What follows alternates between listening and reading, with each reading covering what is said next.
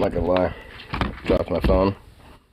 I was walking out of Sevy's and it freaked me out. And I turned the screen on. Luckily, there was like nothing that happened. And I was pretty happy at that. I was just about the camera at that point. And the camera looks fine. So, cool. Okay. Anyway. Get to the usual business. You okay? You alright, buddy?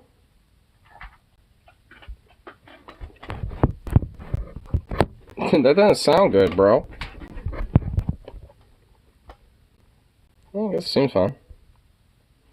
Just being a weirdo.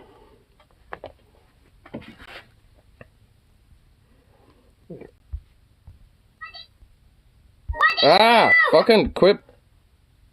I didn't do anything. Why did that yell at me just so much? Fuck. Give me a headache. Ah. Didn't do anything. Fucking random ass ethereal voice. Jesus.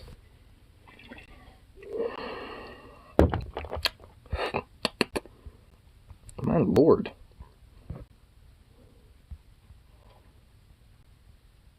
Here. Boom.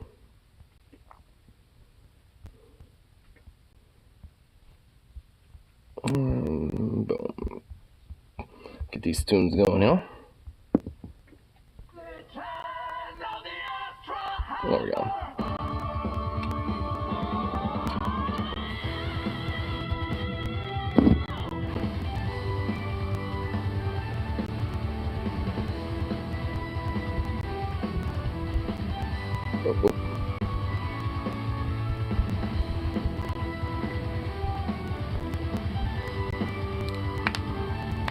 Okay.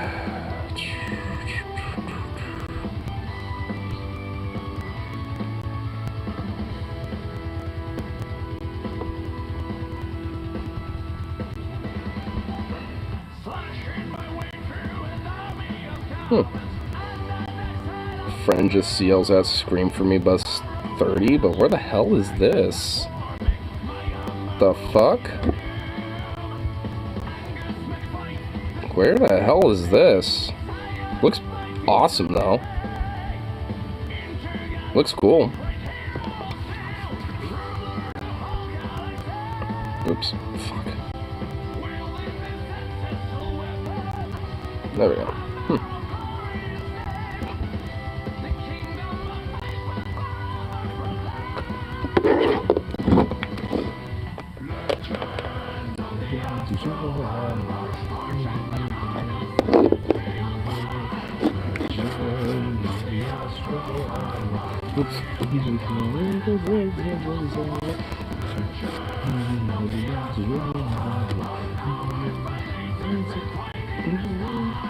Oh, fuck, what? I'm getting hiccups right now, am I? I think not. Okay, good. Oh. And Jordan Howlett, the guy that has been appearing on, like, literally everybody's YouTube shorts. There was that video where it's like, hey, you want to know how you stop hiccups permanently? It says literally just remind yourself that you're not a fish. And it freaked me out because I had hiccups at work today. I literally thought about that. And I even said it out loud just to make sure. I was like, hey, I'm not a fish. Like, once I started hiccuping, I'm like, not a fish, not a fish. And I just sat there for a second. And I went, because it actually fucking worked. That actually kind of freaked me out when that happened. I just went, oh my god.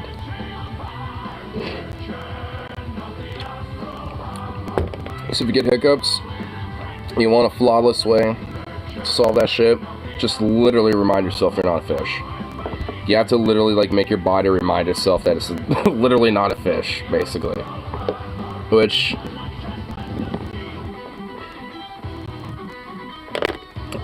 does that mean that our bodies are, like, otherkin in a way?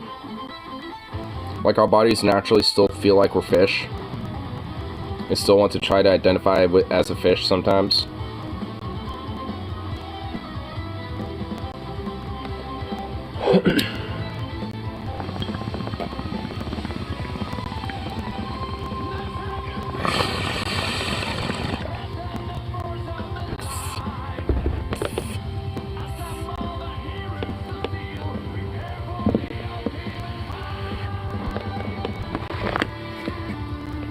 You know what? I actually need to let Rose know on that shit.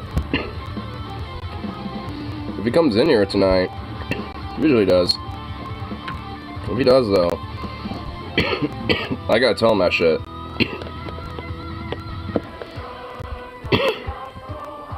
Because that shit was whack.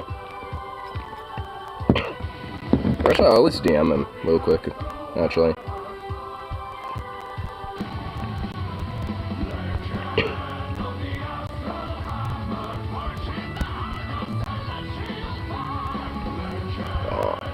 Oh, come on.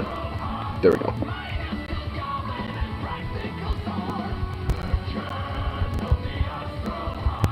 There we go. Oh my god, I cannot spell for shit right now.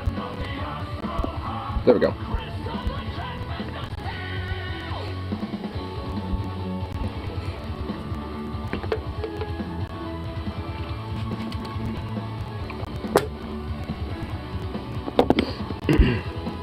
Honestly, kind of can't believe that the whole hiccup thing actually works.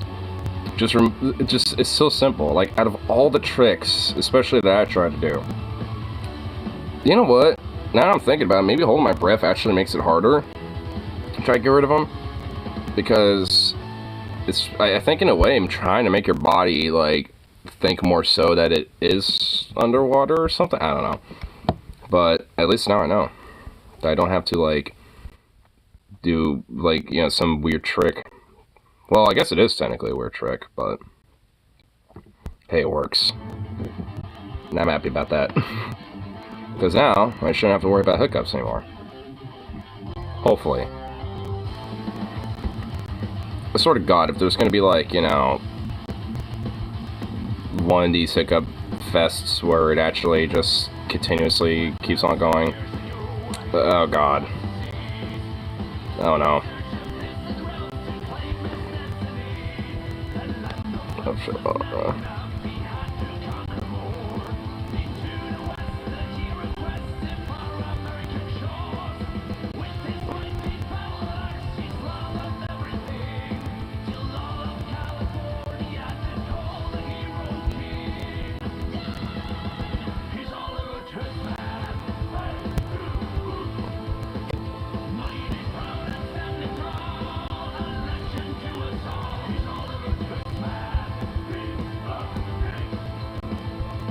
There we go.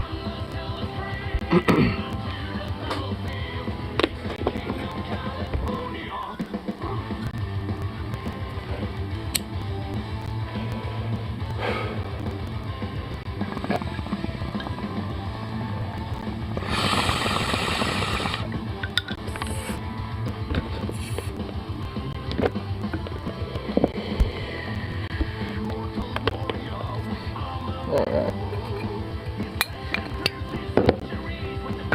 Get some more bug ground up and all that shit. Yeah, well, I don't know what's going on for Tube Day. I haven't ever really been checking anything out.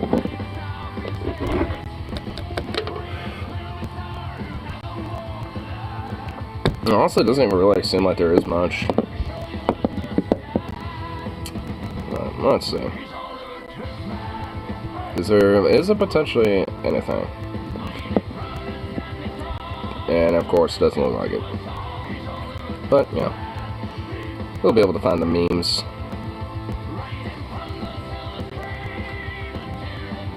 What are you doing, pup? What are you doing, little goof? You gonna try to close that door again? Cause, I'm pretty sure that ain't gonna work on you, buddy. There's a little foot stop on there now.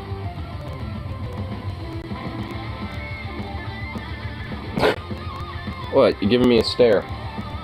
What, bro?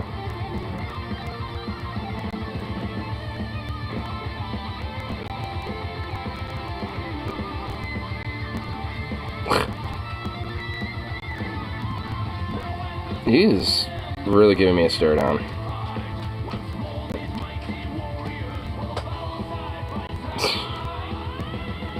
I feel like he's frustrated with me or something. He's just... I mean, he's laying down, but now he's looking at me still. He's just adamant about giving me a stare down. Fucking weird ass little mutt.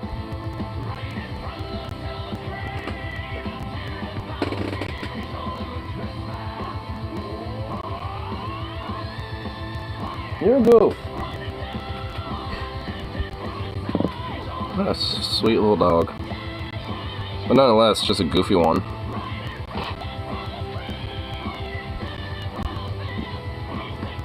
Are you gonna quit staring at me? It's actually getting kind of creepy. I just... I'm just literally sitting over here and I can feel you staring at me, dude. Oh my god. What a fuck. Just being a goof, just giving me the stare down.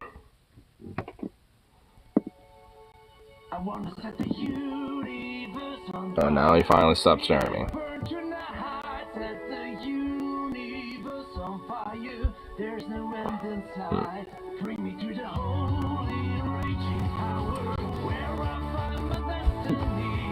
Here, what's this? Man accused of driving through Portland Parade. When did that happen?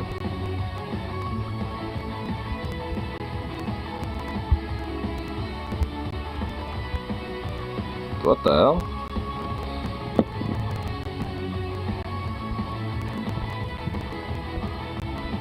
Here, let's see if I can,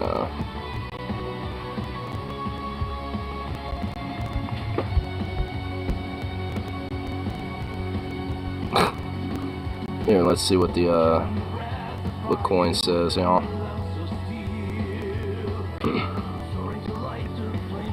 Oh, swing on.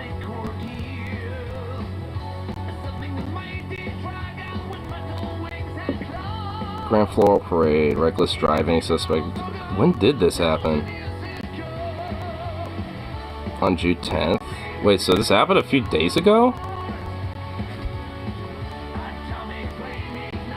Yeah, I guess. Yeah, that happened like 2 days ago.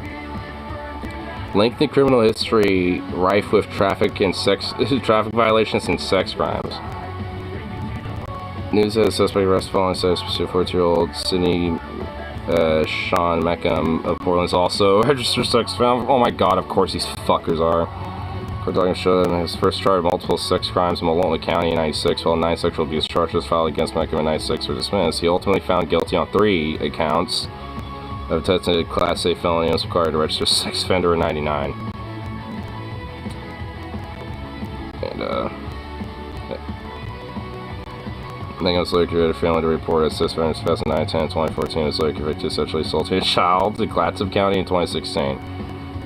Meckham also faced various traffic cases in past, oh my god. In past parade, record show was found guilty of driving without insurance in 2013. Then in 2019, he was convicted of driving with a suspended license after failing to be recorded. Following his arrest Saturday, he faced new charges of reckless endangerment, disorderly conduct, attempted to elude, reckless driving, and separate hit-and-run charge. He was also ticketed for driving with a suspended license, failing to obey police officer, and driving without. Oh my god. Sounds like a fucking gem. What a gem of society. Wow, love it.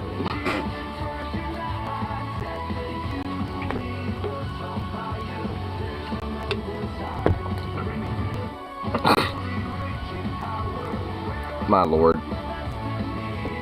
I just love how there's just like, you know, these far-right pieces of shit who, you know, want to try to like, you know, like do all these fucking attacks or just like, you know, harm, you know, like random little parades. And this wasn't even a pride parade, it was just like some random floral parade. And of course the dude is, you know, rife with fucking like child abuse, fucking sexual assaults, and all this other shit. It's like, wow, go fucking figure. Go McFucking figure.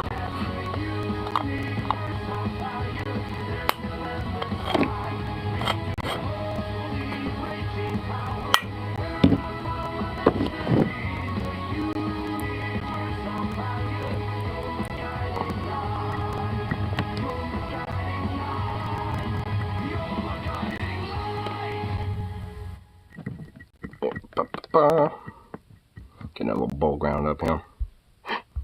I just love how there's just like, you know, these other fucking pieces of fucking shit that, you know, will always cry about like wokeism or fucking like shit, you know, like, you know, being progressive or fucking, you know, queer and all this other shit.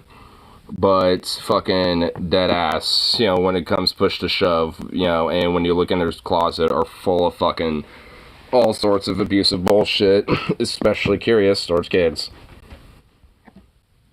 You would have thunk.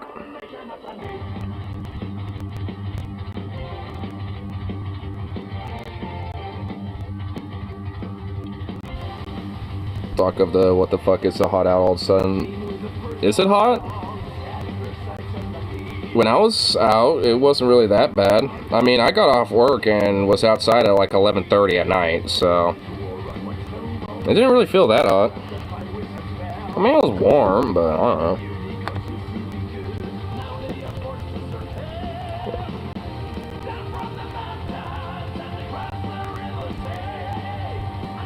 Yeah, so. Wait, what the fuck? Oh, wait, hold on. Started getting hot in my apartment last 2 hours, damn. Dude, oh my god. I think some conservative fuckwits and retards, you know, literally just got me banned from fucking Portland subreddit. Should I view this as an achievement? Should I view that as an achievement? Oh my god. I was like, yeah, let's see what else is going on, and blamp. It's like, nope. Wow. Wait, how in the fuck did, like, you know, like, how would that even happen? Like, you know what? I bet it was because of the fucking post about that tigered drag queen. r/Portland went dark in protest.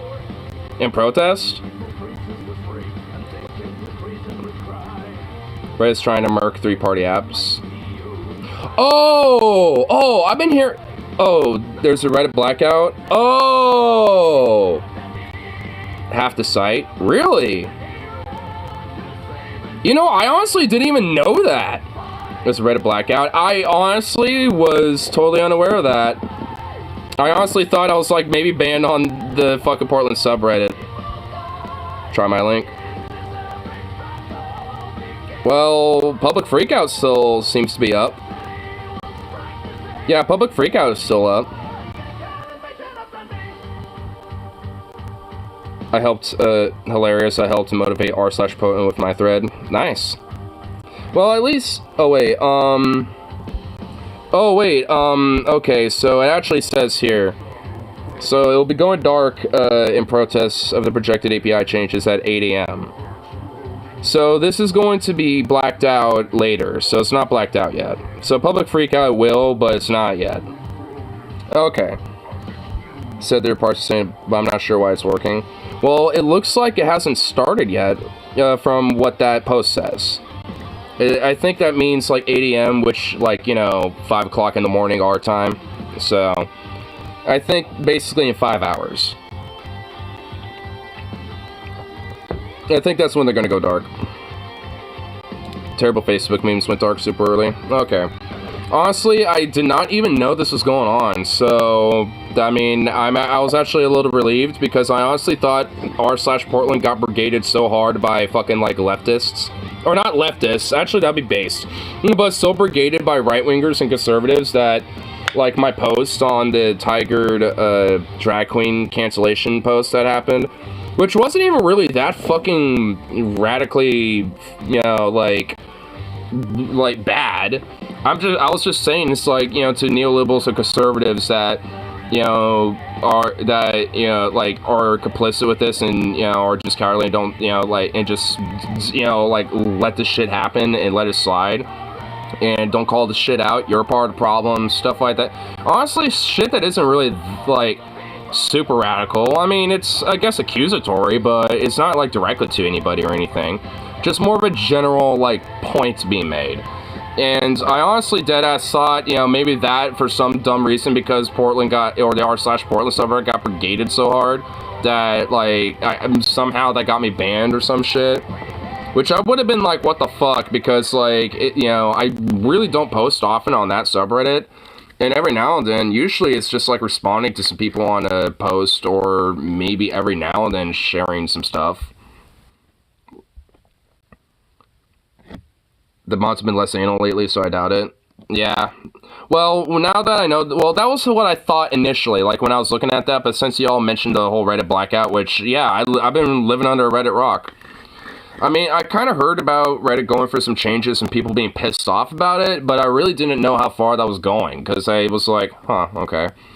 But no one else really talked about it, at least, you know, in my, like, sphere of, like, commentary and shit like that, so I was just like, yeah, I kind of shrugged at it, being like, you know, there's definitely some uproar to the extent, but I didn't think, you know, it was that much.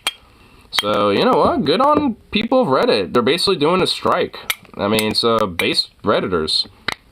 What's up, bro? Hey, what's up, Fred Durst? Drew?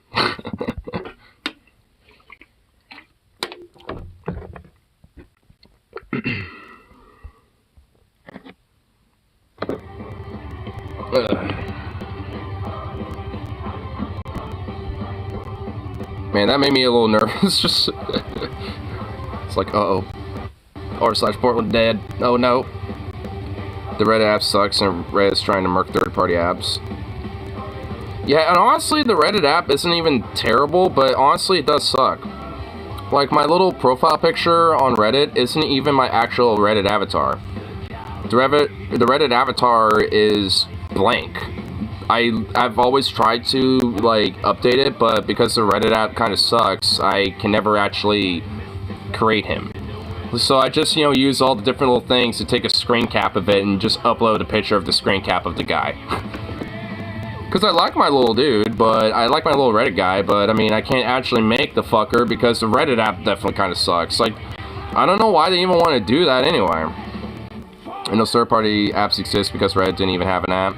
Then they finally wrote one and it sucks.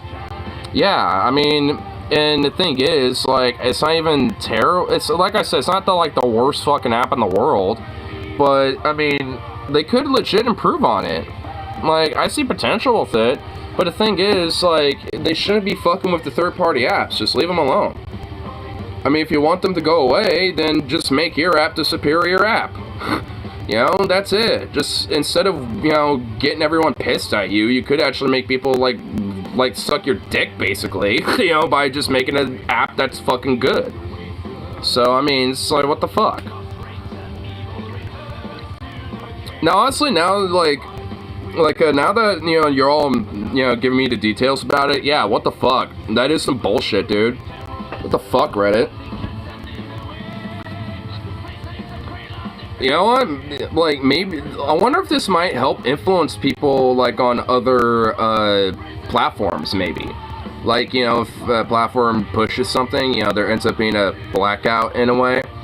You know, by all sorts of various different channels and shit like that. 48 hours won't do much, though, if you ask me. Yeah, it needs to be continuous. Like, honestly, that's the thing. 48, yeah, you're right, honestly. It can't be 48 hours, it needs to be persistent. Like, they need to do it until they retract their, you know, change and shit. You know, like on the update they want to do. They have to just they have to retract it. You know, and when they do that and actually show they've done that, then, you know, the blackout will continue. Or will discontinue. Some are going dark for longer. Good. Yeah, good. How's work? Work was okay. I mean, it was just a deep clean day. Like, there was actually, like, I don't know why, but Sunday, like, for today, there was actually 3 of us. So, that was the first. And, you know, so I was just basically doing deep cleaning all shift. For most part. And, oh my fucking god. Those behind the fryers of those walls. Oh, I should have took some pictures because, oh my fucking god. It's gonna take literally multiple days to get for some of this fucking gunk. Multiple days, dude. I mean, I can see why we got a critical and a yellow, you know, and all that shit. Like, I can see why they kind of got pissed, but, I mean, my god, I hope they at least see that it's improved and, you know, no one cleans. Yeah, well, the thing is, there's only really, like, 3 people that actually do deep clean. Well, there used to. There was me, and then there was Skittle, and then there's, you know, Mondo's. And, like, we were basically the only 3 that actually do deep cleaning shit. Now, it's maybe Skittle every now and then, but pretty much it's all on me. I'm the only one doing it now, basically. I mean, you know, outside of, yeah, like, at least with specific, like, deep clean shit, like, everyone else is just doing the usual clean stuff that needs to be done, which at least is good, but everything else gets put off to the wayside because of that. So, at this point, who's doing all that extra detail work? Me. I mean, it wouldn't be as bad if at least, you know, every now and then, other people do that shit too. And also, we had, like, this little rack next to the clean area that was gunked up to shit. And I just spent, like, an entire hour today getting that fucker cleaned down. And now that thing looks nice and shiny, dude. It's got a nice spit shine to it now. I mean, there's still some residue here and there of some gunk and some grease that really couldn't get totally, you know, broken down and shit. But, I mean, at least, like, it looks legitimately cleaned and actually looks sanitary. So, they can't bitch at me about that. They can't bitch at us about the shit that they freaked the fuck out over us this time. You know, I got those walls looking nice. I got the fryer walls looking pretty good. But, like, at the bottom, like, where the floor meets the wall and shit, like that, on the back behind the fryers with that shit, oh my god, it's gonna take a while.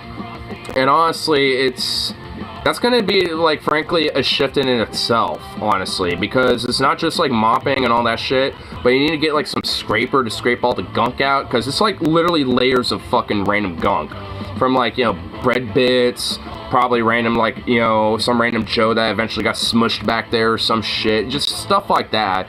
And, you know, it's just like, and then you got, like, the oil, you know, and then you got, you know, the random greasy residue, and then you got, like, the mop water, all just combined in this weird black amorphous glunk, and just, like, stuffed in the corner. It's fucking rank. I mean, it's gonna take scraping, like, a bunch of scrubbing, a bunch of, like, bristle brushing, and a bunch of fucking, you know, to just get that fucker cleaned out good. Like, I barely scratched the surface of that fucking thing mopping as much as I did. I was getting vocal. I was like, God damn, how much gunk is on this shit and all this other bullshit. Or even our guy that came by was like, damn, I hear you going to work over here. And he kind of saw it, and I was like, holy shit, yeah, that's going to take a while. I'm like, dude, it's going to take at least a few shifts.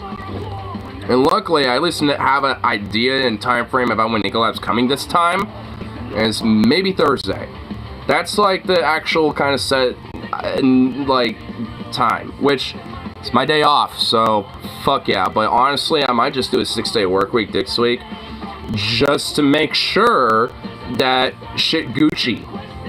Like, honestly, I'm not even kidding. Like, I want that shit looking fucking spick and span, and, like, I want to make it known that I'm the one who did that shit. So, like, if Missy asks, like, you know, or our fucking store director, if she, you know, when she asks, like, hey, you know, you know, like, what made it so we got so good? You know, it's like, how come I barely got, like, you know, anything, you know, bad from your department? Me. You know, like, you know, so, like, you know, and hopefully she would at least acknowledge that type of stuff, because she seems like she at least does. And also, I'm actually happy the assistant store director, for the first time, like, actually gave us a list of things they actually more specifically wanted us to get at. Like, out of all the times we've had to, like, you know, prepare for these self-inspection things and all this shit, never have had that happen. It's just like, you know, vaguely like, here, we need this, we need that, and just pointing at shit, and just, you have to just kind of hope to remember it and, you know, go from there. Like, but we actually had a little list of, you know, stuff to look at. Got a big list. It actually wasn't. It was not that big of a list. Actually, like, I mean, it was actually more of a general list. Like, it wasn't really specific to our department necessarily, but there were a few additions that, like, were highlighted for us specifically that were for us. But there was a bunch of other shit that was more, like, general for all departments to checklist over. And some of those questions didn't even pertain to us. Like, one of them was literally like, do you have any expired, like, baby formula, shit like that, you know, around? And we're a deli department, of course we don't. Like, obviously not. So, things like that don't pertain to us. But, at least, you know, most of the other shit there did. And, you know, hey, like, all in all, it makes us, you know, it made our job so much fucking easier. Like, instead of just having to, like, deep clean shit and just hope that, you know, we didn't miss anything, like, that's bullshit. And luckily, no one ordering baby formula fried chicken. That would be weird, bro. Baby formula Sandos. Yeah, it's Sandos, bro. You gotta think of Sammy's. Sprinkle a little baby form on there.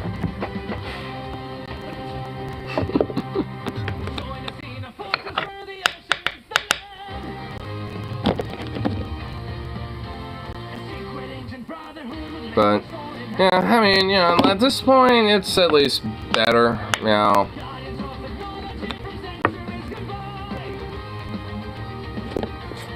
I mean, it's just like, I mean, I feel like they're at least trying to set us up for success, at least management this time around. So, I'm at least happy about that. I don't know if it was mainly the assistant story director doing that, because at least he seems like he's like that. I mean, he can be a little overbearing, kind of, but, I mean, he actually is somebody that I could tell is legitimately, does kind of care, not just about us as employees, but, you know, like, about kind of department to an extent, and actually wants to try to set us up for success, and I honestly really like that about him. Like, for assistant store director, he's actually, like, at this point, really cool. Like, I mean, it took me a minute to warm up to him, because he's, you know, he can be a little bit of a, you know, interesting guy, but he's actually pretty cool. Especially considering he's actually, like, gave us a list and all this other stuff, and he's actually been communicating with me about, like, you know, like, hey, you know, we just want to make sure, blah, blah, blah, like, all this stuff's done. I'm like, cool. You know, relay that to everybody else and shit. So he even kind of acknowledges the seniority and respects that, too, and it's like, it's just kind of one of those things where it feels weird, but, you know, I'm totally okay with it, because I like that shit. Like, where they actually acknowledge and respect the work that you do. It's like, that's a refreshment. So it's not what she is? Shit, what happened to her? She aight? Well, I ate enough to not be in, like, ICU or some shit.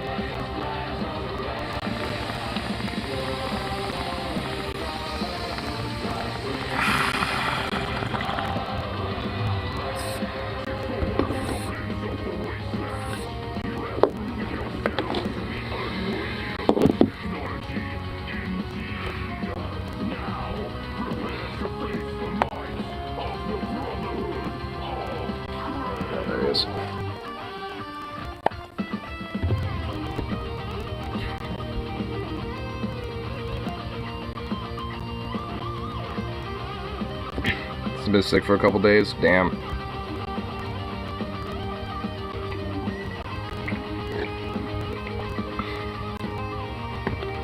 Think y'all got like a bug or something?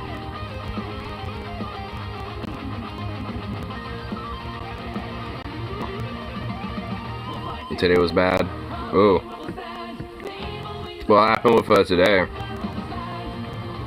Just out of curiosity.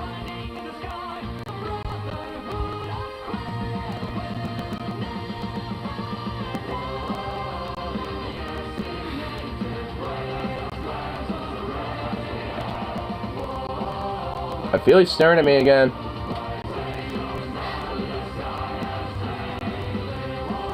Damn doggo. She had a fever. Damn. Think she probably got the flu pretty bad? Because I know there's been some times where I've gotten, you know, a flu really bad to the point where I've had to go to hospital for a little bit to get at least some shit.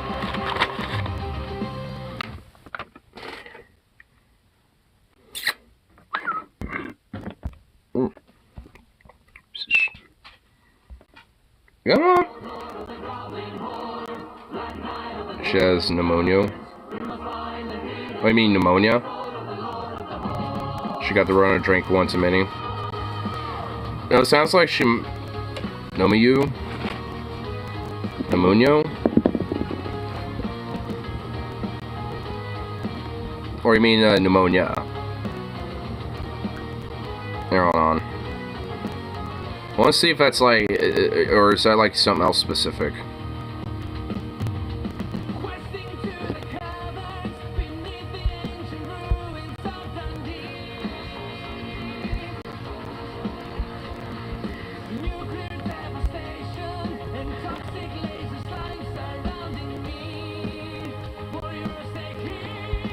No, he meant pneumonia. I just looked it up that it's not, that, like, pneumonia is not anything. Like, he meant pneumonia. It's just misspelled it. I mean, I could at least, like, when I was at least read it out loud, I'm like, okay, I think I meant pneumonia at that point. That smell sucks. Well, pneumonia is a weird-ass word. I mean, this is how it's spelled. I mean, pneumonia is just one of those weird words.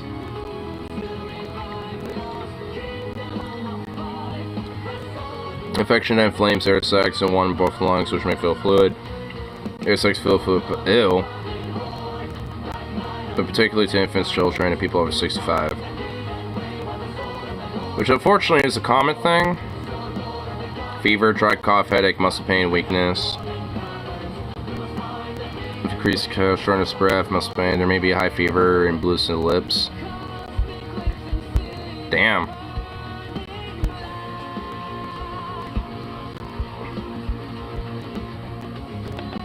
Well, hopefully that, you know, it's like she definitely feels better.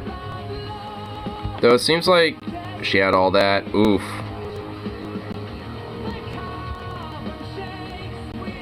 Well, it seems like, I mean, with her being in hospital, she will be able to have some antibiotics available for her. So, that seems like, it, you know, that's the main treatment. It just consists of antibiotics. Could treat many forms of pneumonia. Some forms of pneumonia can be prevented by vaccines. So, you know, some forms of pneumonia can be prevented via vaccines. But, I mean, pneumonia is one of those things where it can vary depending on, like, the type. So, it might be just one of those things where, you know, maybe not. Talked to her a little bit today.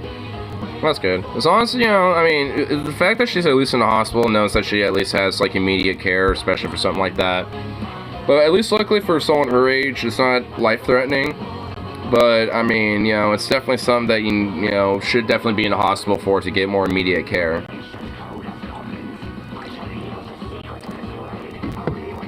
She was feeling better when she was there. Oh, I bet. I mean, when they diagnosed her, I'm sure they immediately gave her, you know, treatment of antibiotics, and that helped to significantly, you know, reduce a lot of her symptoms. Though I'm sure they're going to keep her there for a little bit just to make sure that she's okay. Until she's feeling alright enough to check out. She's still there. Yeah, I'm assuming so. Well, at least it's something that is treatable and can at least, you know, be dealt with in time, but, yeah. Hopefully she feels better within a couple days. Hopefully gets another, you know, round of some antibiotics and shit, and, you know, feels better by tomorrow, and at least, you know, can rest up a little bit and get out of the hospital and just kind of sleep it off. Because that's the kind of thing about hospitals, you can't really exactly, like, sleep things off, because it's damn near impossible to really do that. Because hospital beds suck.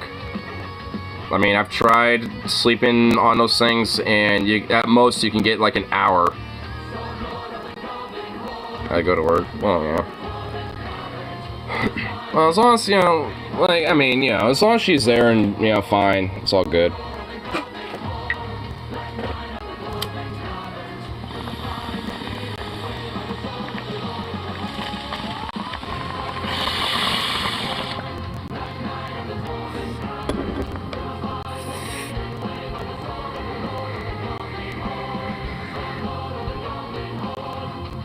So you can see her. Well, hopefully she's able to get off before your weekend so you don't have to necessarily go visit her.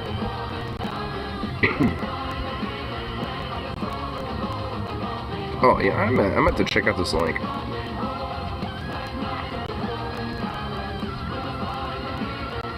So what is going on at Mar-a-Lago? Meanwhile, at Mar-a-Lago.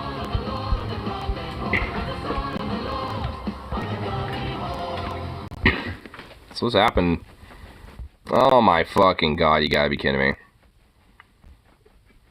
Oh my god, and of course they have, like, the 8 kajillion fucking flags.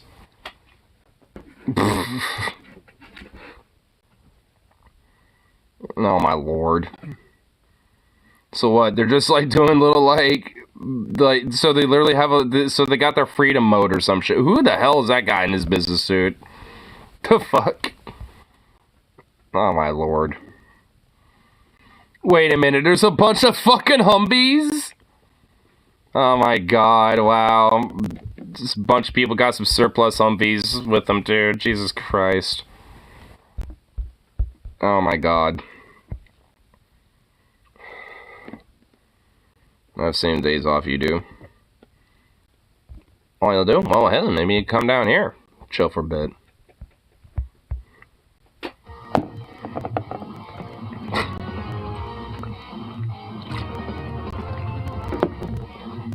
I love how those people are literally at Mar-a-Lago doing that shit, even though there's no even real reason for them to be there. I mean, it's like, wouldn't they want to be at, like, the courthouse or some shit?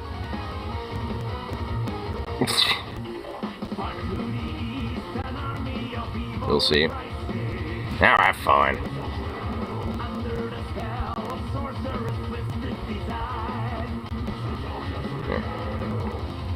Well, since the public freakout is still open, we'll look at this on the road.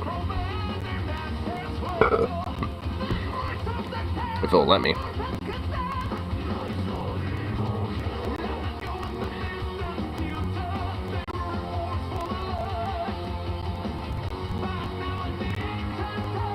Oh my god, literally all these are NSFW. How do I even, like, look at any of these? I'm like, what the fuck?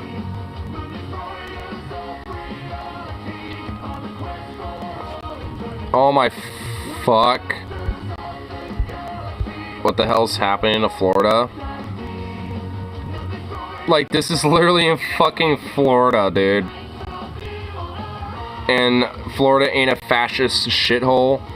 You have fucking literal Nazis. Oh my, well, you know, hey, at least they're all set up, like, you know, for easy target practice. Oh, wait, did I say that out loud?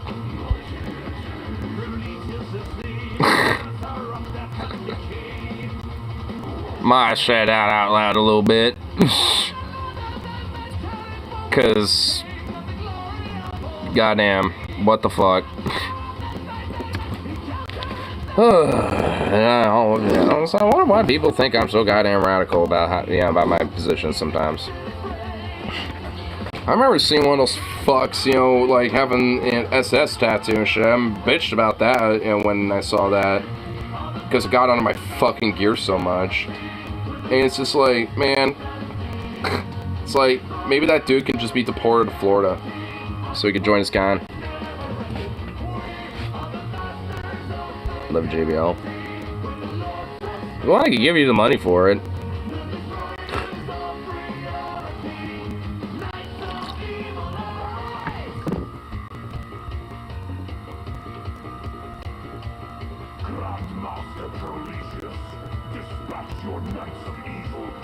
Dude, literally all these are in SFW. It's like I basically can barely fucking, like, you know, check out any of these damn things. Like, what the hell?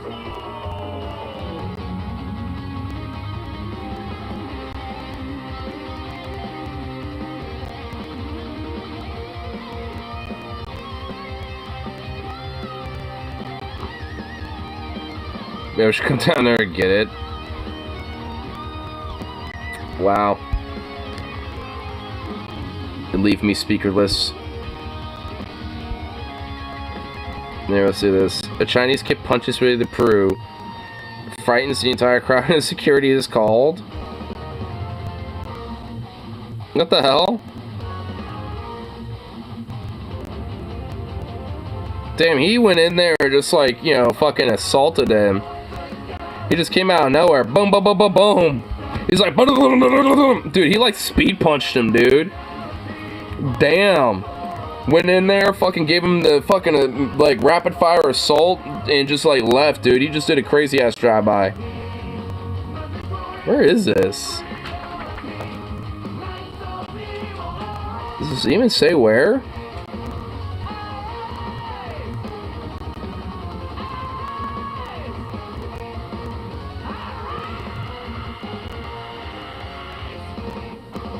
trying to remove poos. I mean, I'm honestly now. Wait, was this in China? I'm now confused. Was it?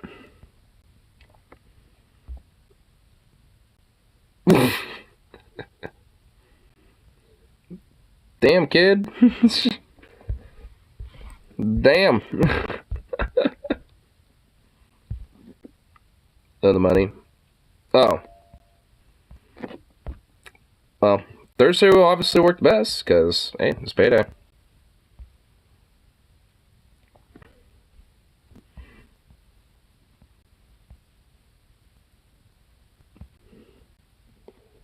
What are you doing? What little noises are you making?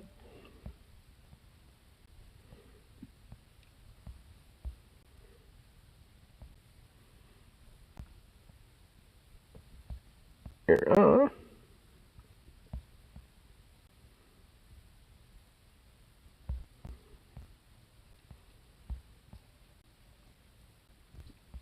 Is there really that much?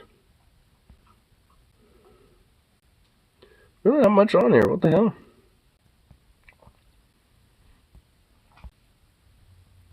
Oh, well, yeah, there's something. The man flips out at a Charlotte airport. Oh, boy. What's going on here? Racist! Racist motherfuckers! Racist! Cause you're like a black people. Yo, you're black? You think you're fucking black, dude? Like, what the fuck? I mean, like, wait, he's throwing around the yo racist card? Huh? Stop. Fuck you, man. Fuck you. Really, you fucking black Is he really saying that? It's like, you really think you're black to a black guy? It's like, dude, I mean, what? You think he's wearing a mask or something? Like, what? No, yeah. Do what you guys do. Go do what you guys do. Do what you guys do. Make your fucking minimum wage bullshit. Wait. He's saying that these black people are racist, but he just called them with he just said, you know, like, yo, go ahead and do that shit with your animal rage bullshit. What's more racist? You know, it's like you saying that they got animal rage or like whatever the fuck they did. Don't talk to these people like that. What? Don't talk to these people like that. You're a fucking piece of shit, man. Who the fuck do you think you are? So who the fuck do you think you are? So who the fuck do you think you are, bitch? It's like, what the fuck? You motherfucker. It's just like, I mean, so like you're like getting in people's grill and shit. Now you're about to like walk up on this motherfucker.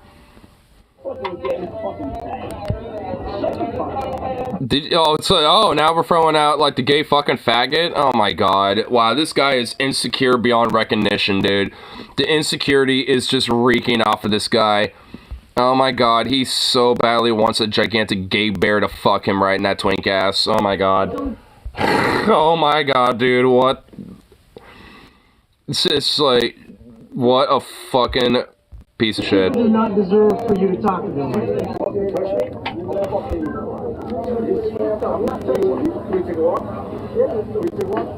Wanna take a walk? What the fuck? Take a walk where?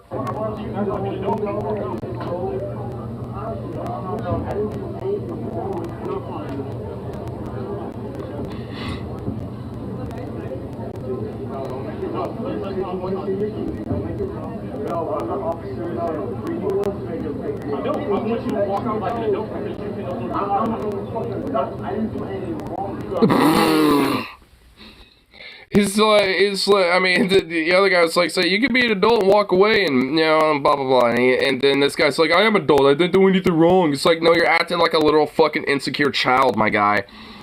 Like, you're not an adult, you're acting like a literal child. An insecure one at that. Oh my god, there's another one. Wait, where'd this cop come from? He just popped up out of nowhere. What the hell? He just materialized.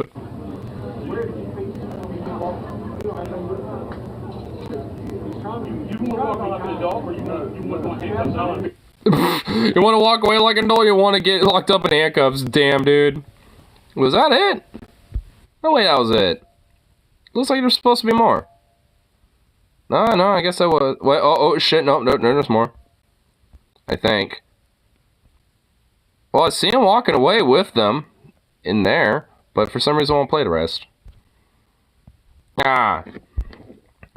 Oh, wait, did Public Freakout go in blackout mode? Is that what happened? Did it just do that? Nope, it didn't do that. Okay, well. Oh, nope, it just did. Oh, fuck. It literally did while we were watching that. Oh, shit, it literally did while we were watching that. Oh, shit, Public Freakout went on blackout right when we... Dude, they did it a little earlier than they said they were. Well, damn, we were watching damn, we couldn't even see the last little bit of it because they went on blackout right while we were checking that out. Damn. Well, so far for checking out the Public Freakouts. Fuck. I'm running out of shit to fucking look at. No. I'm running out of shit. Uh-oh. Oh my goodness. Oh yeah, I at least have a few other options up the sleeve. Because, you know, fucking barely anything to look at on YouTube. Like Reddit's on blackout. Fucking just like running out of shit to like, you know, to like be like, alright, let's check out this. Let's look at some reaction stuff. It's like, nope. Getting shut down. It's like, fuck.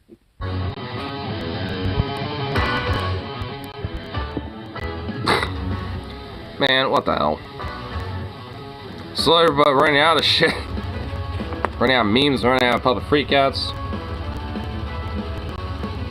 Running out of everything.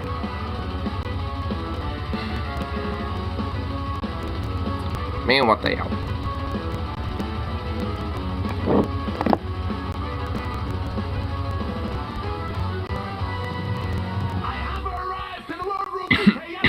There.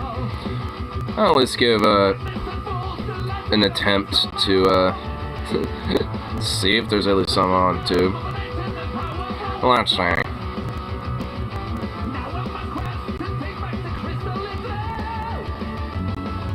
And wow, shocker. My quick little peruse is just not helping at all. Well, I might have found some. This one made me laugh. Well, I think Public Freakout just went on blackout. I don't know if that will work anymore. Oh wait, oh no, I guess it did. Wait, man goes crazy being video recorded in public and ends up being pepper sprayed. First Amendment auditor. Oh my god. Dude, what the fuck? Yeah? Who the You ain't allowed to photocopy me, motherfucker. Photocopy you? Wait, are you, wait, what? Photocopy you? wait, photocopy? Wait, did I hear that right? You ain't allowed to photocopy me? Go ahead, spray me. Touch me. I'll touch you. Get away from me now. I'll touch you. Wait, he literally is like, don't touch me. He's like, I'll touch you. Get your head in. Don't be filming Get that. away from me now. What are you gonna do? Get away from me now. If you don't stop. If you don't stop coming towards me, you get sprayed. Go ahead, spray me. Get away from me. Come at me again. And, oh no. Oh no. Hey, oi. Reddit. No. Come on. Be a bro. No, there's like 3 minutes of this that I want to look at here. I mean, come on. Ah! Is there a version of this on YouTube? That's your end. Please find for me.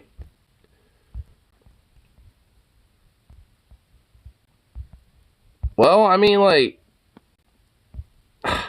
Here, hold on. Maybe we'll try this. We'll try again. Let's see where that was. Don't come at me, dude. Don't come at me, bro. Whoa. You're gonna threaten me now, huh? Oh, Whoa. It's playing again, but I'm not even on the video anymore. Don't come at me. Ah. Oh my god. Whoa. Man, honestly, now I'm starting to see why people are pissed off. This Reddit app does really kind of suck, don't it? What the fuck? I know, dude. Alright, here. We'll just go, like... Oh, wait, you guys, bro, hold on. We were, like, at the 30-second mark. Let's, yeah, right here. Bro. You gonna threaten me now, huh? Oh, I know. Go ahead. Right over in a minute, you. Don't come at me, bro. Get away from me now. Get away from me now. Oh, that replay, though, damn. What a beer belly. Don't come at me. Gone twice to leave it and threat. Once I didn't get him the first time. That good. Are you serious?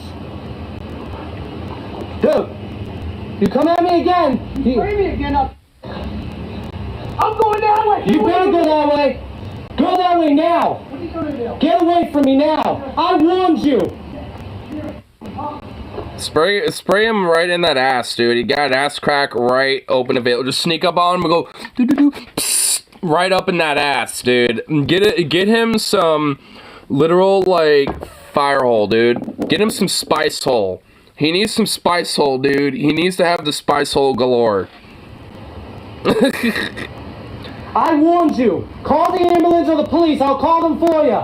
I'll call them for But if you keep following me, I will. I'm not following you. I never even approached you. I hope you don't follow me. Well, I mean, you did kind of follow him for like less than 30 seconds, but I mean, that's literally just a nitpick.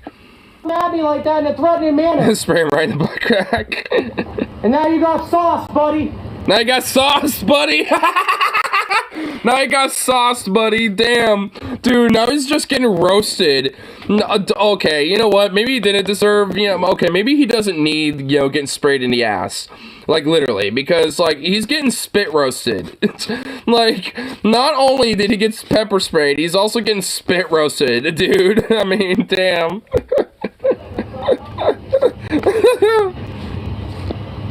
This said NSFW on it, so I honestly assumed that it was. You know what? I think the Reddit app is actually, like, so fucked that maybe, like, every post is just saying it's NSFW even though it ain't. Oh, yeah? Okay. Okay. Yeah, okay. I'm not following you. I mean, not really. He isn't following you anymore. Like, I mean, he's barely. Like, at this point, he's just kind of observing you from a distance and, like, kind of keeping, like, a perimeter at this point. Like, he's not overtly following you at this rate. He's just recording you still because you're being a psycho.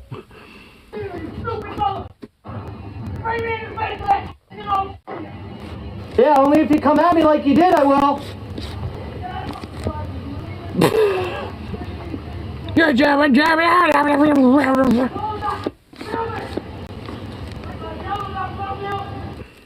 don't come and threaten the camera guy.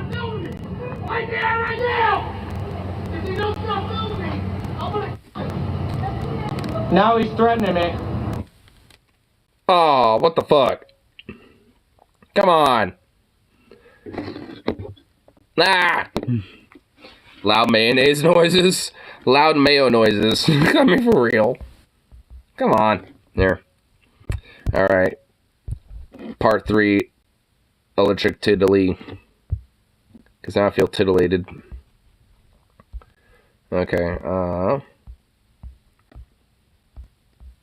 let's see. We'll do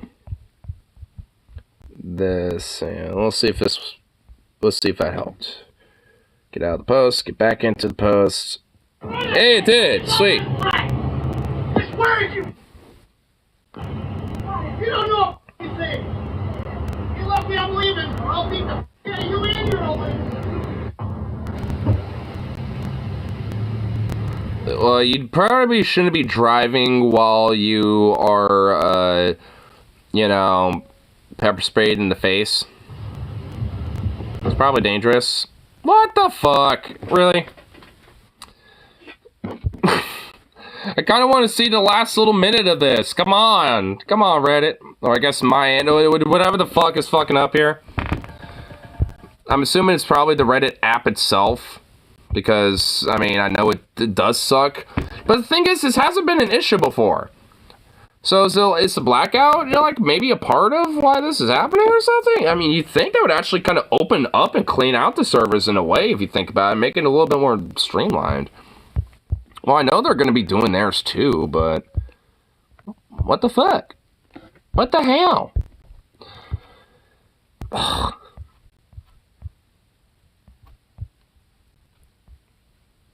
Guys, right? He's not allowed to photocopy him. I'm a photocopy survivor, real deal. At least read some of those comments here.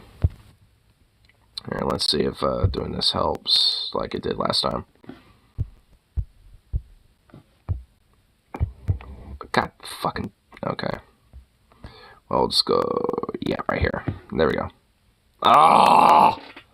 Wait, so the video just doesn't want to load. Is that what's going on? It just doesn't, like, want to load up the video entirely for some stupid reason?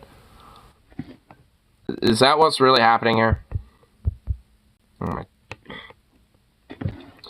Man, this app really took shit. It actually did take a shit, didn't it? The best part is at the end, damn. Try one of the mirrors. Oh, yeah, you know, yeah, let me try one of those. I just don't want that to... Okay, cool. This doesn't actually downloading. Okay. I just didn't want it to actually, like, download as a PDF. Or not PDF, but, you know. But just play it. Okay, here we go. Okay, we'll go to about right where we're at. Here we go. Cool.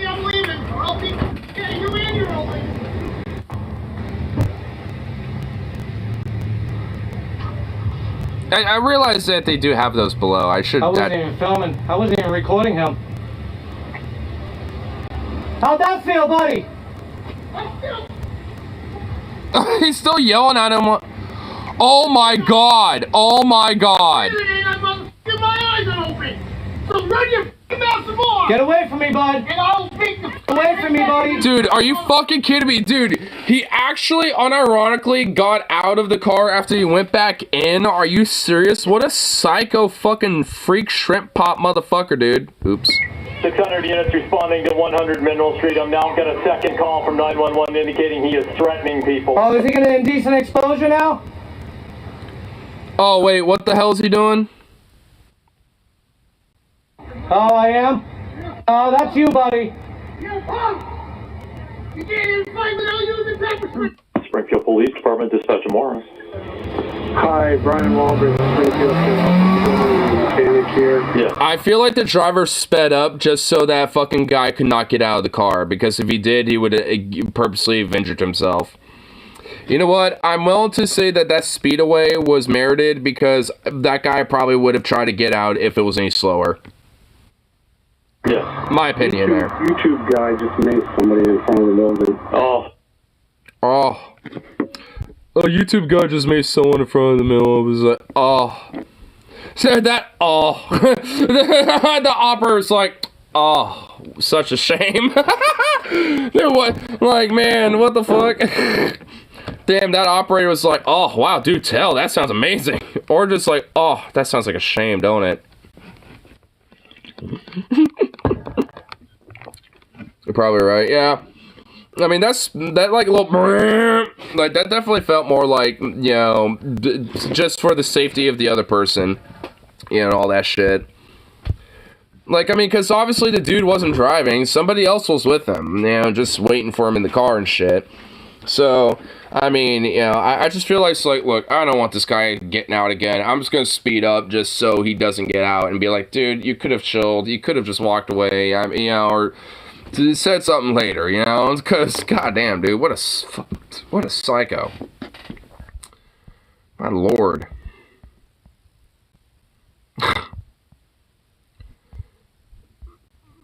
Wait, what the saddest man on TikTok?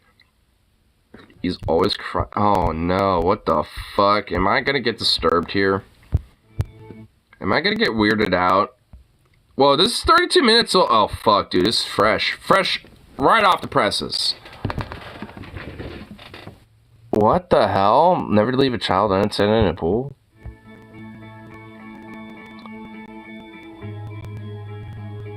Bro, if your kid died in an inflatable pool like this one, like, that's an L, okay? That's an L. That's an L child. Damn, Hassan. It's like if you got a child that just dies in an inflatable pool like this, You just raised a failure. Damn. Little child. Okay, substitute the kid immediately. Substitute and get a new one? What the fuck, Hassan? He made a TikTok PSA. Oh my god, that is so horrible but funny at the same time. Oh my god, what the fuck?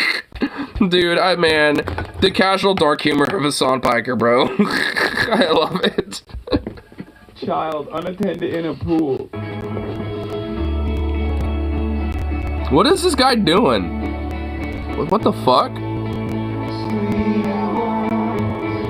Dude, that's so... Wait, what the fuck? Dude, what the hell? Dude, he like lunged in there and grabbed this kid just chilling, and now he's just like, ah! Oh no. Yo, he's my fave, dude. He's so awesome. For those of you who don't know, is this guy really just like hyper emphasizing on the idea of acting? Is that what's going on here? Is this dude like legit like taking acting to the like nth level? I mean, you know how like those 900% like, you know, like facial emotional like expression mods or whatever that, you know, someone's like, it's more like and just like deformed and disturbing and looks like a demon.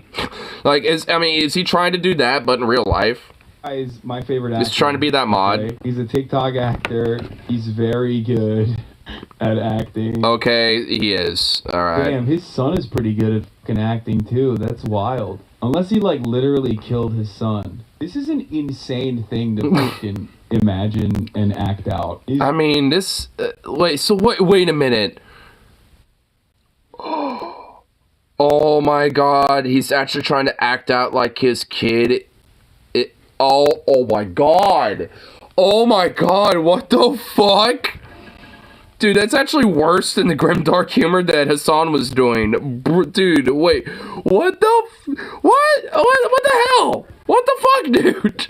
Doing like reenactments from famous movies. And now he moved away from reenactments from famous scenes where he cries a lot to, I guess, like fantasizing about his child suffocating.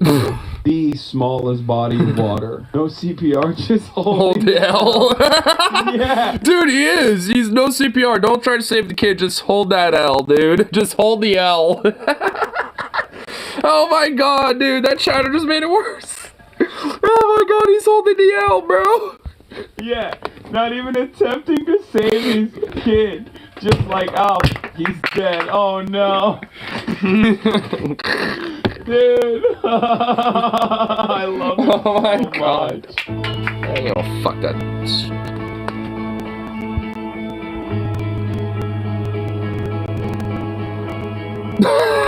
What the fuck?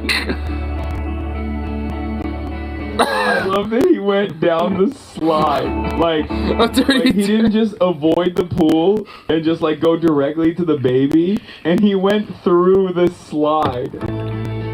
Specifically for the rainbow too. Like he had to go. He literally moved the fuck. Dude, what the hell? He literally fucking moves the rainbow out of the way. To the middle of this obstacle, dude. That's crazy, man. Dude, that's fire. God, he's so good. He's so good. Nurse loses patient.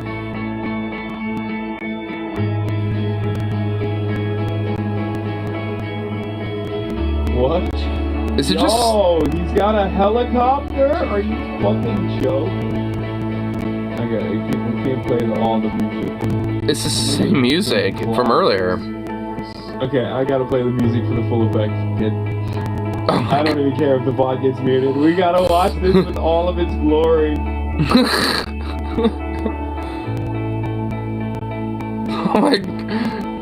Oh my god. Dude. Dude, on the drop! On the drop! Okay, you know what? This guy's good. Alright, you know what? I kind of see where his song's coming from. This guy's good. What's he doing? He has his nurse outfit in a tub, and like he's like taking a bath with it on.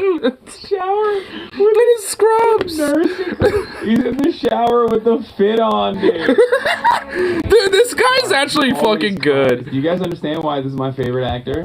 Oh my god, you know what? This guy is actually good. You know what, man? The title made me think this guy was sincere at first, or like as someone who's like insecure and sad about their life. Nah, he's just an actor who's just fucking, who knows what he's doing, is good as shit. Oh my god, this is good. This is fire, bro. Damn. Arriving home after making my friends laugh all day. Uh-oh. Arriving home after what's gonna happen here? My friends laugh all day.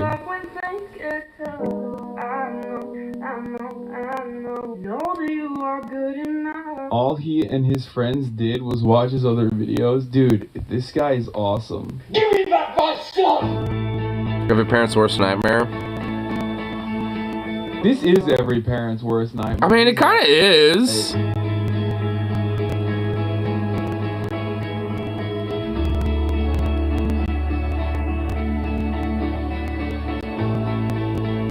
This is literally the same music, too.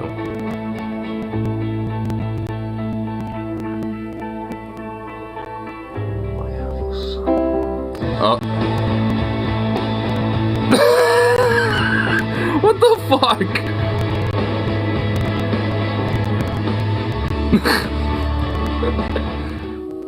Wife goes missing. Dude, what the hell? Like, this guy's solution to these, like, random skits is just cry. But it actually weirdly works. But it's like, man, do something, dude. Do something, bro. What? Like, resuscitate your kid. Rescue your child. Go on a, like, infinite Scottish, like bar feud quests, you know, like, for the lands, and acquire the 3, like, enchanted relics, you know, to fight against, you know, the guy, or, you know, like, something.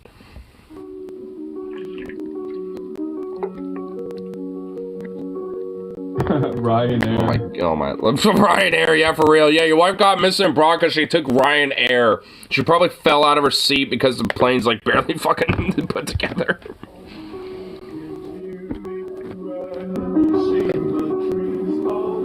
Like, dude, if your wife went missing abroad, that means... And also, like, why would she go on a trip without you, dude? Like, that's a little sus. Like, yeah, I mean, because, yeah, she, like, as I was gonna say, she left your ass. Like, she left your ass for, like, you know, some sort of, like, Santa Monican, you know, suave, sexy guy, and just, like, you know, fell in love, and now lives in, like, Monaco with that guy or some shit, I don't know. Good dick now, okay? She's getting, like, the good Euro dick, bro. Is that why you're crying? She's getting some of that good Mediterranean dick or some shit, bro. Like, what's going on? I mean, she looks like she's in the Mediterranean, so that's why my mind went there.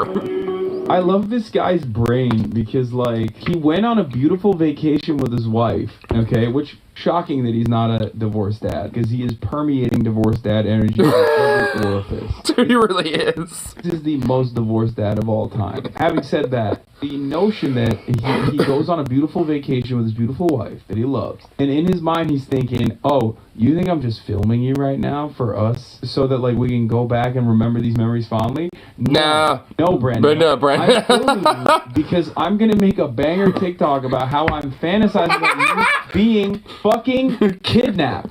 Oh my god, dude. She probably, you know what? Oh man, dude, it makes me think. Like, you think that, like, you know, to a certain degree, they're like, hey, do you love these little videos I made, you know, because I, you know, cute and sweet, you know, you look and blah, blah, blah, all sort of shit. But, like, behind the scenes, he's just using them for these, like, banger-ass TikToks, and she doesn't know it, or is she aware of it? It's like, yeah, you know, these are cute, and I guess separately they can work pretty fine, but ain't these, you know, clips gonna work such, like, you know, for, like, a banger of a TikTok, you know, when I upload it and get it all edited together? Now, you'll see what I mean, you know, once it gets all put together, it's gonna be like what if happens if you got kidnapped, basically, yeah. What, is that, what, you're not happy about? Well, hey, it's gonna be a banger, dude. It's gonna be a banger, like, I mean, come on, it's like, what the fuck?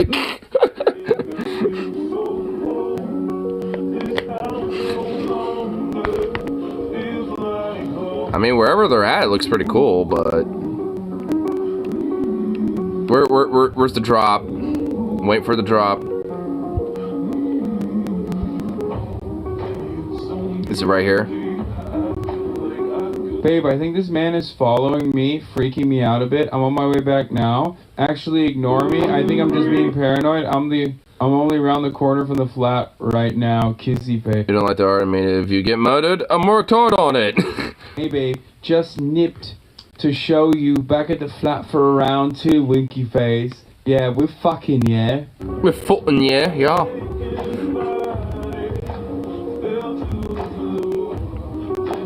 God, the skin-tight polo tee on his chubby little, like, skinny fat body, it's everything to me. Do you understand? This is the most British man on the planet. I love him. It's not body shaming. This is peak British physique. Peak British physique! Dude, it really is. Oh my god. It's so fucking good. Hold on. I have your wife. I will be in touch. Don't contact the police, and she will be gone forever. Oh shit. There's a drop. And yeah, he definitely has a strong sense of being British. Why is he looking? Yeah, wait, why are you looking at your clock? Like, what, you think she's just gonna come back, you know, or something? Calling the police. Why are you crying and looking at your watch? Why did you not call the police immediately? That's crazy, okay?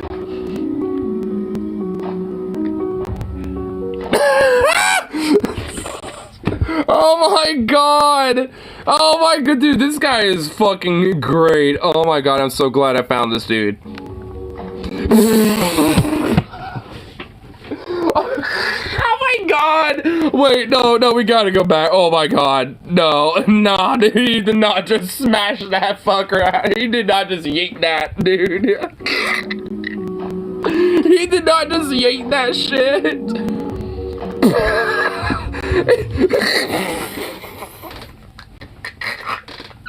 He just like yeet, just yeet that shit right out of nowhere, bro. Slow motion. You have to dude, slow mo that shit, dude.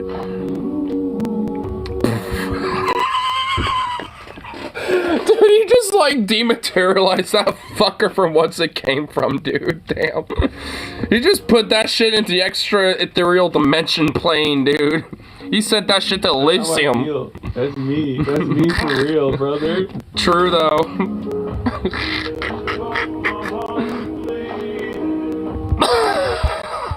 What the fuck? Dude, he's got a good cry face. Like, he's mastered the fake cry so good. Oh my god.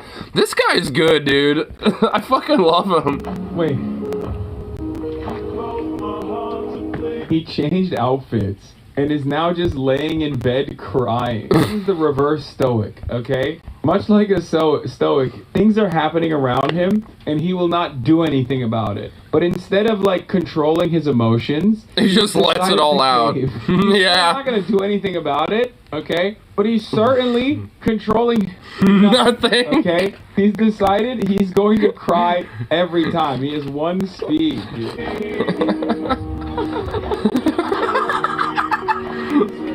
Dude, this guy, bro. What the fuck? He's in a closet. He's literally. What the fuck is that, bro? Oh my god, this is fucking gold. One speed. He changed the outfit again. Dude, yeah, he was wearing pants and now he's wearing shorts. Dude, he's wearing multiple fits. So, like, wait, what the hell? Is he changing fits in his existential crisis or something? Again, bro, he's got one speed. Cry in the shower. Oh my god.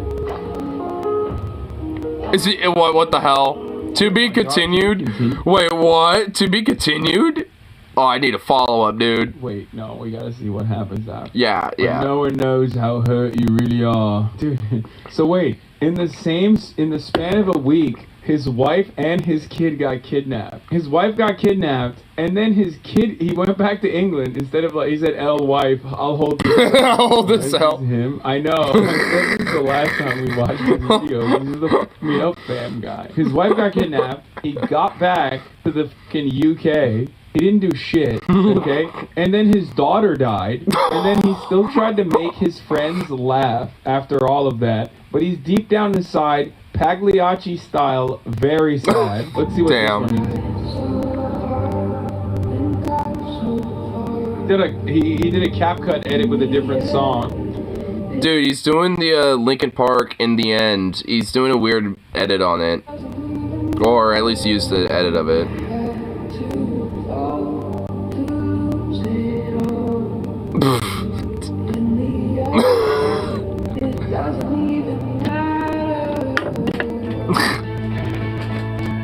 Just found out my girlfriend's been sleeping with my brother. What the fuck? Wait a minute. Like, that was the same clip from earlier. Wait, he reuses some of the clips. He reuses some of these. That's why he had a different fit, you know, from earlier, because he's reusing some of this shit. I'm so sorry, I don't know how to tell you this, so I'll just say it. I'm in love with your brother. We've been seeing each other. Please don't hate us. I understand if you never want to speak to me. Damn. It was his brother that kidnapped his wife. Damn. Whoa. Dude. That is the curveball. Whoa. Dude, this guy is, like, got a plot on lock. Holy shit. Whoa. Meat shanking, yeah. I fucking knew it, lads. I What? Yeah, just like, wait, British noises. What's going on? knew it. It's his Fortnite, your body look Fortnite, lads. That's what, who bruv. stole his wife for a meat shanking, and she loved the fucking meat shanking. Hassan, I don't speak incoherent British.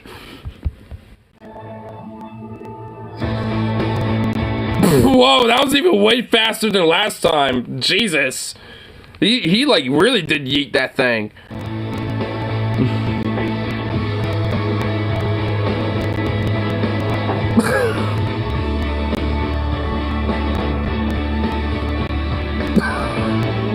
No, it's the exact same. Stop reusing assets, dude. You're not fucking I mean, for real, yeah. from software, okay? What is this, a fucking anime recap episode? Do better, mate. It's not funny. Who can relate? I mean, yeah, it's like you gotta at least like, you know, put some new shit in there. My lord, no, I tried.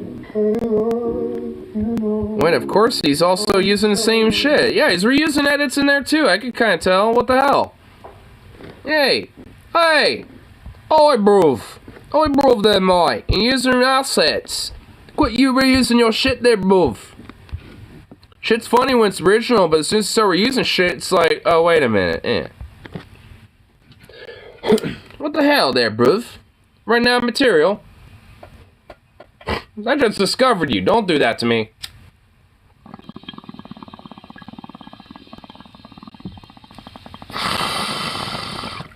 That's awesome. TikTok handle. I wonder if there's like. I wonder if he uploads his stuff on YouTube. It's like Lewis Anderson or something, right? Let's see.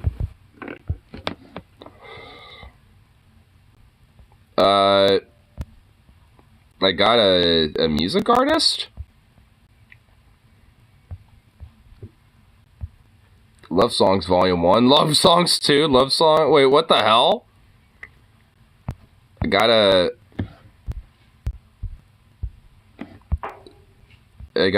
you know, romantic black musician giving me some love songs. Alright. Well, I guess he's on YouTube. Damn. Boo. Makes me a little sad. I was hoping maybe someone, or at least maybe even himself, would have re-uploaded shit. And fun fact, having basic reading comprehension tends to help your arguments along. I would imagine so, yeah. What's going on?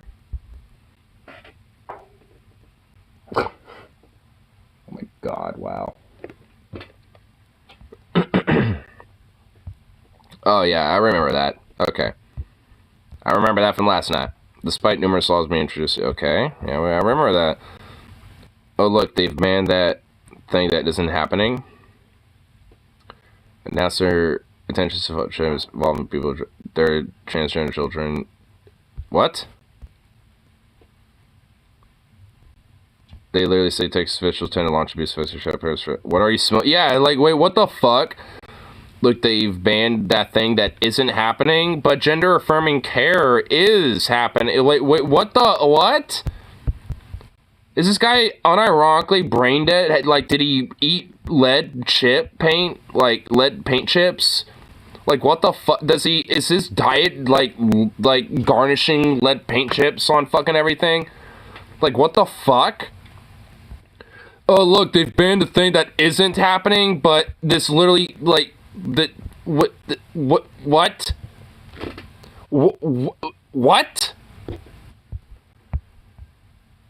It literally says that shouldn't be given affirming this and claim that it simply isn't. Wait, what?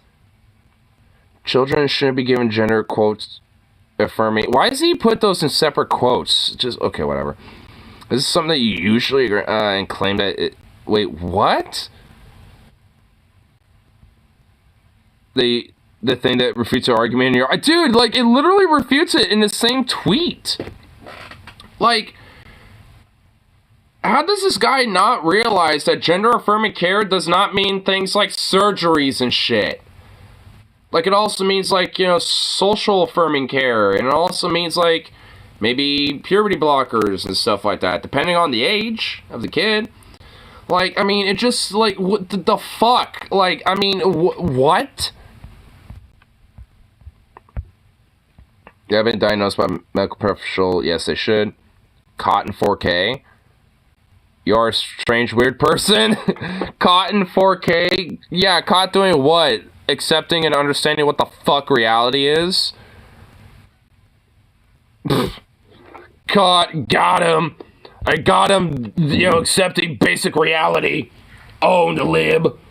Got him. It's like, what? Oh my god.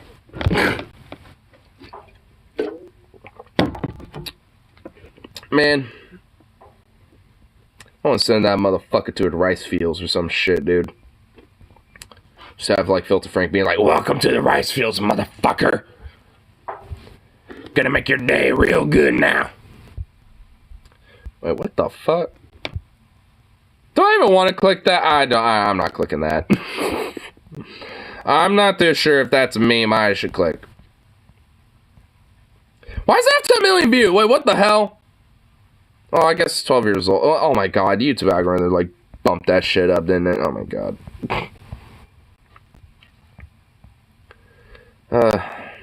Wow. Go figure. You should pick something lame like Black Eyed Peas. I can agree with that. Or, I mean, what could be worse, actually, than Black Eyed Peas?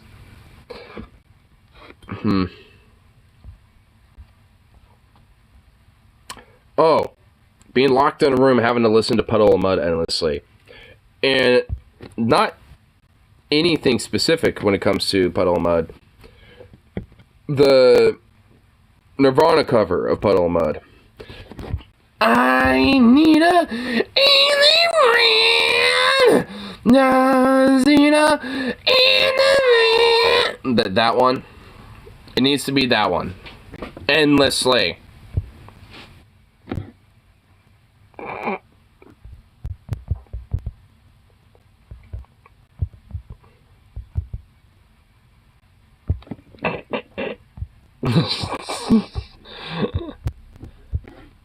Man, you know what's so sad about this cover is that the instrumentals sound fine, but this fucking sad fuck, dude.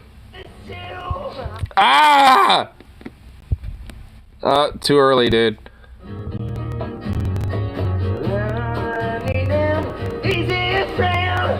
I need a easy friend.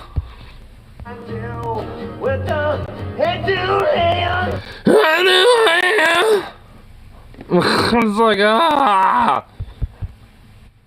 Like, that is straight literal torture. Like, I mean, put anyone listening to that in a locked room on repeat for at least an hour, and they will literally want to off themselves. Like, I mean, there ain't no way, dude. I know I saw this before, but yeah, the people in the QT are not happy with it. What's going on with this? The QT.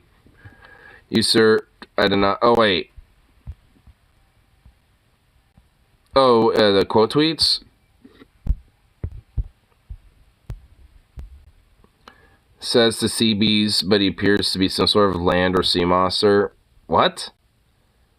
He just looks like a big bearded, like, bear of a man that looks nice and humble. He looks like a sweet man. Like, dude, like, what is this leafiest here fucking bullshit, like, garbage of just like, oh my god, we have literally nothing to go off of besides appearance and looks. Like, oh my god. Like, what are you, a fucking high school kid from 2015, you stupid son of a bitch? We know what you served for, Benjamin, to spread liberalism. Sodomy of boys? What the fuck? What does that even mean? To spread liberalism to sodomy of boys? Like, you Christian far-right fascist monster fucking animals are the ones who are doing that shit, you fucking wackos. I served and currently serve. Yeah, I doubt it. This isn't the flag that I wear on my uniform. Because of this administration, I'm hanging up the uniform this year. I swore no. Wait, I thought you were currently serving, but now you're hanging up the uniform? So yeah, you're fucking a liar. You literally are a liar. Not the cult of sexual immorality. Well, guess what? The Constitution protects that, you sad son of a bitch. Oh my god, I hate these disgusting... yeah, okay, alright. I'm done. I've read enough. Read fucking enough from these savage pieces of shit. They're lucky they got the internet to be able to fucking hide behind, because, Jesus Christ, imagine if they start saying this shit on a public square. Because as far as I'm concerned, yeah, they would be a lot more fucking tight-lipped about their fucking shit. Last time I checked, you can't just call it quits in the army. Yeah, there's literally an entire process. Look, I watch, some military, YouTube channels and shit every now and then, like, guys that you used to serve and shit, and they usually make a lot of different little skits and stuff. And there's one overlap that they talk about, and some of it is like, some people, have question, at least some people that serve is like, like, hey, it's like, what's some of the process about, once you get out, or at least in the process of getting out. Because at a certain point, that, every service member goes through that, one way or another. They're going to. It's inevitable. So, like, a lot of them do talk about the process, and you want to know what's a major overlap? You are in charge of literally every fucking piece of kit that you got on you. That includes the radio, the little, like, attachment for your vest, like your bulletproof vest and shit that holds the radio, every tiny little thing, everything. And you gotta turn pretty much all that shit in, for outside your basic, fatigues, essentially. But beyond that, you gotta turn pretty much all that shit in, unless you want to literally pay for it. Like, that's basically what goes on with that whole process. And there's an entire fucking checklist. You got, like, this literal whole checklist you have to go through. And if something's missing, the Corps Master is going to be like, hey, what the fuck, blah, blah, blah. And you're going to get your ass hounded on shit. And guess what? If you can't find it, you're paying for it. And it's a lot of fucking money. And it's out of your pocket. So it's just like, I mean, it's kind of a really bureaucratic, complicated, logistical nightmare, honestly. Like, but it's a process that everyone has to unfortunately go through and shit. And it's a part of the whole, like, kind of mind a piece of cues about what you got and shit. Like, there's been various stories I've heard from where, like a private or, somebody might lose, like, one little piece of their kit. Like, it might be a radio, it might be, like, a ACOG site or some shit. Out on, like, some training, exercise or something, and they literally, with the rest of their platoon, have to go, well, if they decide to, have to go out of their way to go find that one fucking thing, so, like, they don't lose it, essentially, and get fucking, like, haggled over it. Like, I mean, it's kind of a big deal a little bit. I mean, so it's like, just with that alone shows there's an entire fucking process, when it comes to getting out of the Army. You don't just, like, say, alright, I'm done. It's like, alright, just leave all your shit right there, we'll deal with it later. No, that's not how it works. There's an entire fucking process. And also, like, you're under contract. Like, every service member is under a very specific type of contract. That's why they have, like, tours and very specific types of, framework of the service. Like, so sometimes, with a part of the contract, they might be obligated to go out, overseas and shit, but sometimes not necessarily. That's why you got, like, reserves and shit like that, outside of National Guard. So it's like, depending on how your contract is, sometimes it might just be a basic contract where you don't really have to go out anywhere outside of just, like, a regular, U.S. Army base somewhere here at home. And maybe that's all you, want to do. Like, you don't necessarily have to renew it and keep going after that. But guess what? You still gotta go for that whole process. I mean, it don't really matter. Unless you go, for the factor of being discharged or something. But guess what? You still have to turn your shit in. So, even then, there's still a whole process to it. It ain't just as simple as quitting, like, a job. Like, I don't have to turn in all my shit. Like, I can keep all this if I want to. Like, it comes on my work shirt and all this shit. Like, I can tend to keep that if I want to. So, it's just like, I mean, if I want to, I could. There ain't done come out of my pocket. But in the Army or in the military in general, fuck no. That ain't the case. So it's like, hanging up the uniform this year, it's like, yeah, guess what? It's going to take, like, at least a month or two. Then once you're out, then you're finally out. But even then, you might not necessarily be totally, retired and shit. I mean, you might, technically be, on the roll, so to speak, still. Where it's like, hey, you want to come back? I mean, so. And by love, I mean despise. Vietnam bitch, hello. Oh, wait. What do you serve besides hamburger? Oh my god, dude, look at, hold on. Dude, it's one of these fucking, look, what, wow, dude, he literally embraces the chud thing, too. And it's got, like, some weird painting of, like, some sort of fucking, like, ancient fucking Greek. Like, what, dude, I guarantee you this guy's a Nazi. I guarantee it. Like, I'm not even kidding. Like, unironically, you Cold War morons are so tiring because 9 times out of 10 you didn't do shit.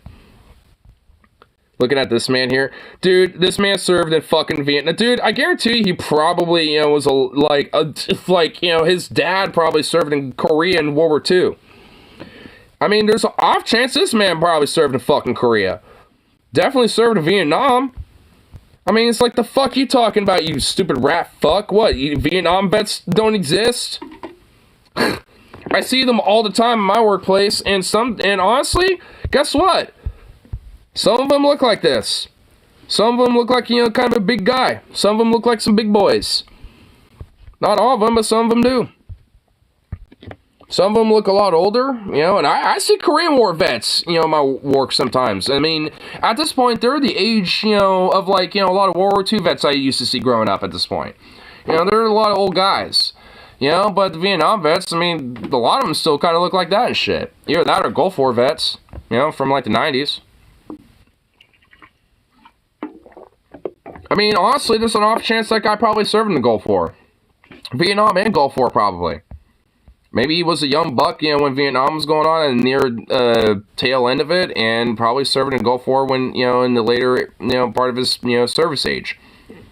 Who knows? Either way, I ain't gonna fucking question his service. If he said that he served and, overtly can prove that type of shit, which is, frankly, I'm willing to give him benefit of the doubt of that. I doubt he got stolen valid, unlike, a lot of these fucking right-wing fucks, want to try to, tear him down. Like, because, I've seen, a guy like that, and they say they're a veteran, or, used to be a part of service. I kind of have a hunch to believe them. And honestly, I've been around enough of them, and I have friends of a few of them, and, had a lot of them come from my work, and, like, gave him food and talked with him, and, like, I know what a veteran kind of looks like, in a way. Well, not really looks like, but I can kind of tell who's a veteran and who really ain't. Like, I mean, I don't have to give him the specific questions, so like, oh, what unit, you know, and this and that, blah, blah. Like, he has some very specifics, you know, like all that type of shit, because veterans kind of know the, like, in specific type of stuff. But, like I said, I've been around enough vets to kind of know, like, what they talk about, especially when it comes to their own service and shit like that. Or, I guess, maybe lack thereof of wanting to talk about it. You know, and someone who's doing stolen valor shit, you know, does not, you know, pertain to anything that I've seen from actual veterans. So, it's kind of, like, I mean, even for me as, like, a layman, I can kind of, like, So, you know, I could kind of sniff it out a little. Luckily, I've never had to deal with any fucker like that. And frankly, I'd be pissed off if I saw this son of a bitch doing shit like that. But, like, luckily, I've never seen it. I know it's out there, and there are some sad fuckers that will do shit like that. Funny enough, I've actually been accused like that before, because I would wear, like, you know, because I have, you know, East German memorabilia and stuff, and sometimes I wear, like, the, you know, military jackets and stuff like that. Man, I got one right over here. I mean, and every now and then, there's been some people be like, hey, what, you know, what area you served in and stuff. I'm like, oh, this is just a surplus jacket. And they're like, oh. And they're like, oh, okay. Yeah, I'm just like, I have to kind of clarify that I'm just wearing surplus stuff instead of, like, you know, a part of, like, you know, some, you know, like, regiment or some shit. Like, also, I mean, I've actually, like, I've even had, like, the East German, like, little Patova cap. Like, you know, those little, like, army caps. You know, like, I've worn that a few times before, you know, just as kind of a casual piece of wear. And, like, I've had people every now and then be like, oh, you're part of, like, a airborne or something like that? I'm just like, no. It's just simply, it's just a surplus military cap. From a country that don't exist anymore, because it got unified with the West faction of that country, and now it's one big country. I'm telling you, the microplastics messed us up bad. People can't even remember basic history. Yeah. See, the older generations had lead, and now that we've partly fixed some of that shit, now it's microplastics. And that's fucking us up in different ways. Albeit pretty similarly. Makes me wonder, like, you know, like, honestly, what the fuck, you know, microplastics are going to be doing to us. You know what I mean? Like, we don't really have the studies on that. And honestly, like, every now and then, I feel like I got, like, some weird feelings internally. If that makes sense, like, every now and then, I feel like I have a tingle or, like, a feeling, you know, where it's like, oh, you know, just kind of, like, discomfort, really, you know, in a sense. Not, like, pain or nothing. But, you know, it's not really, like, you know, like a spasm from a muscle or anything like that. It's just, like, it makes me think, is this like some microplastic symptom or some shit that I'm not aware of that we haven't studied on yet, or maybe are studying and just haven't really seen the results of yet? Like, because there are sometimes every now and then where I'm just like, man, I have a feeling, but I can't pinpoint on anything. You know, it's like, I wonder if that's like, you know, some symptoms where it's actually microplastic shit. You know what I mean? Because, like, fuck, dude. Especially if my workplace, the fact that society is just rife with fucking plastics galore, and everything else in between, it's just like, I mean, yeah, I mean, everybody is, I mean, I think there at least is a study where it's like, I think every week, you know, on average, you know, humans are getting about a credit card's worth of plastic, you know, in their system. You know, on average. I mean, it does vary for people, but honestly, for me, I'm sure that's above average. That is kind of freaky to me. Because, like, I don't want my blood vessels and my body having these fucking things in me, dude. It's like, fuck no. Yeah. But you know what? It is. I know it is. And that's the scary thing. It's like, I know this shit is in me. It's in you, and it's in all of us. This microplastics is in all of us, and it's like, fuck. It's like, ugh. It's freaky, dude. It's like, knowing I'm like, you know, I can look at myself and be like, there's microplastics in me, and I'm like, yep, I could literally, like, be right here. I'm like, I guarantee I'm touching some microplastic, you know, well, not literally, but, you know, it's like, I do that, and I bet, like, there's some microplastics inside of me right there. I'm also touching blood vessels, so I'm sure there's some traveling in there, too. It's like, ugh. What the fuck have we done? fossil fuels and all that shit was bad enough, but plastics? And there's too much of it, dude. Like, we just rely way too much on that shit. It's like, way too fucking much. It's kind of really just disturbing, honestly. It's like, why do we rely so fucking much on this type of shit where it just has really bad consequences, you know, especially when it comes to it being long-term in its, you know, use. I mean, it's like you can't use a plastic tool forever, but yet it doesn't degrade, you know, for like thousands and thousands of fucking years. So, it's like, I mean, what the fuck? It's like half the time, you know, most of this shit doesn't even last that long. Ain't, you know, plastic shit don't last thousands of years, at least when it comes to its utility.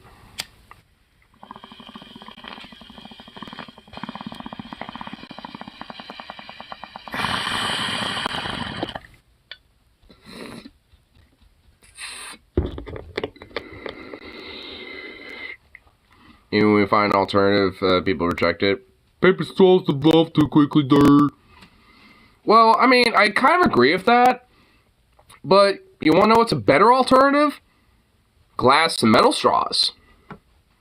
Because guess what? As long as you got, like, you know, one of those, like, little pipe brushes, like, I mean, you can clean those out just as much as anything else. And they're all dishwasher safe and all that shit. Like, honestly, that's way better. And they're reusable. It's like, all you have to do is, as long as, I mean, literally as long as you clean them, or just use them regularly enough to where, like, nothing, you know, sets, basically. I mean, like, then you're fine. I mean, turtles have died all because you can't handle a little milkshake getting on your nose. I mean, that too. I mean, sometimes, like, a lot of drinks don't even need a straw. Like, funny enough, you know why this little hole is right here? So you can turn it around and put your straw right there, if you want.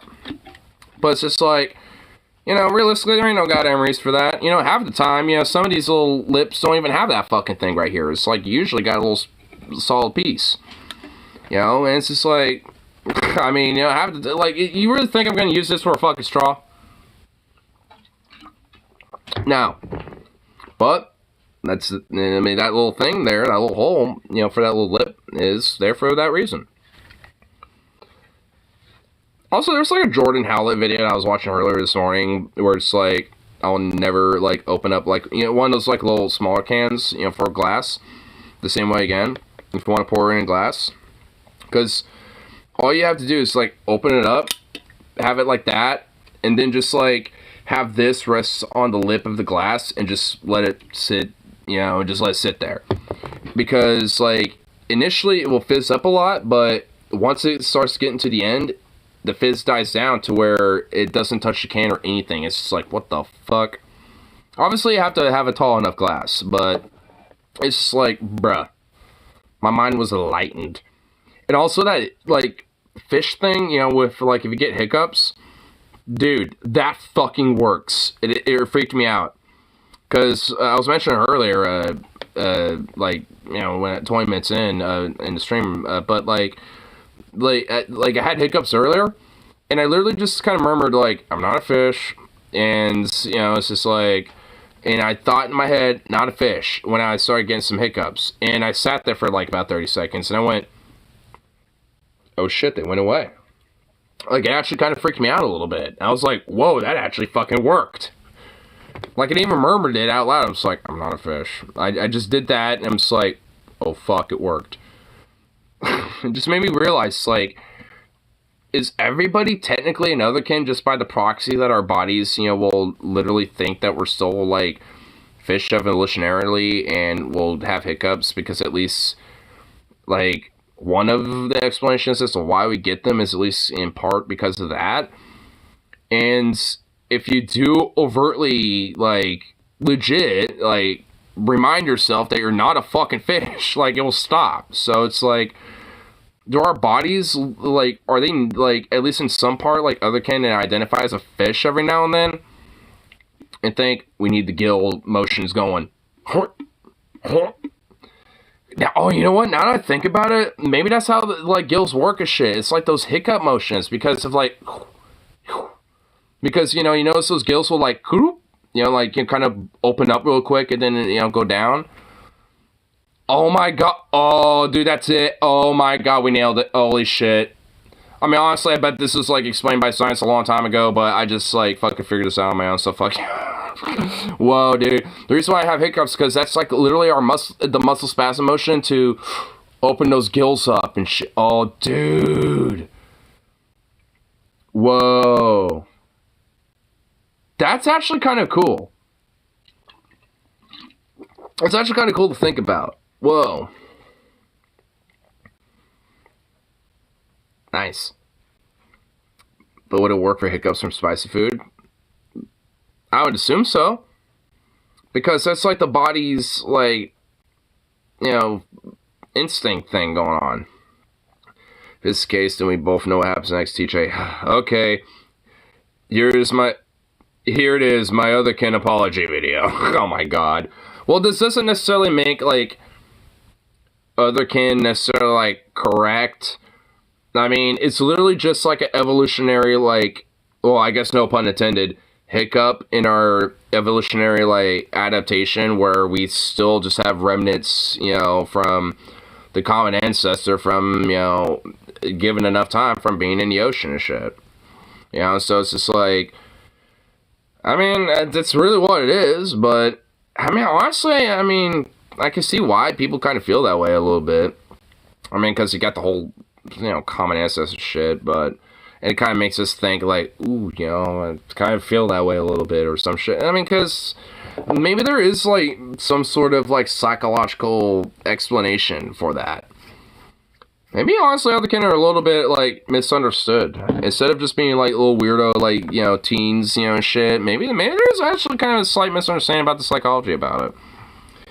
Maybe they're, like, tapping into about, you know, like, a part of their brain where, you know, it's like, hey, you know, it's like, I recognize that there are, like, kind of remnants, you know, of, like, these, you know, evolutionary adaptations that are still kind of left over, and just kind of tap into that shit a little. And just kind of identify with that a little more in comparison to themselves concurrently. Well, I guess still necessarily, you know, like, not recognizing what they are. Well, I don't know. I guess that varies. But that's why I feel like, well, maybe there is a little slight misunderstanding to it. I mean, I do feel like there is a strong element about, like, otherkin that are just kind of, like, kind of LARPy-ish, like, teens and kids and shit, for sure. But, I mean, maybe there is, like, a little bit of, like, a psychological element that is legit at play with that we just don't totally know about. Or just haven't really delved into. Why the fuck don't we keep our gills instead we're restricted to only, like, 12% of the planet? I know, dude. Like, instead of, like, those weird bears that decide to go back in the oceans and become whales and all that shit, like, we decided to just chill. We'd be like, nah, fam. We're just gonna stay here on land. Because we're weird and dumb. We're not like the whales that decide to be enlightened and just be like, nah. We're gonna transcend everything. We left the oceans so we can go back to the oceans and transcend it. And now we're killing them. Yeah. Either directly or indirectly, but either way, that's what's going on, and that's just like, what the fuck. Fish ancestors, we probably don't need these. Yeah, just start shedding those gills off. You know, I guess there is, like, one thing that I don't totally get. It's like, what's that, like, how's that transitionary phase? Because obviously there were some animals that, you know, like, you know, came back to land and shit, or it came, you know, from the water to the land. So now I'm just kind of wondering, it's like, how did that transition happen? That's just something I didn't really, maybe I've learned about, but it's escaped me. But, did you see the Discord gift from earlier? Actually, it didn't. Here, let me find it. What's up?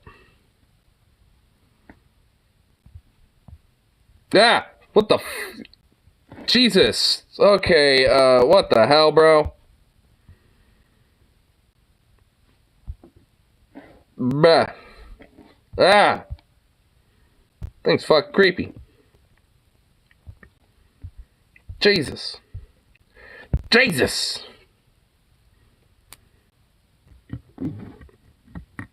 This one I typed fiss. Fiss?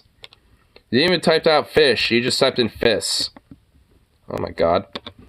I thought it looked unique. It definitely did. I mean, I wouldn't necessarily be surprised if that's like a legitimate fish, though. I mean, honestly, it kind of looks like it probably would be an anglerfish, but I wouldn't be surprised if it's just like some weird prop either. Because it kind of looks like it has like, you know, some weird mammalian like jaw going on. So I think that's probably like, you know, some dude's weird thing that he decided to just set on the beach. That's just my guess. Because that don't necessarily look like a real thing. I bet that was like used for all sorts of weird like cryptozoology videos back in the day too.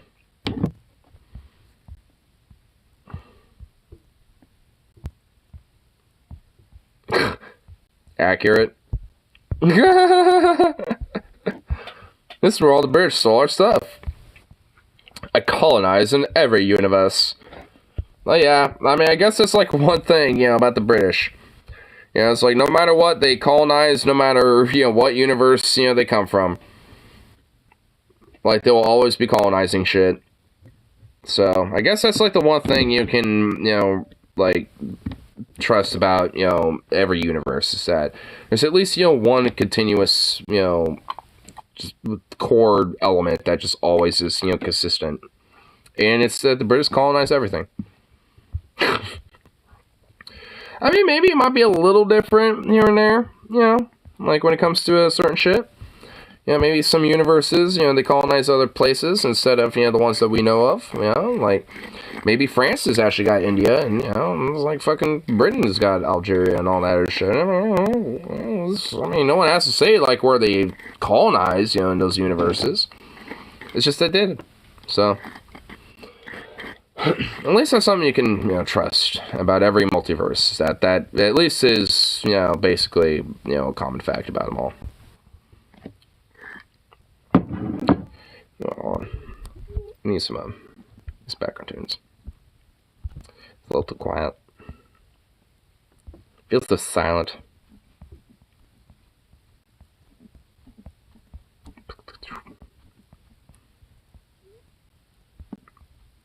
Here.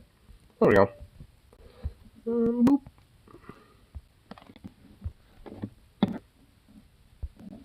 We're fabulous. Wait, what? Anyone would like us when we're fabulous. This really pisses me off. Degenerate liberty? Huh? Share if this pisses you off. Boobs, guns, freedom, beer, and Trump. Okay. This is what the Democrats and LGBT want to do to our military uniforms.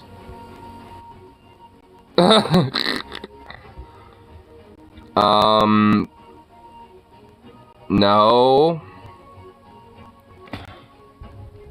What the fuck?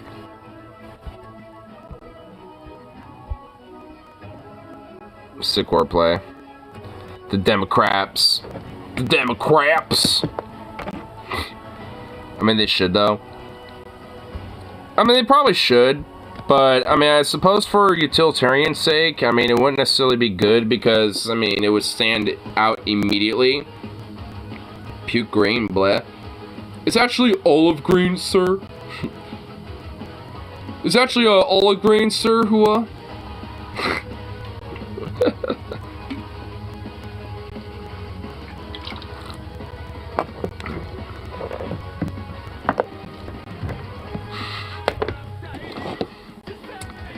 So Sword Major, why are our uniforms puke green? Grab them. Now, let me just tell you something, Hua. That ain't no goddamn puke green. That is an olive green, and you will respect that green, sir, Hua. You can tell I actually do watch some of these shorts because I'm kind of pulling from a little bit from one of them.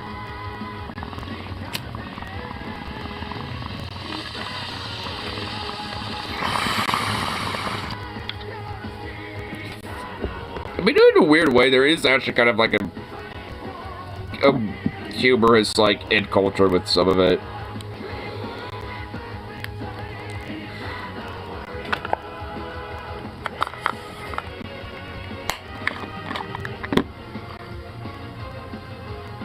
Wait, what am I doing? I already grounded weed. What the fuck? Like, here, let me grab some weed to grind. Oh, wait, I already did that. See what the microplastics have done to me?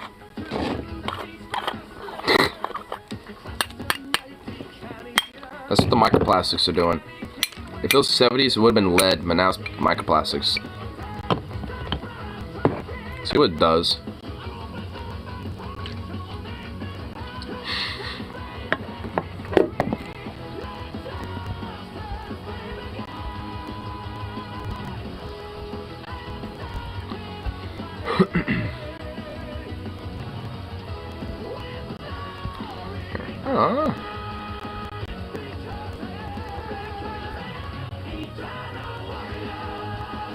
Oh my god, wow.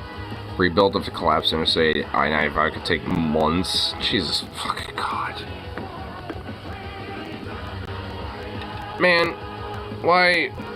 Like, I feel like it doesn't have to necessarily take that long.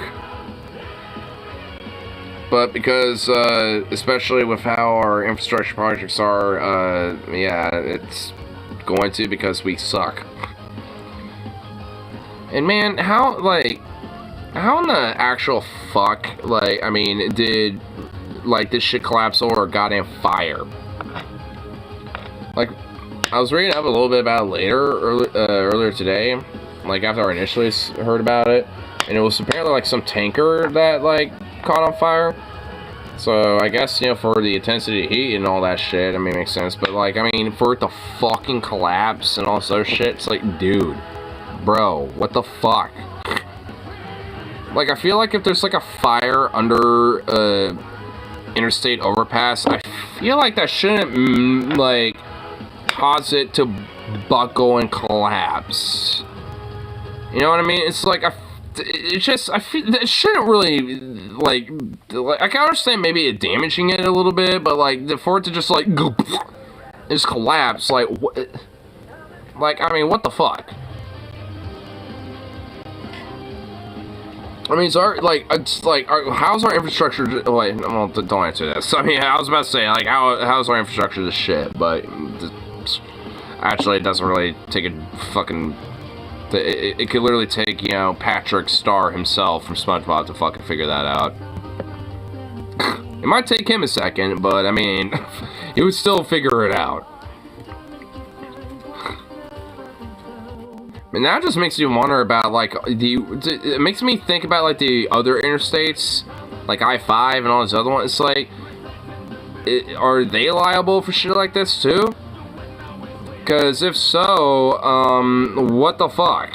Like, I mean, like, because this whole, like, you know, collapse of shit isn't just something that impacts, you know, Philadelphia necessarily. This impacts, like, the entire Northeast and frankly a lot of commerce, you know, when it comes to interstate travel. When, you know, so it's like, this is a big deal.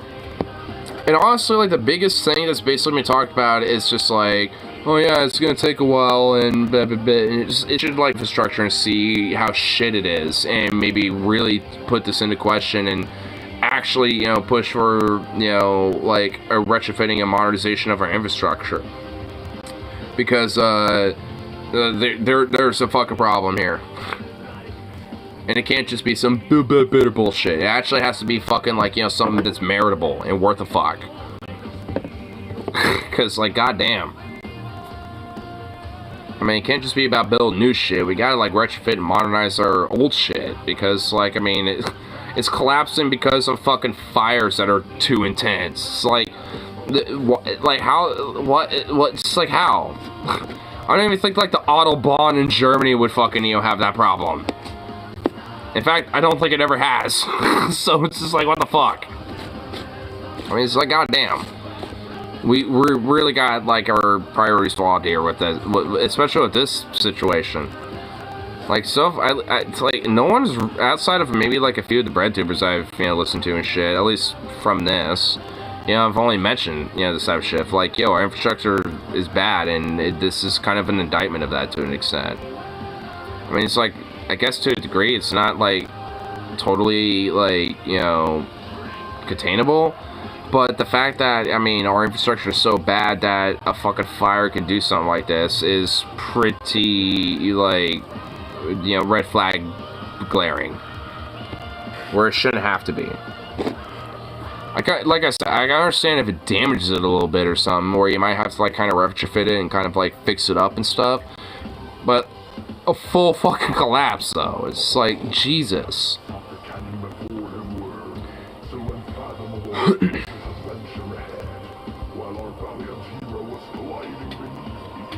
Aww. Look at the little croissant over there.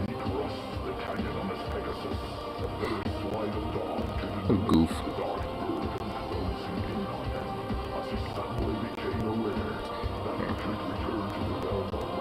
Seeing just other things that are on the tube that I can check out, which really is not much. Boo. And half the Reddit's on a blackout, so it's like, can't go see what's going on there.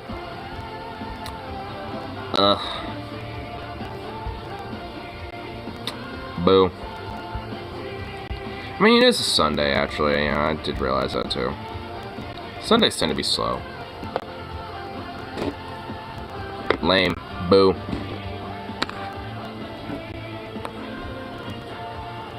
This person got ratio so bad they faked being in a car crash by stealing from another post of someone whose mom... Wait, what?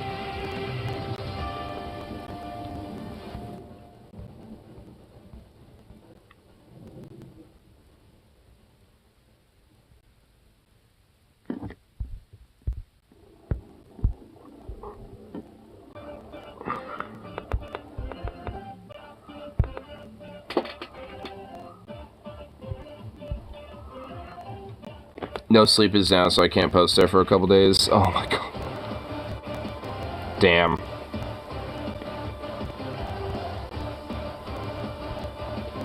Reminder that even on the first movie, the Spider-Verse team literally used AI in the process of making a film. We're little by losing the fight against AI. Crossfire. Excuse me, social. What? Okay. Weird how when you justifiably point out how AI is creeping its way into every facet of art and how that creates people are quickly to defend it because it's something they like. Spider-Verse is a good movie, that's not the point here, folks. Oh my god, they really did kind of get ratioed. Well, not really that much. I mean, at least in this post right here, they didn't like. I mean, because they still got a decent amount of likes.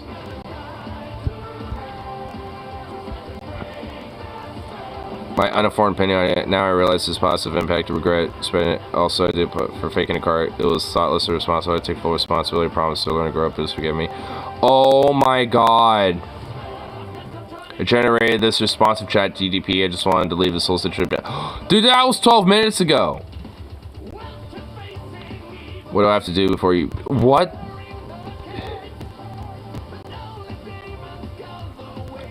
Dude! Dude! Bro!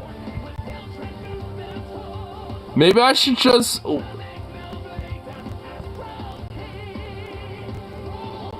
Dude, what the... Dude, what a fucking melodramatic fucking weirdo, bro. Literally faked all of this shit. And... It's just like... Dude, what an unhinged fucking weird... Dude, person needs therapy. Yo, you... Yo, you... You... Quit being petty, bitch. And also... I don't know... Get therapy. Like, literally have therapy. I don't know. Like, like, literally. Like, what the fuck? That was some unhinged shit, dude. Like, what the fuck? Oh, god damn it.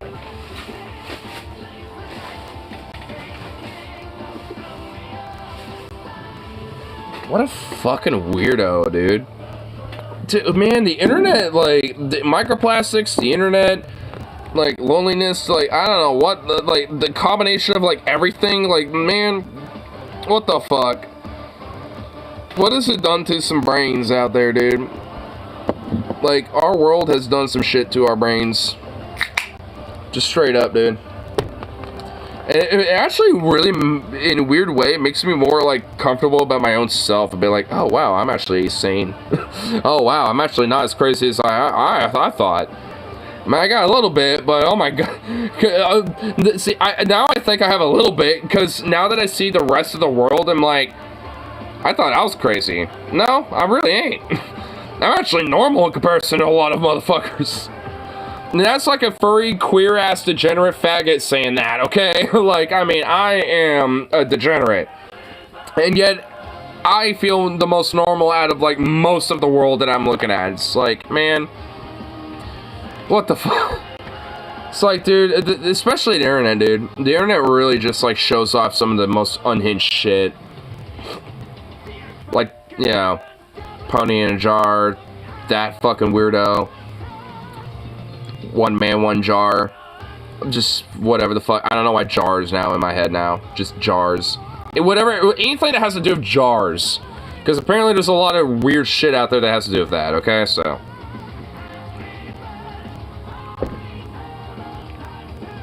I end up getting ratio on half the shit I post on Reddit. I don't make up shit to gain sympathy. I just take solace in the fact that everyone else is wrong. 2 girls, 1 cup. Yep. At least take solace that's fake.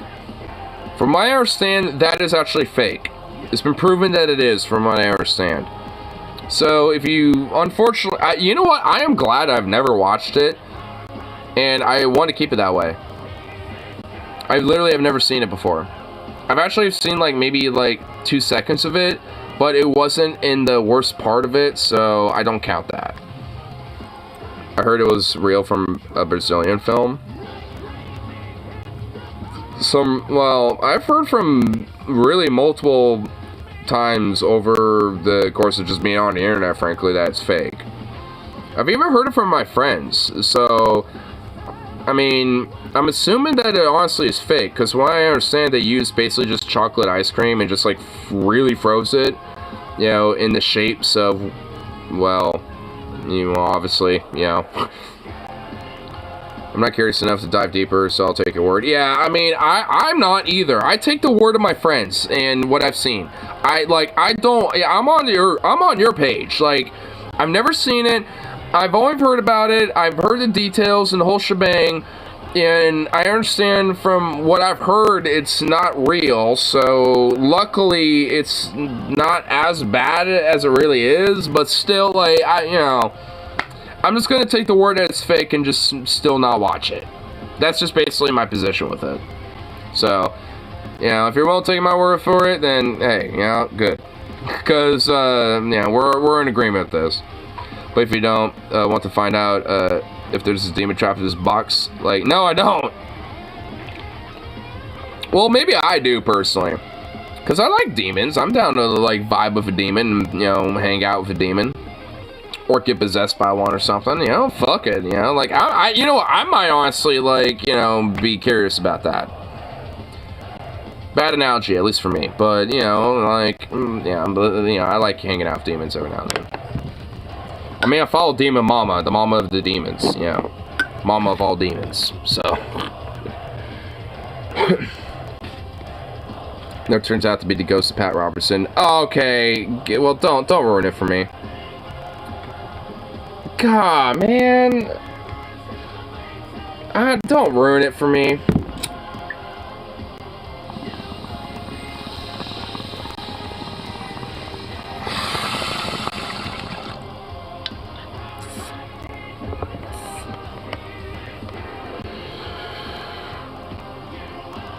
I mean, realistically, he's probably actually literally in heaven. Because he's such a worshiper of God or whatever. We need to stop making hell like a place for all these pieces of shit to fucking go. Like, hell's supposed to be the cool place. That's supposed to be our shit. Like, Like, I don't want to see no goddamn Pat Robertson. I don't want to see no Hitler there. I don't want to see none of these motherfuckers. I want to see the cool people. I want to see the cool, you know, dudes. And I want to see, like, the trans people. I want to see the drag queens. I want to see the fucking, like, degenerates of society there. I want to see the fucking, like, you know, like the outcast punks and miscreants and shit, you know what I mean? I want to see those motherfuckers down there. And all the demon bitches and shit, like, I mean, and all the demon femboys, like, yeah, dude. Like, I want that shit. The issue is God tends to be extremely picky. Well, then, so what the fuck happens to all these people that, you know, aren't in heaven but get rejected in hell, too? Because we don't like them either. Because I'm willing to accept I'm, you know, going to go to hell in their fucking, you know, philosophy and shit and their religion. But at least hell's fucking badass, so fuck you anyway. So, where did they go? Because we're going to reject them too. Idaho. True. I'm actually going to accept that, because fuck Idaho. As a state that neighbors that state, fuck Idaho. It's a worthless goddamn shitbag. They can't even grow potatoes correctly. Bunch of right-wing bullshit comes over to Washington and Oregon because of those dumbasses. Bunch of fucking right-wing fucks and shit. Ruby Ridge happened over there. Got a bunch of weird neo-Nazi enclaves over there and shit. Well, to be fair, they, you know, kind of bleed out into Oregon and Washington too. But nonetheless, I mean, a lot of it is really kind of like based out in Idaho. Yeah, fuck Idaho. There really ain't much, you know, good out of that state. And for the people that are good and decent people in that state, get out of there. Get out of that, like, Arkansas of the Pacific Northwest and go into the enlightened realms. Like, I mean, come into the enlightened world of Washington and Oregon. I mean, come on.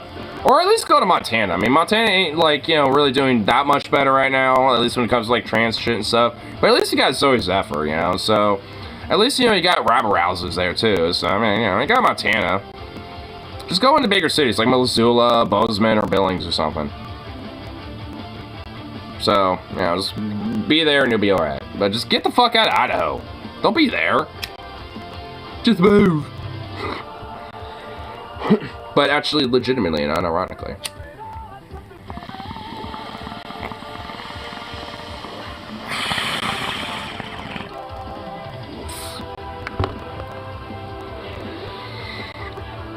I know this much. Bozeman has, like, the University of Montana, or Montana State, whichever it is. So it's like Bozeman's a college town, so they got a lot of progressive liberal types over there, or progressives and shit. Billings is unironically got like legit kind of like this underground kind of like metal punk kind of gothic scene. And the only reason why I know that is because my sister and her husband are very like in that type of crowd basically. And are actually, you know, pretty big on, you know, being organizers of different, like, shows and shit like that. So, there's legit, like, a, kind of like an underground scene there. So, you could definitely find a niche, like, you know, community kind of in the underground, so to speak. And also, there's, like, a lot of Native American reservations outside of Billings. So, there's also kind of, like, a little overlap with that as well. You'll probably, you know, meet some pretty cool, like, indigenous folk and shit like that. You know, like, from my understand, at least from what my dad has told me, like, the Crow reservation's, I think, just southeast of Billings. And from my understand, you don't want to go on their bad side, because, you know, if you do, they can kind of be dicks. But, you know, it's understandable, though. I don't blame them. So, I literally won't even blame them for it. It's just something my dad's told me about. Another joke Paul made during 2020 primaries that the issue of nuclear Alabama is that afterwards it's still going to be Alabama. Yeah, basically. That's the problem. If anything, it's just gonna, Alabama would literally just become more like Alabama. It would just literally be like a, like, more radioactive Alabama. That's pretty much it. Alabama, but some radiation is there.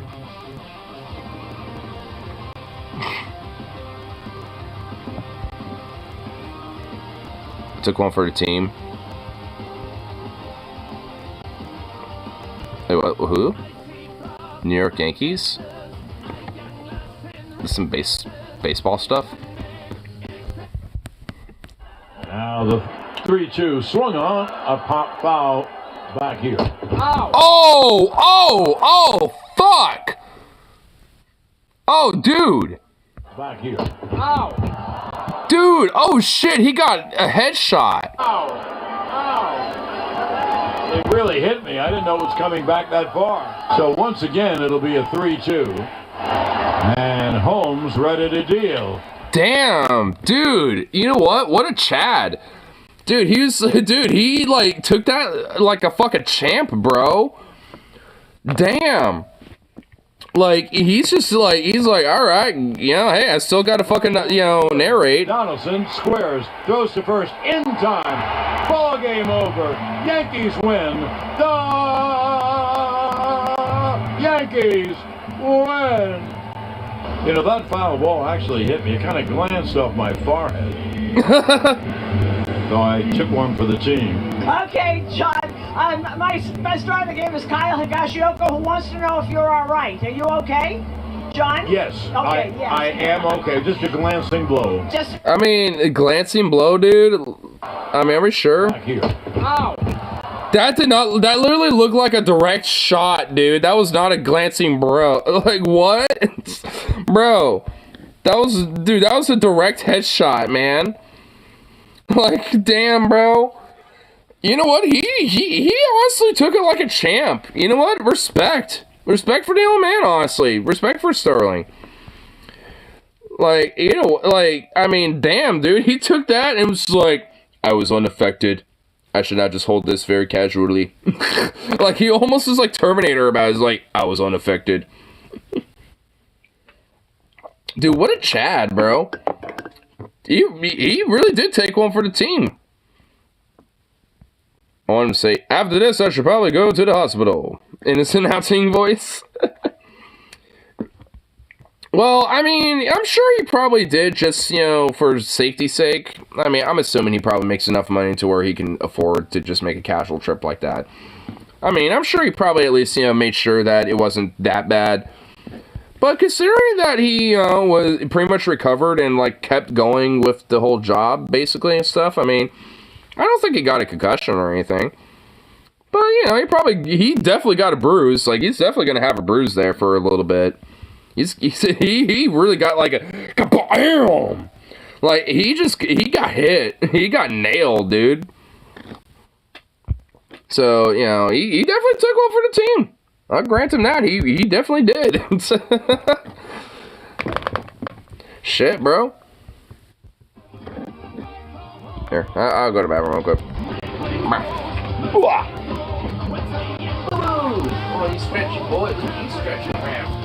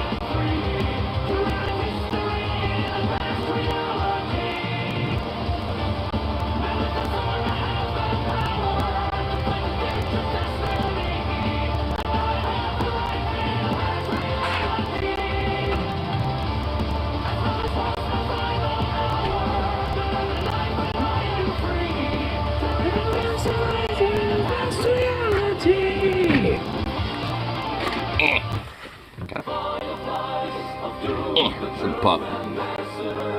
Meh.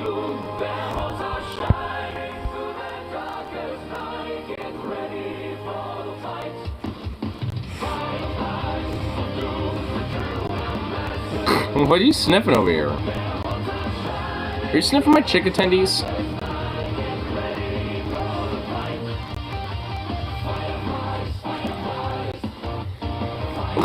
What are you doing?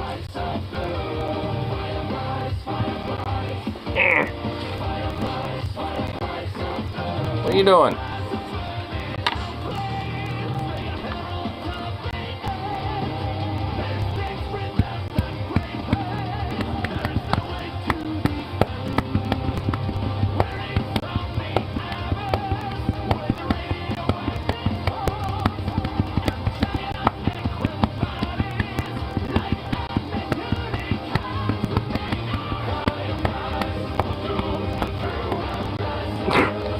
What are you doing? You're such a shitty boy.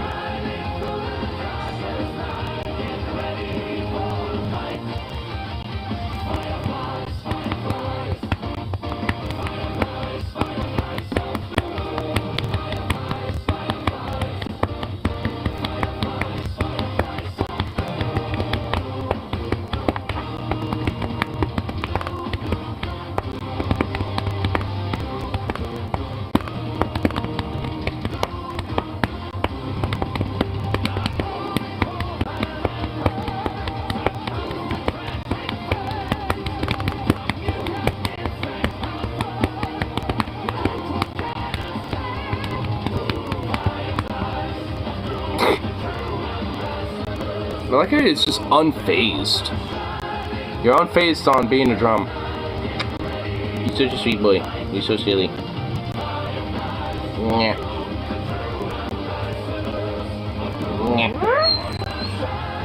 Well, damn.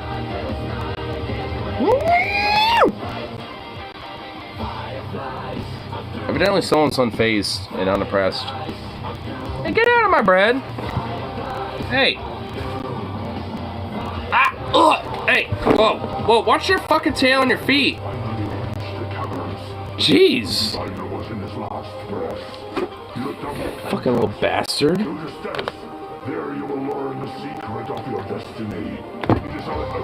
God.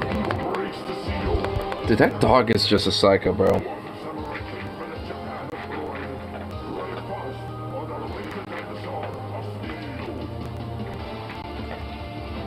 I like how his like first instinct after doing that anarchistic terrorism is just to go eat some food.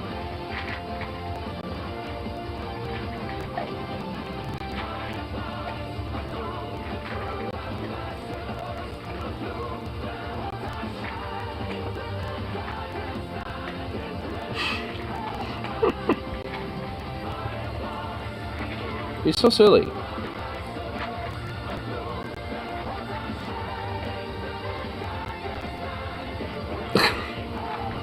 He's being a little weird. He's just kind of like picking at, he's like picking at the kibbles.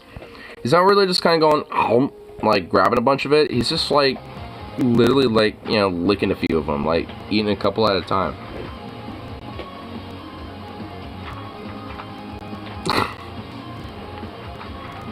This dog is really silly.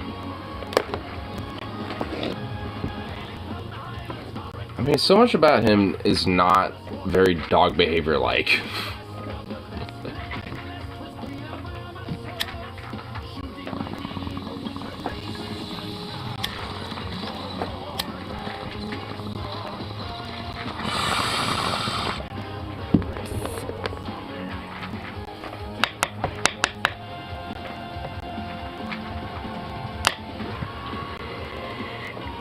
Which movie? There's Spider Kitchen Wife. Don't kill it. Take it out later. Enjoy movie. Spider. It was okay. I mean, sorry. I did the whole popcorn bucket thing. Sorry, bit you out of reflex. EMT. We should really get you to the hospital.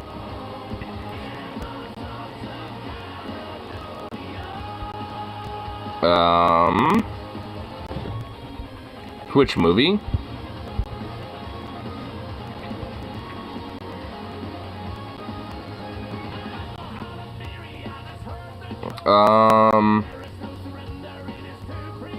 And so it's Spider.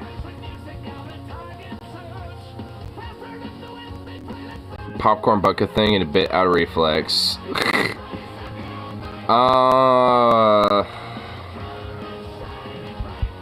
Which movie?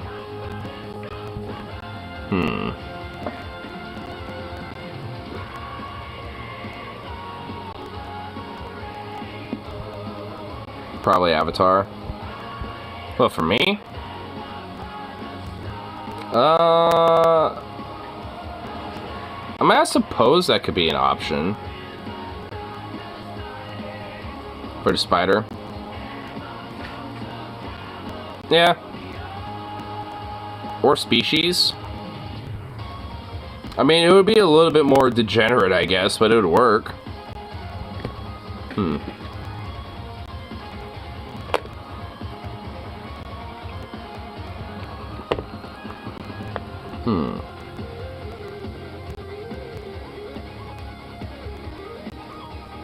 I would say maybe like a Spider-Man movie of some sort, but I mean, I don't know.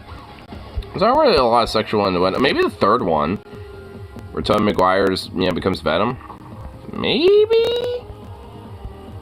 But, I don't know.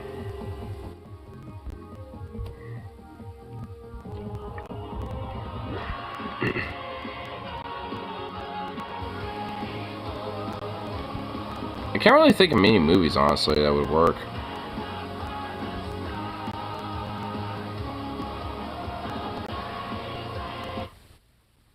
Ah, what the hell? Hey, there we go.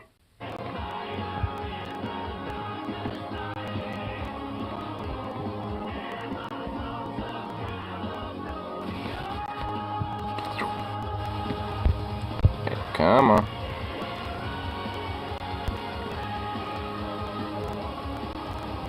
And I'm gonna see if maybe there's some stuff I can see on subreddit or on some Reddits.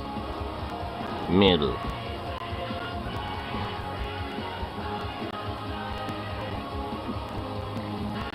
Wait, what's this?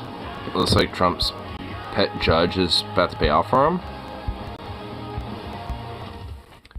Breaking reporters drop bombshell revealed that indicted traitor Trump's legal team is planning on to demand that Trump appointed Florida judge Aileen Cannon dismiss key evidence that incriminates Trump's special counsel Jack Smith's case against Trump. Trump's lawyers will claim that incriminating notes were kept by Trump's attorney Evan Corcoran.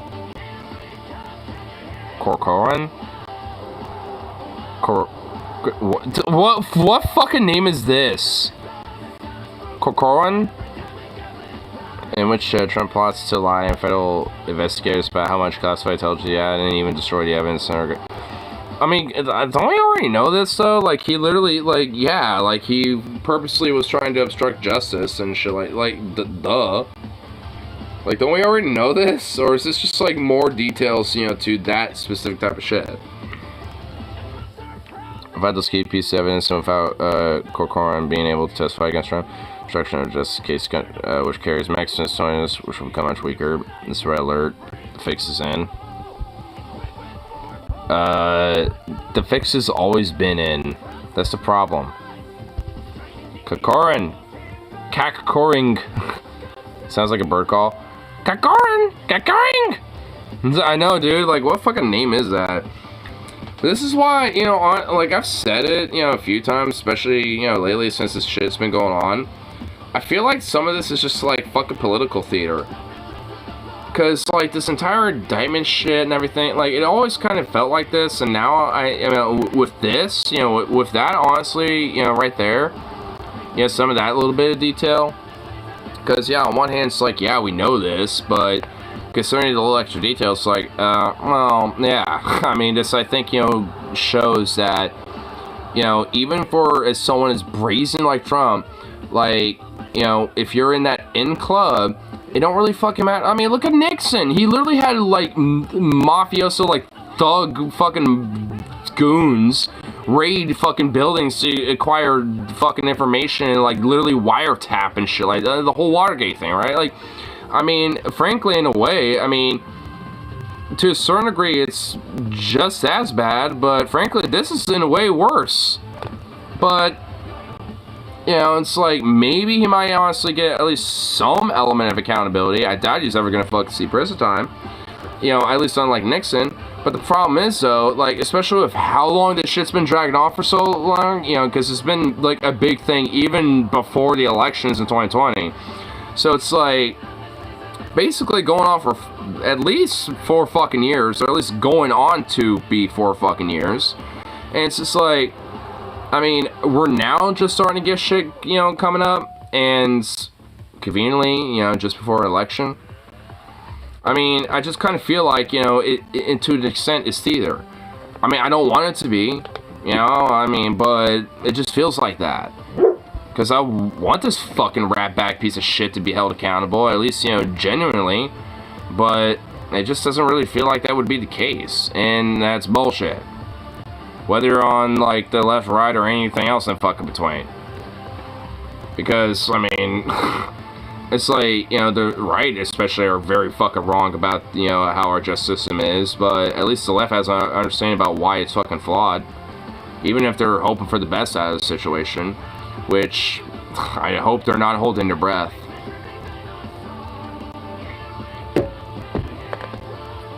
Because honestly, frankly, at worst, I feel like he's going to, like, get some sort of, like, house arrest thing where he's basically stuck in Mar-a-Lago or some shit.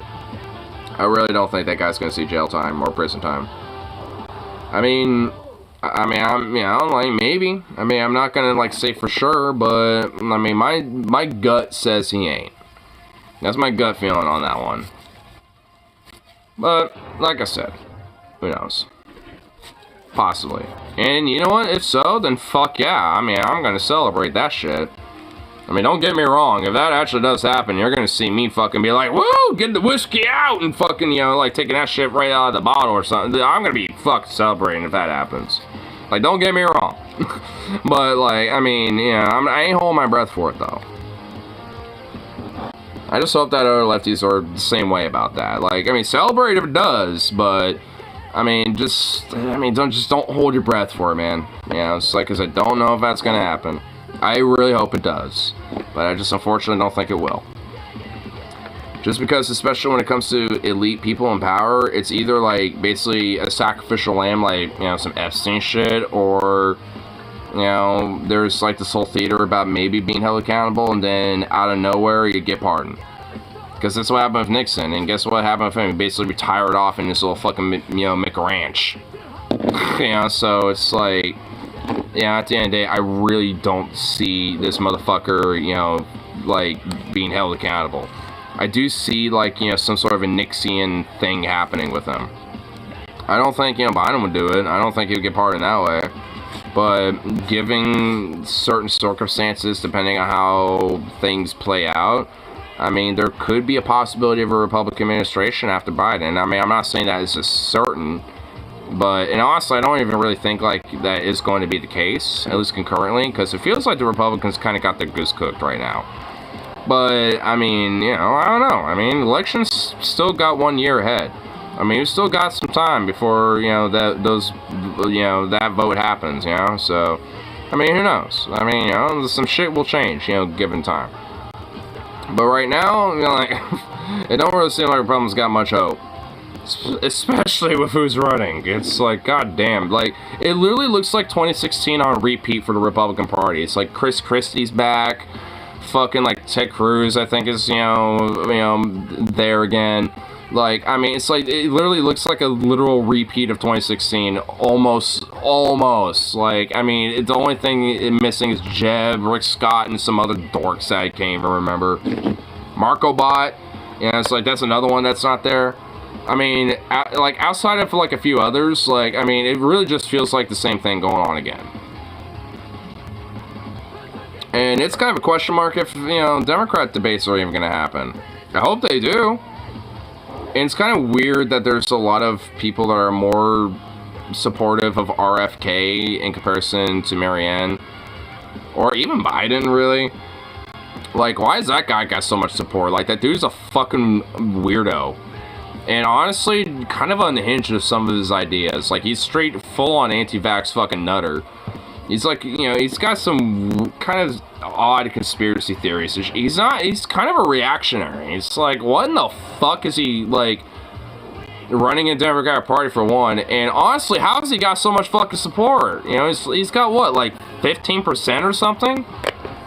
It's like, what the fuck? It's like, I mean, who's fucking supporting this guy? Like weird wine mom neolibs?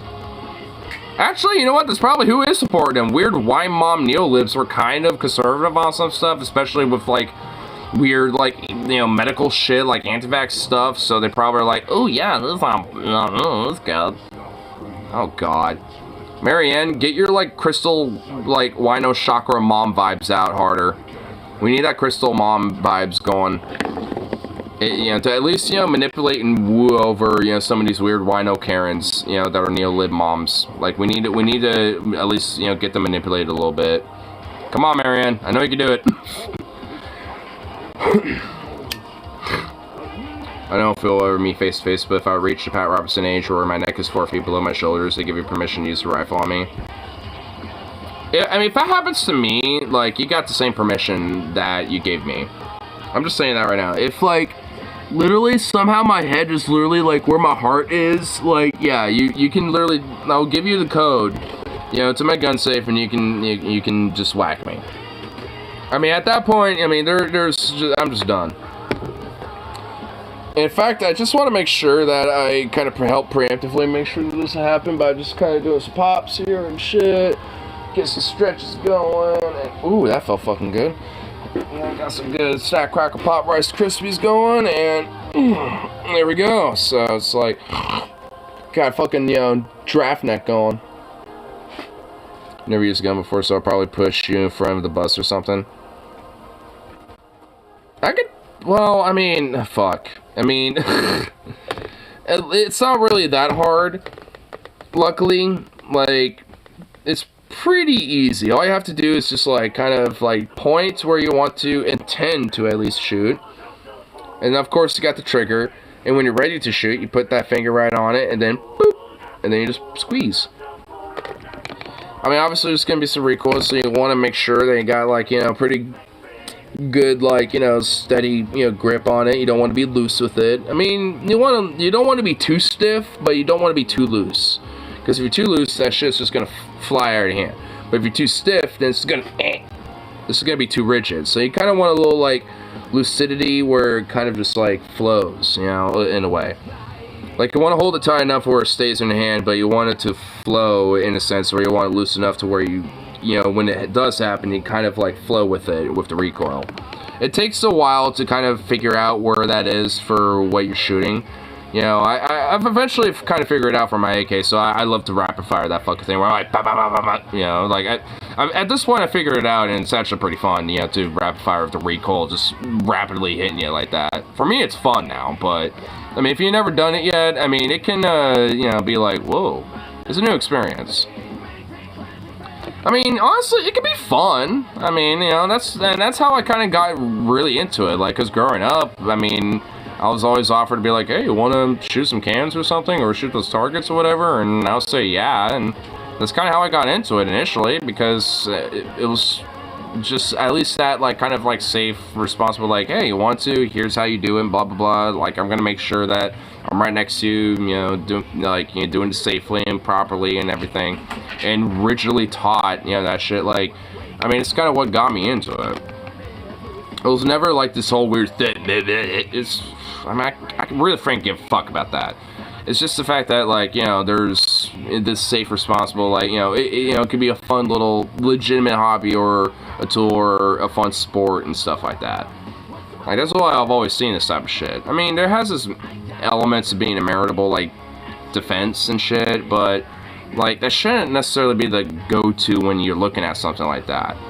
And at least, you know, in my opinion, what would make somebody more of a safer, responsible, you know, firearm advocate, at least when it comes to the culture and around it, like, I mean, I think coming in with that type of mentality, you know, shows a lot more of a gumption of responsibility about them and understanding what the fuck they actually are and treating them as such. I mean, obviously, you know, people got slightly different opinions about it, but at least that's mine. And I hope at least, you know, the gun culture in this country shifts more towards that, because what's actually kind of sad is it used to actually be that. Like, the gun culture in this country for a while legit was more based around shit like that. But it wasn't until, like, a lot of the capitalistic for-profit lobby dollars and the lobbying, especially when it came to a lot of different organizations like of the NRA and shit, really got heavily involved in politics and really started to, you know, well, basically partake in the whole lobby corruption, backroom dealing shit. Like, the NRA, actually, for quite a while, used to be a part of that type of culture of responsibility, safety, and shit like that. It was around the 70s is when the NRA, you know, became a lobbying group and shifted course, you know, to be like this whole weird, segmented, weird bullshit. Even though for a long time, that's literally what it was and what it wasn't. So, I mean, you know, it's like, it's kind of, you know, interesting. It's like how much shit can kind of change. Like, this weird, like, amosexual fucking bullshit culture has only really been a thing since the 70s onward. Like, it was seen more of, like, you know, a serious, legit, like, you know, thing of safety or responsibility, you know, for quite a while, up until, frankly, for, like, the last fucking, what, 50 plus something years?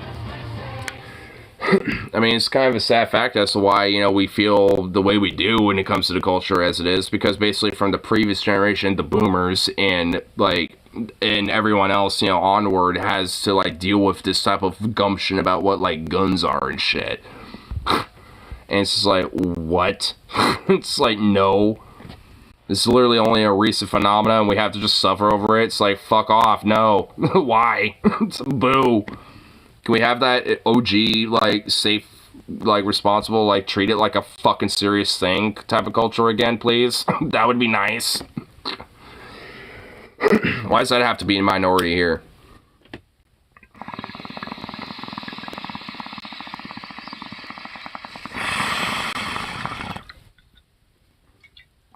And I'm legit not lying, by the way, like, especially when it comes to the NRA, like, it actually was first founded, when it was first established, it was actually, like, a Civil War veterans, like, group, when it first was established.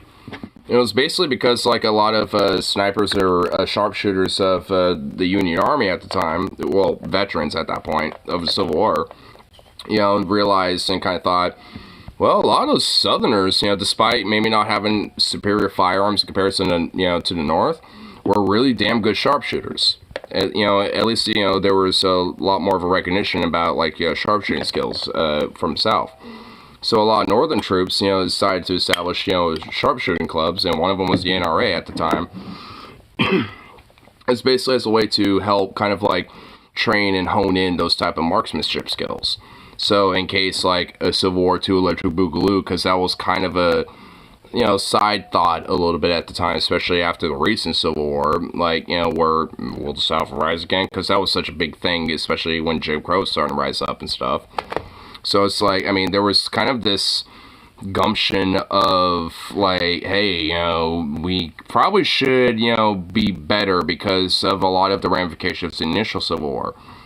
Because you have to, like, you know, look at things like Battle Bull Run, like, or Fort Sumter, all these different, you know, battles and how brutal and devastating they were. So a lot of these veterans were like, we should probably make sure that we can harness our skills in case that we have to basically be the officers or the people to train up the new guys, you know, like, who are going to go through probably some similar shit, you know, like we went through. So, I mean, a lot of it was based off of shit like that. And, of course, it kind of expanded and changed a little bit over time. But then, after some years and some decades, it became a fucking lobby group. And a lot of these fucking, you know, organizations that lasted for as long as the NRA has been the same thing.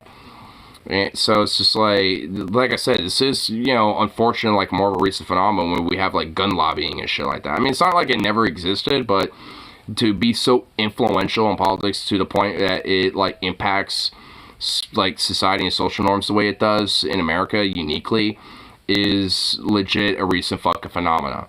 And a part of it is because so much of these, you know, different organizations that used to at least exist for different reasons have now cultivated into basically just being gun lobbyists. And just, you know, basically enforcing false ideas about what, like, gun rights are and shit. And it's toxic and bullshit. And it honestly makes, you know, some average Joes like me kind of look bad, frankly. I mean, unfortunately.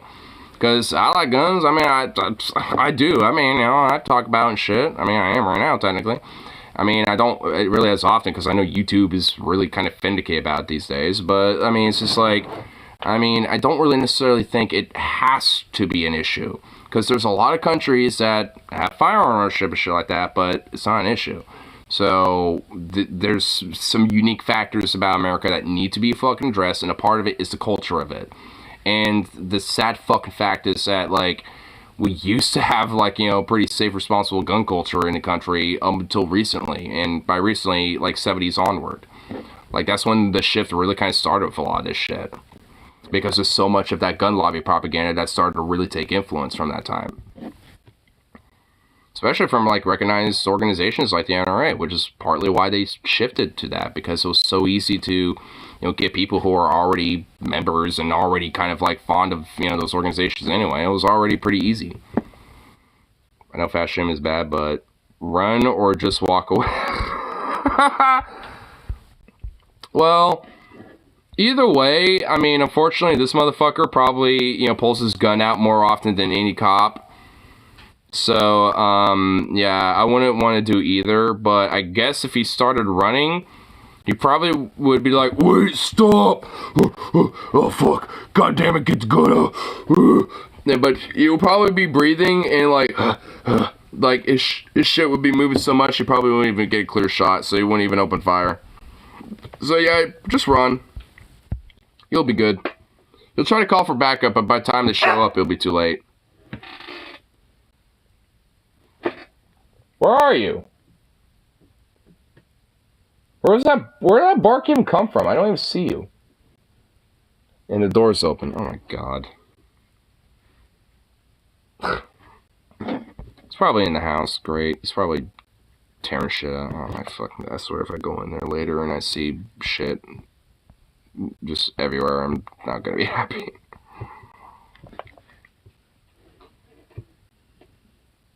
Well, oh, there you are. Hi.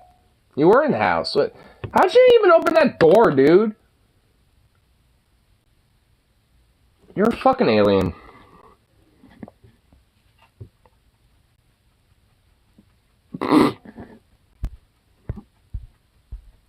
What?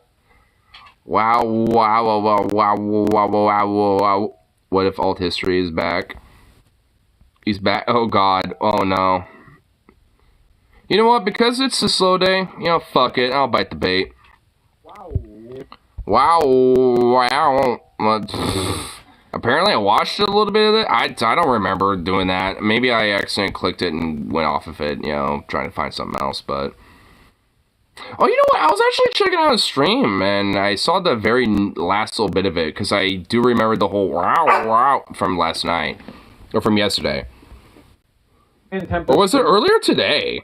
When did he... Was it Friday? I don't even know when it is. Titling this one. I give you no suggestions. Title it... Wow. Wow, wow, wow, wow, wow, wow, wow. Title it I remember that part.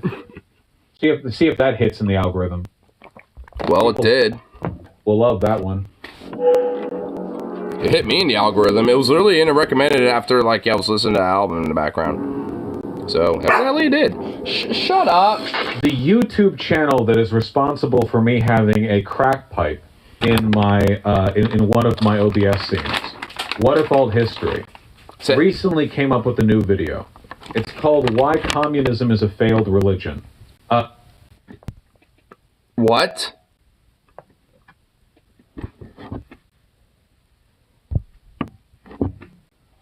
Communism is a failed religion.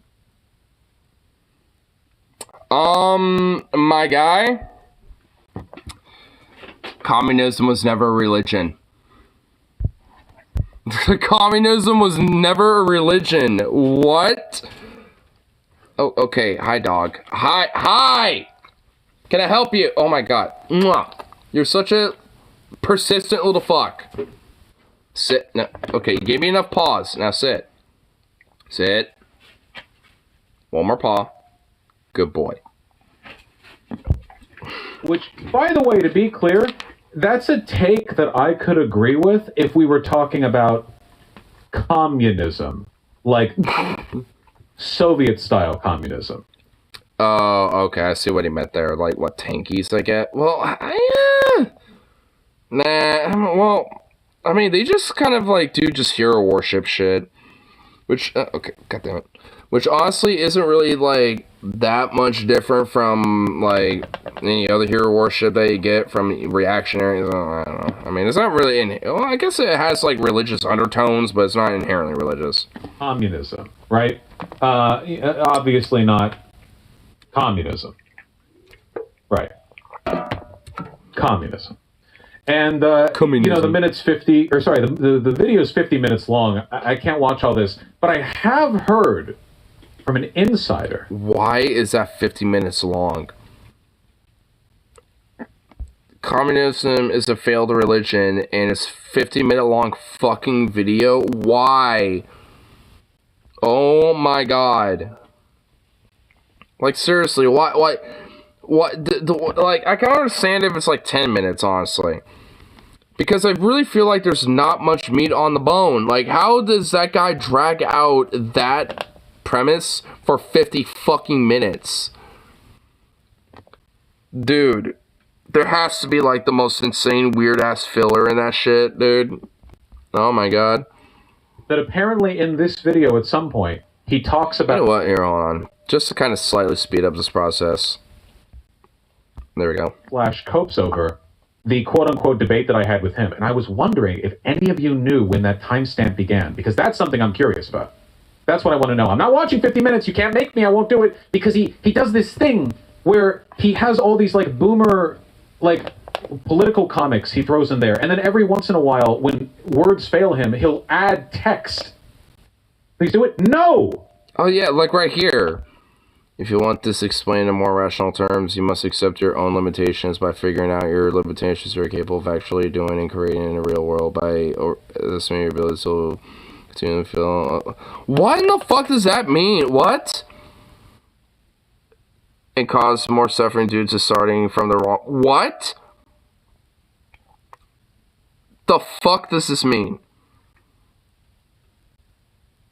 Like, if you want this explained in more rational... I don't even know what... Obviously, I don't, but, like... Considering that what if all this is just, like, a fucking wacko... Like... This is basically a... Yeah, this is a cop-out. It's literally just a cop-out. It's like, if you want this explained better, you have to accept your limitations, and you're just gonna start from wrong premises, and you just don't get it, bruh.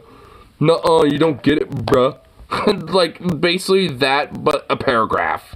Will not. Even if the segment we go over is a single minute long, it'll be enough to entertain us for a good long while. Going through this entire thing, no, I'll be dead by the end of it. I have a headache. I'm not doing it. He would die. Well, oh god, maybe I might die. Oh no. Somebody said 3456. Oh, well, I just saw Karl Marx. I feel involved. Oh shit, our boy. Let's find out, huh? Here, you know, we'll get a little bit of a run into it, all right? A little bit of a run into it. So, like, maybe a minute before. What's going on here? Okay, there we go. We'll start with Adam and Eve. Is this Adam and Eve? Was this AI generated? What? Wait, what the hell? Yeah, is it? Like, why are there, like, octopus tentacles? What the hell? Those are octopus tentacles. Why is there, like, weird-ass, like, apples but tomatoes at the same time? Like, are these, like, tomato apples? Appomatoes? Like, what are these? These are not apples. These are, like, some weird, like, amalgamation of apple and tomato. Or bell pepper? Wait, what the hell's going on here? Why is that, like, you know, like a teardrop? Wait, is this AI Dude, is Bosch right? Is this AI generated? What in the fuck? Dude, what is going... Dude, the more I look at this, the more I am confused. Dude, why is there weird tentacle fetishism going on here? Why is this tentacle, like... Like, what is going on with that, dude? What the fuck? What is going on with this photo? This is weird. What the hell? Dude, what if all history? Dude, what crack are you smoking? Why is this a tomato? Dude, even Bosch. Dude, even Bosch. Dude, even Boosh, dude, my boy, he even thought it was a tomato. Dude, they literally look like fucking tomatoes. Wait, so is the forbidden fruit a tomato? In the hair? What the fuck? What's going on here? Why does a snake look like that? I think this is AI. Is that supposed to be the snake head? What is it? Okay.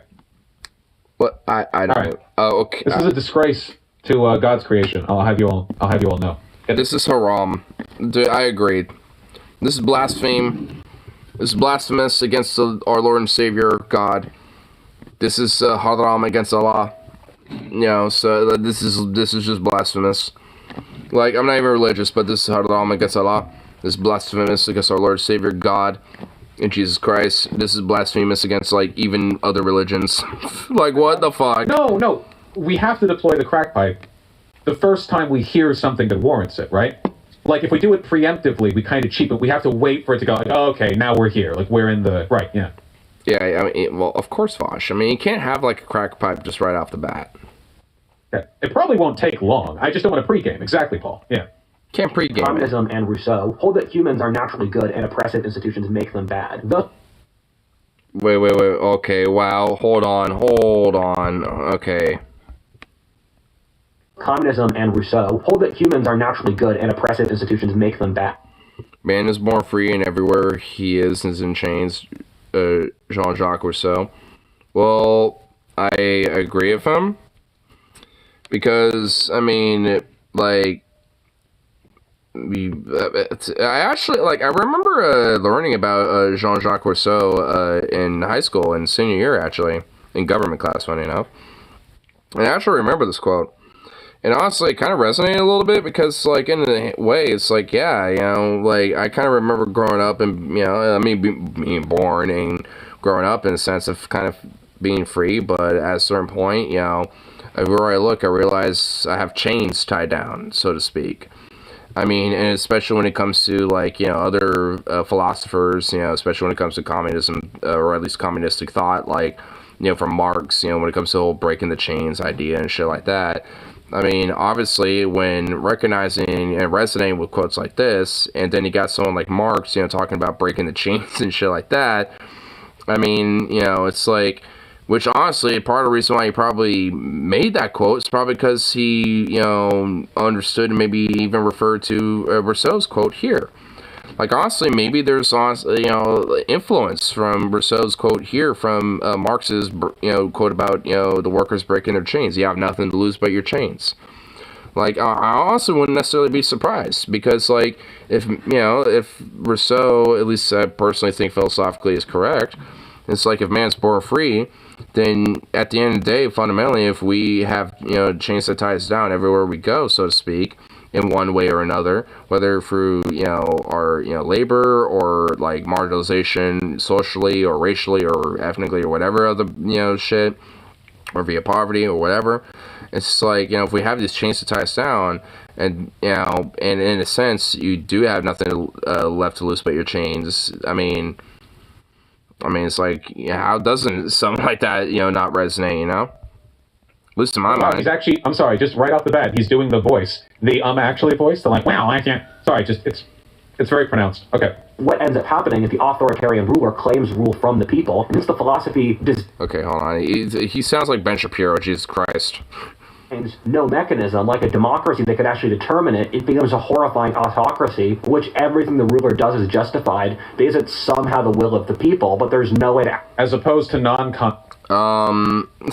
he's implying basically if, like, you know, communism, the whole idea of, like, breaking the chains, all this shit, like, he's implying that, like, you know, the whole quote-unquote dictatorship of the proletariat and the whole idea about, like, the workers, you know, democratically seizing the means of production, like, it's just somehow, like, a religious fantasy dream.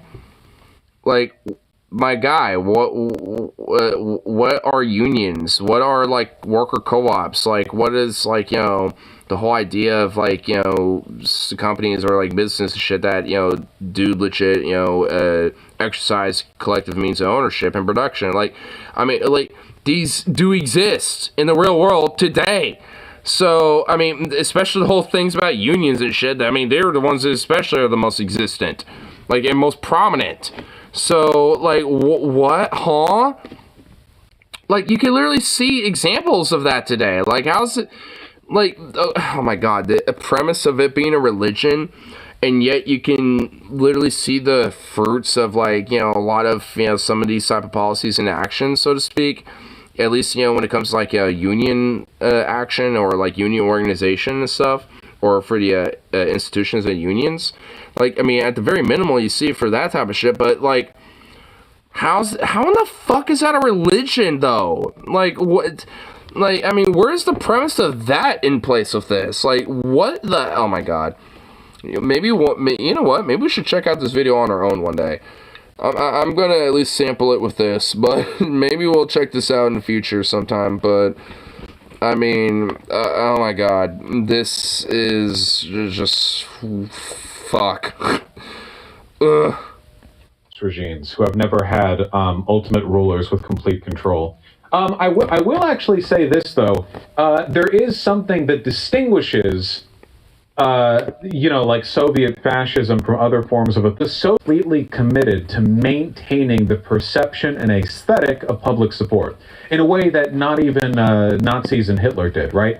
Obviously, all authoritarian rulers need to maintain the image that they're beloved, of course. That's pretty important. I mean, I think a lot of that was just due to the... I mean, I think what Vosh is at least getting out with this, at least, you know, especially with this example, I think at least when it comes to a lot of the Soviet authoritarianistic, fascistic kind of bents, at least especially with Stalinism, I think the reason why there was this veneer of public support, I mean, despite, like, legitimately, and this is historic, where there were, like, worker strikes and trade unionists, you know, that went on strike and, you know, were trying to fight for better conditions and wages and shit, but were literally crushed by Stalin's regime. And also, in the Eastern Bloc as well. Like, I mean, in East Germany, this was a thing where there was different worker strikes, and actually very big ones, too, at that. That actually kind of played a pretty big role, to a certain extent, with... the East German economy to some extent, and they quashed that shit. I mean, there was Hungary, that was a big one, and I mean, where it became like almost like revolutionary to an extent, and that got quashed, or the USSR literally sent fucking tanks in. So it's like, I mean, there is, like, you know, despite the sense of like veneer of, like, you know, having support, a lot of people were like, well, aren't we supposed to, like, you know, have the good times now? Like, where the fuck is that? Like, I mean, and people would strike and fight to be like, hey, we want our good times, we won the war, right? And blah, blah, blah. Like, I mean, what the fuck? And then, what, tanks and fucking, you know, like, you know, literal, like, military police will show up. It, like, in America, it would just be the cops and Pinkertons, but over there, it would literally be the military police. Like, the actual fucking military would show up. You know, it's like, it's like, fuck, dude, what the hell? Like, I mean, if anything, honestly, when it came to labor rights, I mean, like, the Eastern Bloc, honestly, was, you know, pretty fucking oppressive and shit like that. I mean, it's not really talked about, especially with tankies, but it really is legitimately the truth. It's like, ooh. It's like, it's kind of a burn when, especially when you kind of like the more communistic aesthetics of things and shit, which, to be fair, I do, personally. But I don't, you know, like, put that off so much because, like, realistically, the historical facts, especially when it comes to, like, labor rights and stuff, they are not exactly very pro-labor and shit. Like, a lot of the whole elements about, like, what left is supposed to be about, especially when it came to the Soviet Stalinistic elements and shit, they rejected it, if anything. They would quash that shit.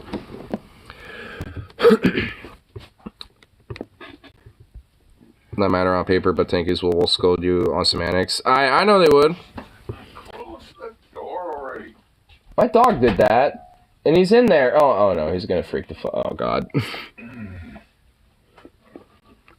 But yeah, and the thing is, I know. So it latches, so your dog can't open it. Well, now he's gonna. Oh, now I see his head poking through. Well, I mean, how to make sure. Oh god. Hi, bud. Too bad, so sad. You're stuck over there. The minority rights, for example, were passed under Stalin.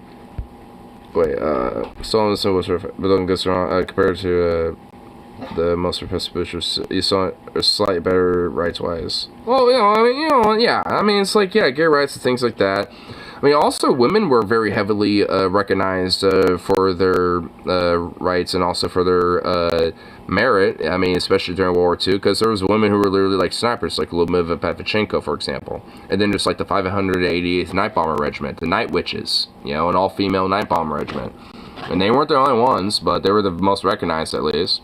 I mean, it's like, even though despite all these different, more kind of, albeit progressive elements about the USSR at the time, they still really did face a lot of discrimination. Like, they did have, these rights, but socially there still was a lot of discrimination against them. I mean, Lyudmila Pavlichenko, I mean, if you read up about her, she talks about all the time how she was discriminated within her own ranks, where when she did speaking tours, like a lot of men, especially, who happened to be hearing her, would kind of, mock her a little bit and kind of like, and kind of snicker and shit. Like, eventually, at some point, she had enough, and I think it was in Chicago when she bursted out being like, I literally have, like, 500-something fascists I've killed under my belt. What the fuck have you all done? And just basically, like, told off the entire crowd and just walked out. Just like a fucking queen. Like, I mean, just didn't give a fuck. I mean, the entire crowd fell silent and just went, oh. Just kind of went, oh, shit. So, it's just like, I mean, it's like they still faced a lot of discrimination, whether domestically or internationally, especially, sadly. I mean, but they did at least had the opportunity to fucking, prove and be like, nah, we got the fucking, same abilities as much as anyone else. Like, give us that fucking respect. Like, they at least had that, so to speak, kind of like a platform of protection to be able to do that. I mean, so, I mean, in a sense, you are kind of right with that. At least when it comes to a certain element of it. They were kind of ahead, so to speak, socially on that front. But that's, not really saying too much, though, sadly. I mean, a lot of different progressive action and, rights and stuff like that when it came to, like, minority rights and women's rights and shit. Not just, like, in Soviet Union, but also, just in general. But, I mean, obviously, it was just like it's just kind of like one little, just positive tiny thing in comparison to the whole system and shit. I mean, it's basically kind of like looking at America's, like, Civil Rights Act and basically, saying it's like, well, then no. It's like, not really. I mean, it's good, but, I mean, it's like, got all this other shit, though. We're all fake. A candidate could lose if people just refuse to show up and vote. They could leverage, get minor tweaks to the system. Yeah. I mean, the thing is, like, the misnomer about the USSR is that, like, it was just literally a totally corrupt, utterly, like, dictatorship, and it really wasn't entirely. I mean, it was, like, an all-state system and shit, but it wasn't, like, something that was just, like, entirely just based off of, like, some dictatorial decree. I mean, there definitely had, like, various different systems in place to where there was at least, obviously at least some surface level gumption of having, some voice to an extent. Honestly, I'd argue probably less so than we do over here today. But, well, honestly, at this point, it's probably equivocal. It's just they decided to do it differently.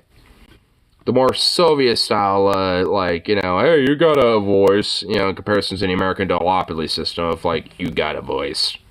So, it's like, different execution, same results. The whole smoke and mirrors bit they're putting up there, but the Soviet Union was committed to this in, like, a uniquely significant way. Yeah, they were married to the illusion. So I would say that authoritarianism isn't about, like, a lack of consideration for the will of the people. In fact, I would argue you could have an authoritarian repressive government that only does what the people want of it. You might think, well, isn't that democracy if they're only doing what you want of it? Well, the thing is, what people want is kind of constructed socially, right? Like the TV we watch, the messages we hear, the lessons we learn, they... Oh, yes, what a faultist.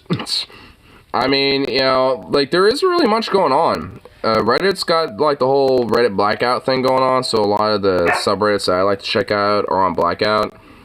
There ain't much on YouTube, so yeah, I bit the bait. So I'm watching the clip. What we think it means to be alive and what we want in life. So it's possible with manufactured consent for there to be an overlap between authoritarianism and a direct response to the will of the people. You just have to make the people want, you know, what the government wants to do. Or, you know, a better example of this might be you could make the people want an authoritarian government. You could make the people want a strong man. And that's often how fascism... Kind of like how Trump came into power and stuff and has this weird fucking cult of fanatics and Nazis, you know, that surround him and shit at this point. Happens, right? It's you have like military coups where nobody wants the leader sometimes, but for the most part it's because people are desperate and they're convinced that they want a strongman. Sorry. Yeah, at least enough people in the population, I would argue. I think that's a little caveat that I think Basha is at least, you know, kind of implying a little bit. Because he's... What the fuck? Shut up! I put you in... You're in here! But, you know, because obviously I think Basha's kind of, like, implying it. I mean, but he's not really necessarily overtly saying it, but... Like, because he said that, like, yeah, I mean, even if there's, like, a military coup, if, you know, the people don't really want the leader. Like, actually, South Sudan's got that shit going on right now a little bit. They got, like, a civil war and shit where basically, like, the civilian population is, like, neither of them really want either side to win because they both suck. Like, they're both horrible. But nonetheless, they're going to be the victims regardless, you know, so they don't really get much, you know, of a voice in that situation. So it's like, I mean, in a sense, it's like, even if there's like, you know, like some sort of a coup to try to gain power because, well, people are desperate, there basically just has to be like enough of the population, so to speak, you know, within that country to try to like push for that type of shit in order for that to get done. The majority of the population doesn't have to fucking feel that way necessarily in order for something that like that to happen.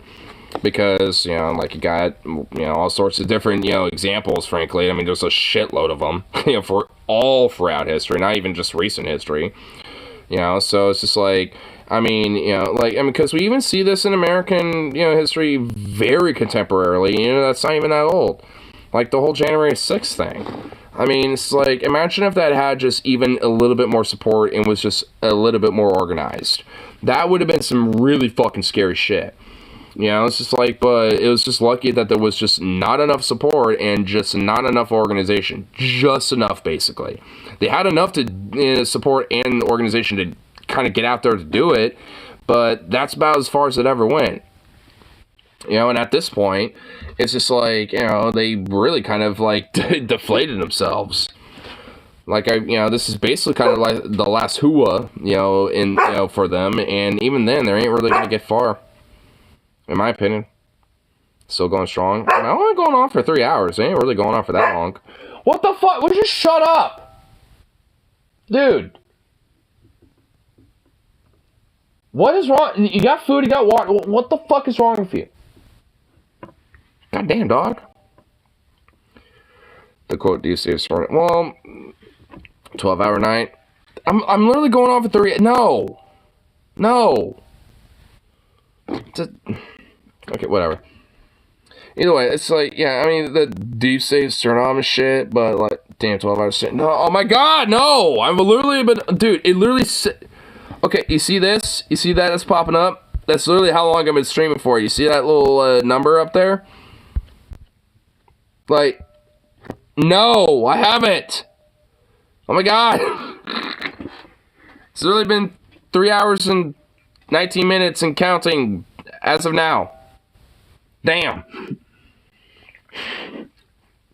Venom spreading false information. What the hell? Okay, whatever. We're getting back to this. Going over a small portion, so I'm going to overanalyze every bit of it, thank you. And additionally, we're all going to learn something here. Because what if alt history might be an idiot, but I am not? So I consider his videos to be a nice springboard for nice, interesting discussions. That's what I think. Actually determine what the will of So remember that legendary 8-hour stream on election 2016? That was a pretty... Dude, I remember that too, dude. That was... Oh my god, man, that was a crazy fucking stream. Dude, also January 6th was a pretty crazy stream too. Because of the whole thing that happened, like the 2020 election stream was pretty, like, it wasn't as long, but dude, the 2016 one was pretty fucking insane. And then, dude, I mean, man, was the 2016 election stream, was that on Twitch or YouTube? I don't know if I remember J6 stream. I do, because DFF did a live stream of it, so I kind of used some of their stream at the time and looked at other shit and looked at a bunch of other people. Yeah. Like, I remember that one because we were just, like, delving into all sorts of crazy things, you know, footage and reacts and shit, you know, from the whole event for, like, hours. And I think eventually we moved on from it, you know, for a while, and then we just, like, all good, but, like, for literally, like, at least for, like, 5+ hours, we were just, like, hardcore just doing that shit. Probably you too, because Twitch wasn't until 2019 or 20... Yeah, you know, you're right, yeah. Now, I think it was shortly... No, it was before COVID, I remember that much, yeah, so it was, I think, just in the late 2019 era. We'll be fine. We're removing. That means I can't bring my weed stuff. Well, I mean, hey, that's okay. You can bring your weed stuff if you clean it well. Yeah, you got to get like the 99% alcohol and literally just let it sit in there for like days. I've had a Twitch account since 2014. Well, I've only had a Twitch account for, like, probably since, like, 2018, but I didn't really start actually using it until, like, you know, 2019 onward when I started streaming there. That was the only time I started actually actively using it. And then I got banned, like, what? When was it? Like, 2022? No, not 2022. It was, like, It was, like, December of 2021 or something like that. So I only streamed on Twitch for like 2.5 something years, 3 at most. I didn't even really go on there that long. You know, it honestly kind of sucks too, because like when I kind of got banned on Twitch, I was honestly starting to gain a little bit of an audience at that point. So, man, what the fuck? Those goddamn trolls had to be there that night to just, like, mass report because my friend Harley had to just, like, be in there and be a dork, you know, and butt in out of nowhere and, like, falsify a fucking, you know, like, oh, lethal weapons, you know, all sort of bullshit. Your election streams are usually pretty good. Well, I mean, they tend to be, because honestly, like, a lot of my, like, sometimes, you know, like, a lot of my radical leftism and shit tends to, like, pop off a lot, and, you know, on those streams, and also I tend to, like, fuck on, you know, the political shit, too. Yeah, they tend to be really good in a lot of ways. I agree. Round 2, not ignore Husky, there's no way they remember you after the song. Yeah, probably. The problem is, though, Twitch is literally, like, you know, falling more on the wayside. Like, I mean, they're really getting bad reps, even with their big streamers. Like, they keep, like, make things worse. Like, actually, YouTube is kind of being the spot where a lot of streamers are kind of slowly but surely making their way over.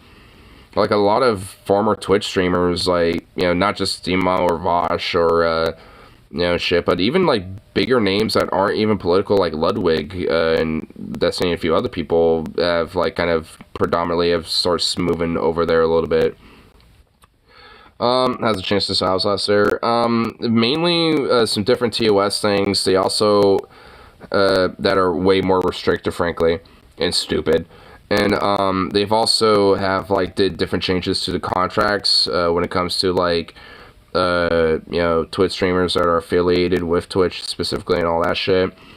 I mean, it's basically, I mean, I don't remember all the details specifically, but I know those are kind of some of the more broader, you know, kind of generalizations that has to do with some stuff like that. But all of it is basically just not good. There's, like, no positives in it. Like, all of it's just shit. I mean, at least YouTube every now and then will have some decent features, like this whole zoom in factor. I mean, I like that. It doesn't work all the time, but hey, I mean, when it does, it's nice. But, you know, it's like, I mean, at least every now and then YouTube will at least have some okay features. And their algorithm isn't entirely fucking garbage. I mean, it mostly is. The positive was you were getting big art. Yeah. And honestly, there has been every now and then people, either from like when I was doing WeTubing and shit like that from the past, or from Twitch, that have kind of popped on since I have been back on YouTube, you know, doing streams here. So, I mean, if anything, the algorithm has kind of, you know, in a way boosted me back up to a slight degree, at least on the more niche, smaller audience, at least, you know, with people who have used to follow me, or, you know, have, but just haven't, you know, come back in a long while.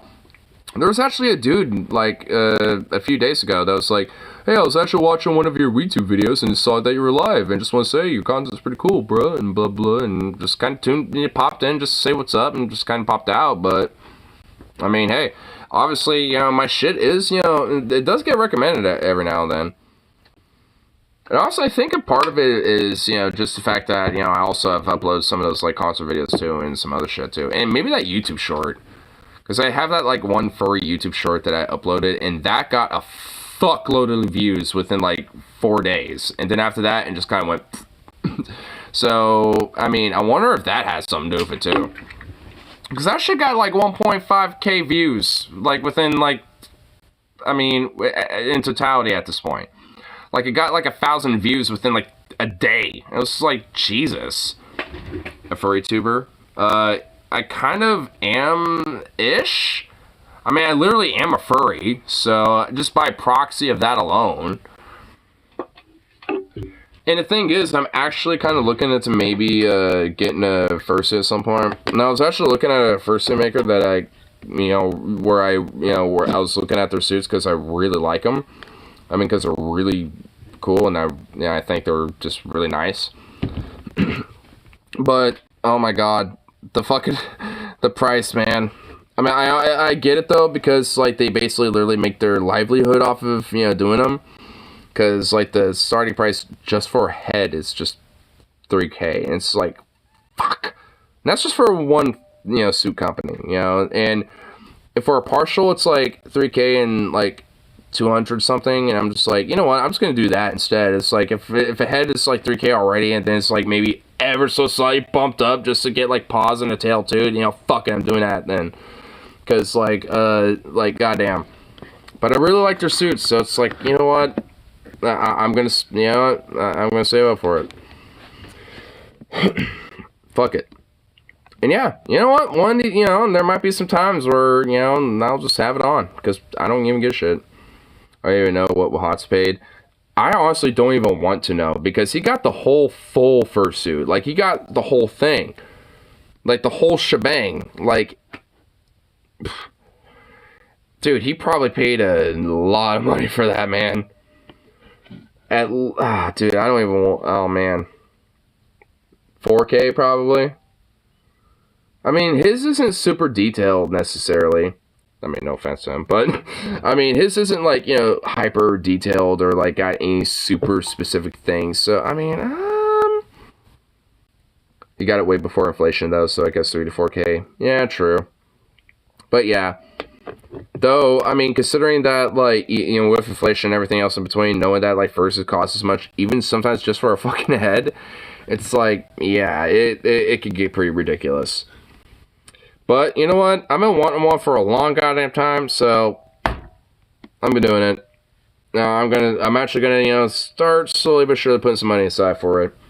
Because, you know what, I need to do it already.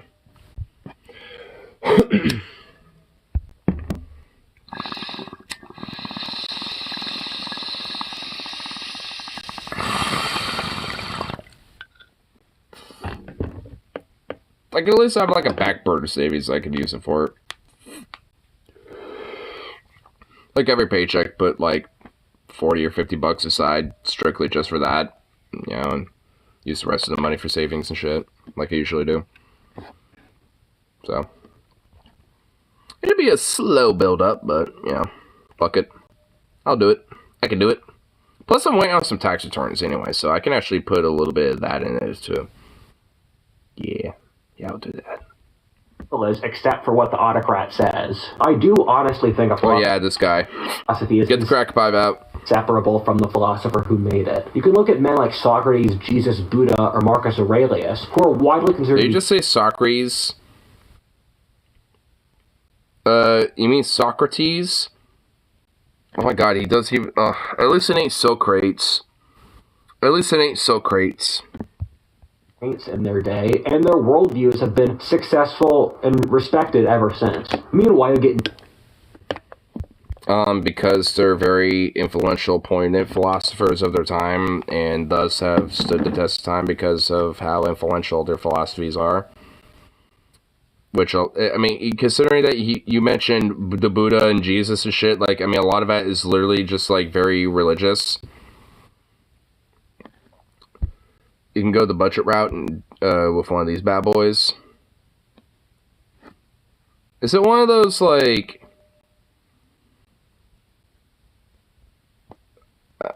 yeah, nah. And even if I did, I'll just get one of them custom made.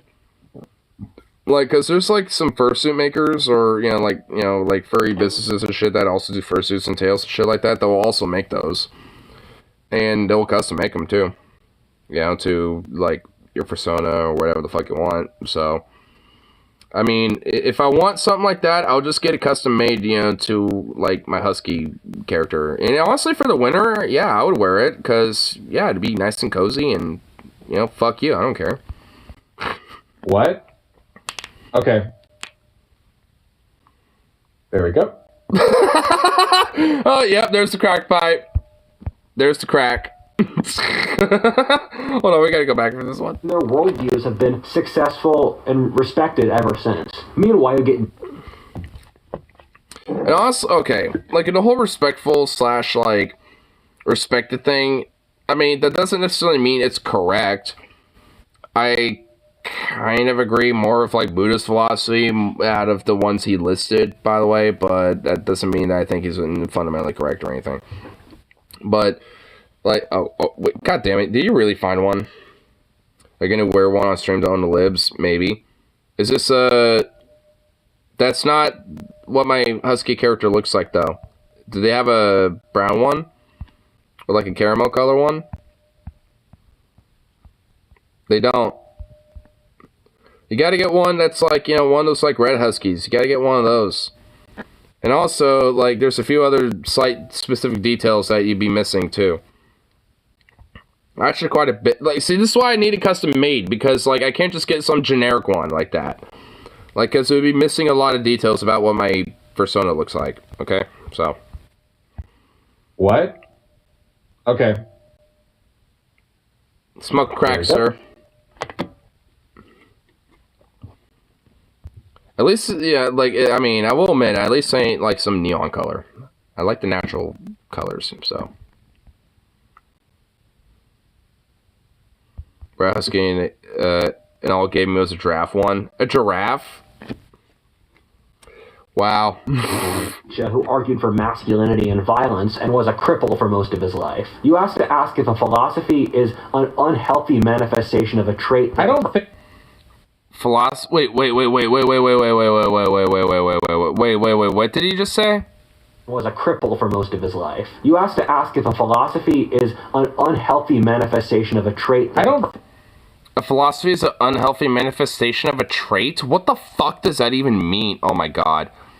I think I need to really actually unironically smoke some crack to actually understand what the fuck that means. Like, what? Oh my, okay, my brain's about, nope. Wait, okay. In psychology, okay, I guess there's a text for him to, quote, explain this because he's too retarded to fucking explain it himself. In psychology, you can either integrate a trait or repress it unhealthily. You mean an insecurity? Is that what it means, insecurities? This has an immense importance for philosophers. If a philosopher is repressing their masculinity, oh my god. It will be very difficult for them to write about masculinity since they will have an internal dislike of masculinity that goes with it. What? eBay for resident shit when you don't have when they don't have what you're looking for. Yeah, eBay does that. You could summarize Nietzsche's philosophy as wanting masculinity and violence. That seems to me to be a kind of ridiculously reductive And also, that's just fundamentally incorrect about Nietzsche's philosophy.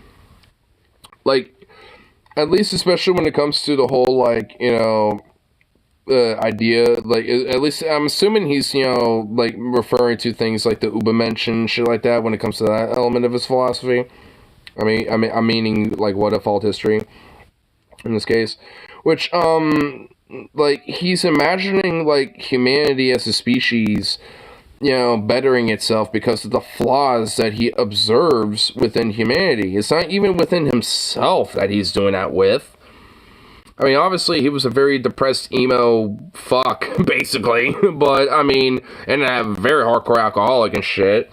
Like, the dude was not exactly, like, you know, doing well mentally, you know, to be fair. But, I mean, a lot of reason why is because, like, he struggled with, like, you know, the observations that he had with society and did not agree with, like, you know, what society, like, had to really offer, so to speak. I mean, you know, so it's like, huh? It's like a literal fundamentally misunderstanding about him. Like, what the fuck?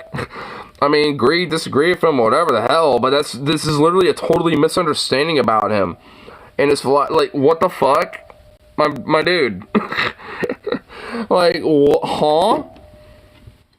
Does this guy think, like, what if alt history, like, does he think, like, yo, you know, let me talk about alt history and basically just, like, reframe history as alternative history? Like, let me just make alternative history my history. Is he just doing that? Just making a world his own adventure book? Is that what's going on now?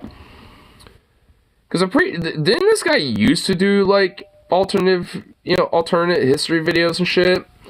Like Emperor Tiger Star, you know, and those type of dudes. At least they actually are pretty consistent about doing shit like that. But, I mean, you know, or like Alternative History Hub. But, like, this, like, what is, oh my god.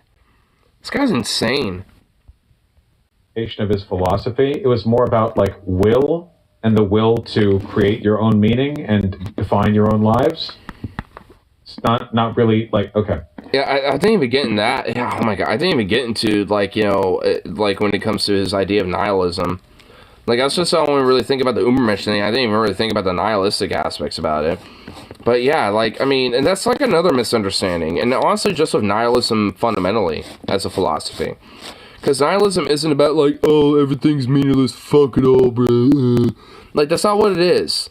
Like, I mean, like, what nihilism is, like, you know, fundamentally, like, recognizing that, like, yeah, things are meaningless, and, you know, fundamentally, like, and objectively, but that doesn't mean that I can't infer my own meaning and make the world and, you know, what I see, you know, for what I want to, you know, have it mean. Like, I mean, that's kind of really what nihilism is about, is being, like, recognizing that, yeah, the world's meaningless, but I can make it mean something if I want to.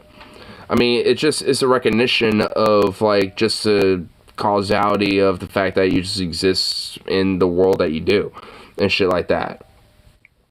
I mean, you know, it's just like, who's to say, you know, I mean, like, well, who's to say the meaning you find is hopeless, so, I mean, I don't know, I guess, I mean, I suppose, I mean, I guess, I mean, at the end of the day, it is, like, a subjective thing, but, I mean, you know, the thing is, though, it's just like, you know, at least when it comes to the core foundation about what, like, nihilism is about, though, that isn't what it's, you know, fundamentally, you know, saying. It's, like, fundamentally saying is, like, you can infer the own meaning and, you know, establish, you know, what you want to see in the world. And that is however you want to see fit. Like, this essentially is what it says. And, I guess because of that, if someone wants to see hopelessness in it all and shit, then that's their subjective meaning that they, you know, put out with that, I guess. I mean, I wouldn't agree with it, and I would hope to maybe at least change that perspective, at least to some extent. But, I mean, I understand it, though. I mean, frankly, I mean, and to a certain extent, I don't even necessarily disagree, at least when it comes to certain aspects about things, but, I mean, that doesn't necessarily mean all's fucked, so to speak. But that's kind of a part of the reason why I think, you know, like, nihilism, at least in my mind, is more about trying to infer meaning, or at least, you know, try to infer, like, some sort of, frankly, at least in my mind, more of, like, kind of a, I guess not necessarily a positive outlook, but more of like a endearing or humbling outlook about shit. You know, in a sense.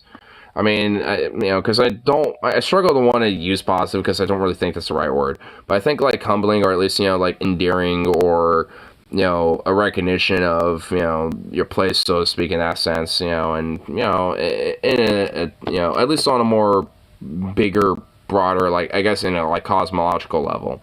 Not more like, like local level, so to speak, but just more bigger, broader sense.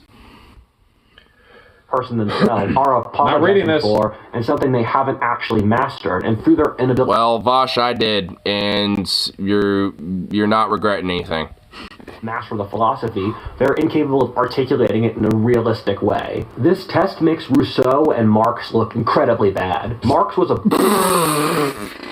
No, it doesn't. What the fuck? The man doesn't think. Oh, you know what? I kind of did early this morning.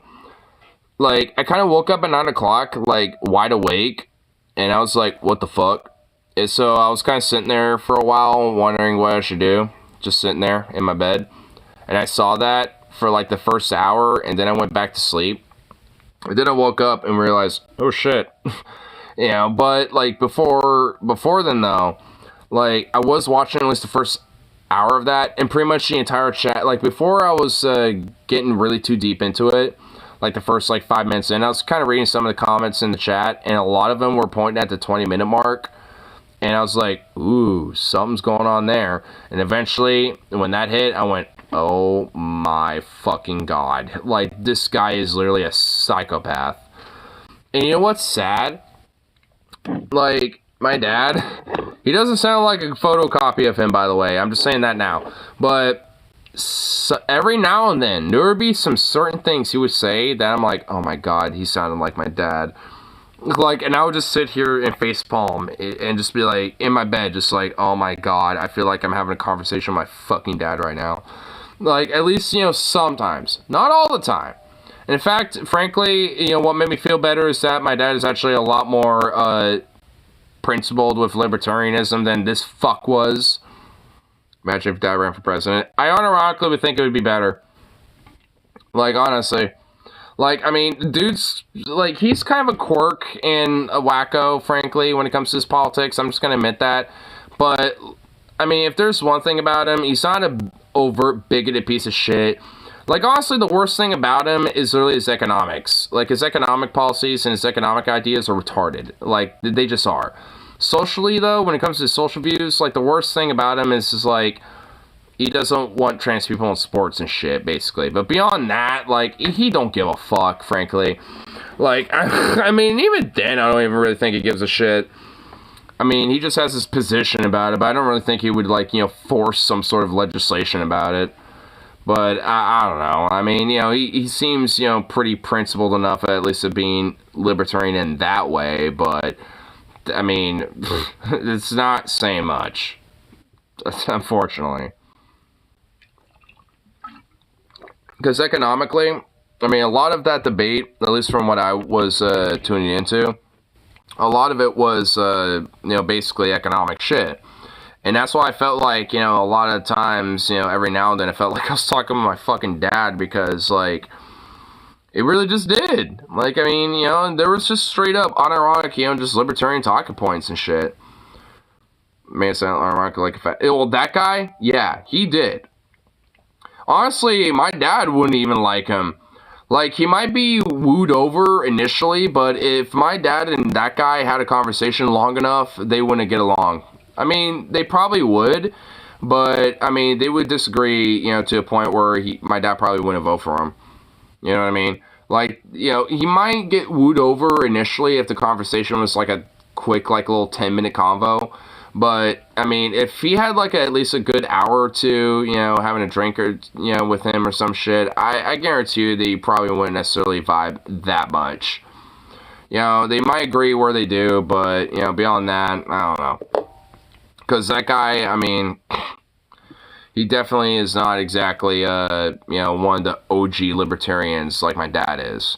That's the thing. Honestly, that's, why I think, honestly, when it comes to American libertarianism, at least in my opinion, like, there's kind of, like, OG libertarians, like the Rand Paul types, you know, and shit, which I think my dad is pretty much on that sphere of things. And then you got these libertarians that are basically just fucking fascists, you know, but, like, I mean, you know, that's essentially who the fuck they are. So it's like, I mean, I think there is a little bit of a slight difference at this point, just because of that, but, I mean, it's 3:30, why is a bird chirping? But, you know, it's like, honestly, I mean, like, you know, like, at least, you know, when it comes to my dad, he wouldn't, like, honestly, I mean, I think even at this point, I think he might have even softened his positions about unions a little bit, just because, you know, I'm pretty vocal about them, and being in one, you know, so, you know, he's not, like, in favor of them, still, but, you know, from when I first started talking about labor stuff and shit, in comparison to now, he's honestly definitely softened on it a little bit.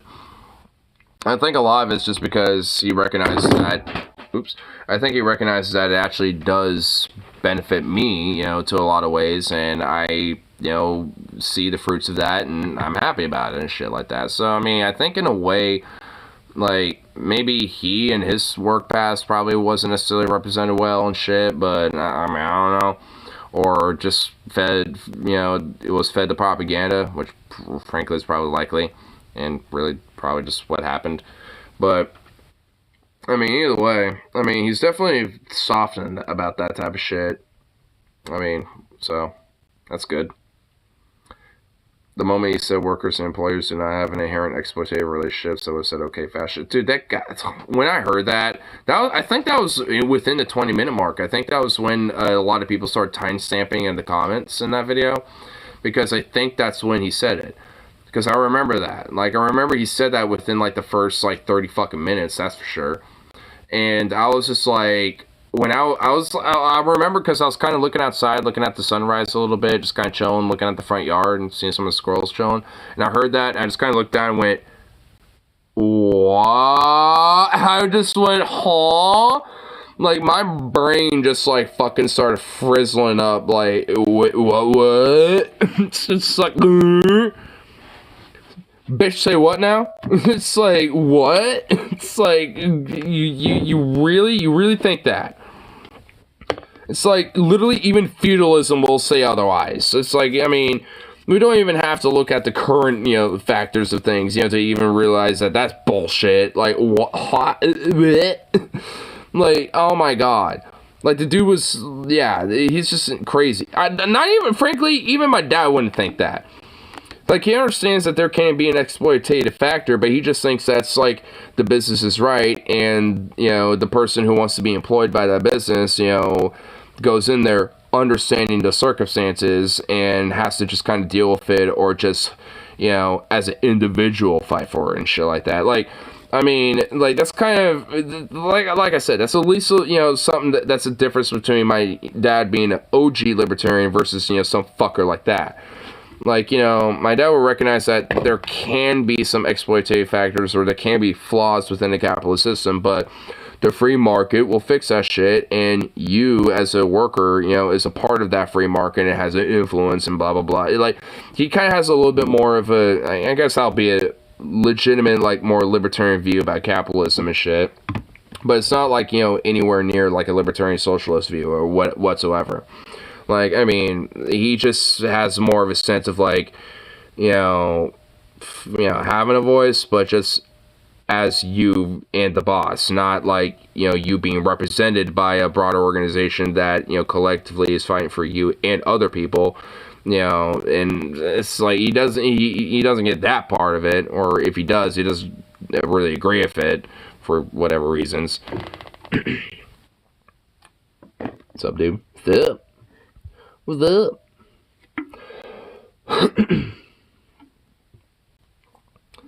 But either way, long rambling, you know, bits later. Let's see what else, what a fault is going to say here. Well, actually, I think it's going to be much things here. Loser for his whole life. Oh, wait, no, he used to hold a job. Wait, hold on. We gotta go back a little bit here. Mastered. This test makes Rousseau and Marx look incredibly bad. Marx was a broke loser for his whole life and refused to hold a job. Thus, Wait, just a broke loser just didn't hold a job for his whole life? Oh my god. Bruh. Oh my lord, dude, what a edgelord take, dude. Actually, I surmount that Karl Marx being a broke loser who refused to hold a job actually makes him the ideal communist. I mean, he had no money, right? So I mean, sure. Actually argue that he is well and truly living the ideal. Phenomenal stuff. Sleepy Huskies need to be your sleep.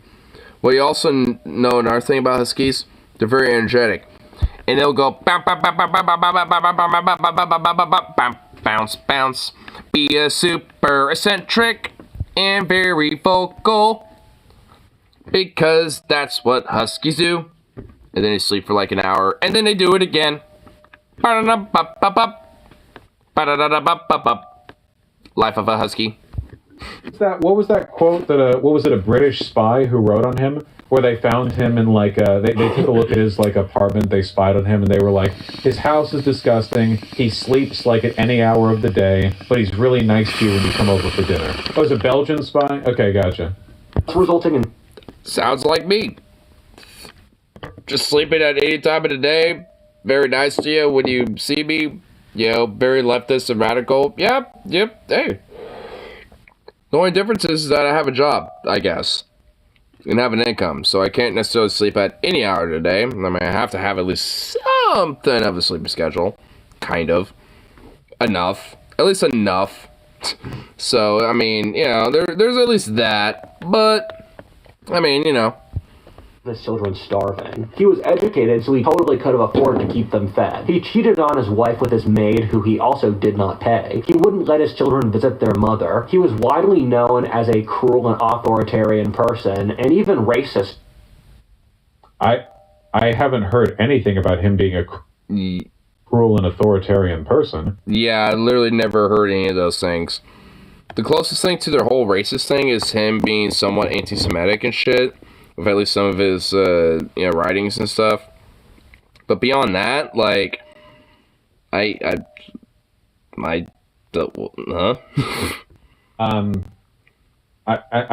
fully believe he was racist. He was born like 200 years ago, so... I mean, you know, I guess, you know, just literally with that virtue alone, I mean, he probably was, but... I mean, the anti-Semitism probably implies it anyway. Actually, you know what? That in itself is pretty racist anyway. Who wasn't racist in it? Who was somewhat racist in the 1800s? I mean, yeah. You know what? I mean, yeah. I guess, you know, you kind of have to take off that gum shit. I guess it's like, was he, like, racist as a, you know, like, yeah, let's have some slaves, bro, ooh-woo, or was he like, yeah, you know, black people, you know, should have, you know, rights and stuff, and they're humane, and blah, blah, blah, but they still kind of look, you know, a little bit, yes, like, I mean, I guess, you know, we kind of have to kind of, you know, look at it spectrally, I guess. I mean, it's like, how racist were they? Were they, like, pretty racist, or were they not really racist to the point where, yeah, they might as well be progressive? I mean, it's like, it's just spectral, I guess. It's like, I mean, how racist were they? I mean, it's really how we should look at it, I guess, yeah. Yep. Literally, the resource of the time thought black folk were still somewhat dumber than whites. Yeah. I mean, that was just really a stupid fuck comment. Like, honestly, the only person I could probably think is B. John Brown, but he also was pretty unhinged. Like, he was literally a religious fanatic as fuck, too. But based, but, you know, nonetheless, unhinged fanatic, but still based. He's probably, like, the only person that probably wasn't, like, legitimately, like, somewhat racist. Like, he probably was the only one who wasn't. Because he literally saw every human being, black people included, as, like, God's people, and that was a part of his, like, you know, ideas and shit. So, I mean, if anything, him and maybe some of his, you know, like, you know, entourage were probably the closest people that, like, were literally not racist at all.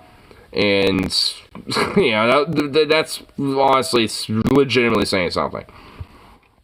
Significantly less and frankly, like, I think they're probably the only ones that you can look at in history during the 1800s that probably were legitimately not racist. I heard John Brown had religious dislike for Muslims, though. Well, religious dislike, though. I mean, I wouldn't think he would, look at people who were Arabic as, like, lesser people. He just, religiously didn't like him because he was a Christian fanatic. Like, he was literally a Christian fundamentalist, based reasons, honestly. I mean, he literally murdered fucking slave owners, so, I ain't gonna fucking, question that necessarily, but, because of that, though, he had a strong dislike for, well, any other religion, but, of course, any other Abrahamic religion, which included Muslims. But I don't really think that had anything to do with their racial background at all. Just because of, how he saw race anyway, considering how much he was hardcore, abolitionist and shit, and at least, what is known about him when it comes to his philosophy on race and shit, so, it wasn't, based off of racism, it was just based off his religious fanaticism. Than the people of his day, right? He was literally writing letters trying to get Lincoln to free the slaves, so... I like to imagine if heaven is real, John Brown didn't go. He still walks the earth, doomed to wonder why the crime of slavery is still finally... until the crime of slavery is finally ever destroyed. Well, why do you think this whole song, John Brown's Marching On, is the thing? John Brown's soul is marching... something like that. And the soul is marching on... That's the lyric. John Brown's mighty is the morning in the grave.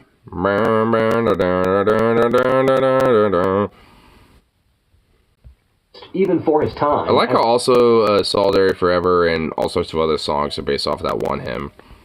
Was a plagiarist. Like as opposed to Nietzsche, not a racist, right? Voltaire was similar, being unwilling to hold the job, committing adultery, letting several of his children die of starvation out of his own laziness. He loved to be spanked. Wait, what? By his mother. Why are we letting these... What? Wait, what is going on in this video right now? Dude, what the fuck? Bruh, I didn't know I don't even know who Voltaire is. Really? He's a French philosopher. The whole idea of, he kind of came up with the idea of, I may disagree with what you say, but I'll, die to defend your right to say it. I know that's a philosophy sort, but beyond that, nothing. Well, yeah, I don't know that much about him myself personally, especially at least his personal life, but I know a little bit about his philosophy. He honestly gets misconstrued as, some free speech absolutist or some shit. But he really isn't, like that. The whole, like I said, I might disagree with what you say, but I'll defend your right to say it type of thing. That kind of, he's kind of the, at least, originator of the idea, but, or at least, yes, of the quote, but, he wasn't, literally some sort of a free speech absolutist, shit. That's what speech is overrated. And not only, it's not even overrated, but it's also kind of dangerous. Because that includes stochastic terrorism, direct threats of violence. Absolute speech is honestly kind of not good. There needs to at least be some sort of a line in the sand when it comes to speech. That doesn't mean that free speech shouldn't be a thing. I would, but, free speech also has, well, consequences. Just because you have the right to say what you want doesn't mean that there's consequences to that. Right? So it's just you could say something even if, it might have a consequence to it, and if there is, well, you gotta deal with that consequence. Honestly, I feel like, free speech really needs to kind of be more emphasized about that. It's just hey, you might have the right to say something and shit, even if it's pretty vulgar, grotesque, or whatever the fuck, but guess what? You gotta suffer the consequences of that. It's if anything, I think honestly a lot of leftists, or progressives, tend to understand that idea, but a lot of the right hate that. They hate the idea of being held accountable and having consequence for their fucking speech. So that's why they are so gung-ho about the whole, free speech, and all sort of bullshit. because they don't really actually believe in it. Like, they don't really actually believe in the idea of, despite having, the right to say something, having, the understanding that there is legit a fucking consequence to some shit like that.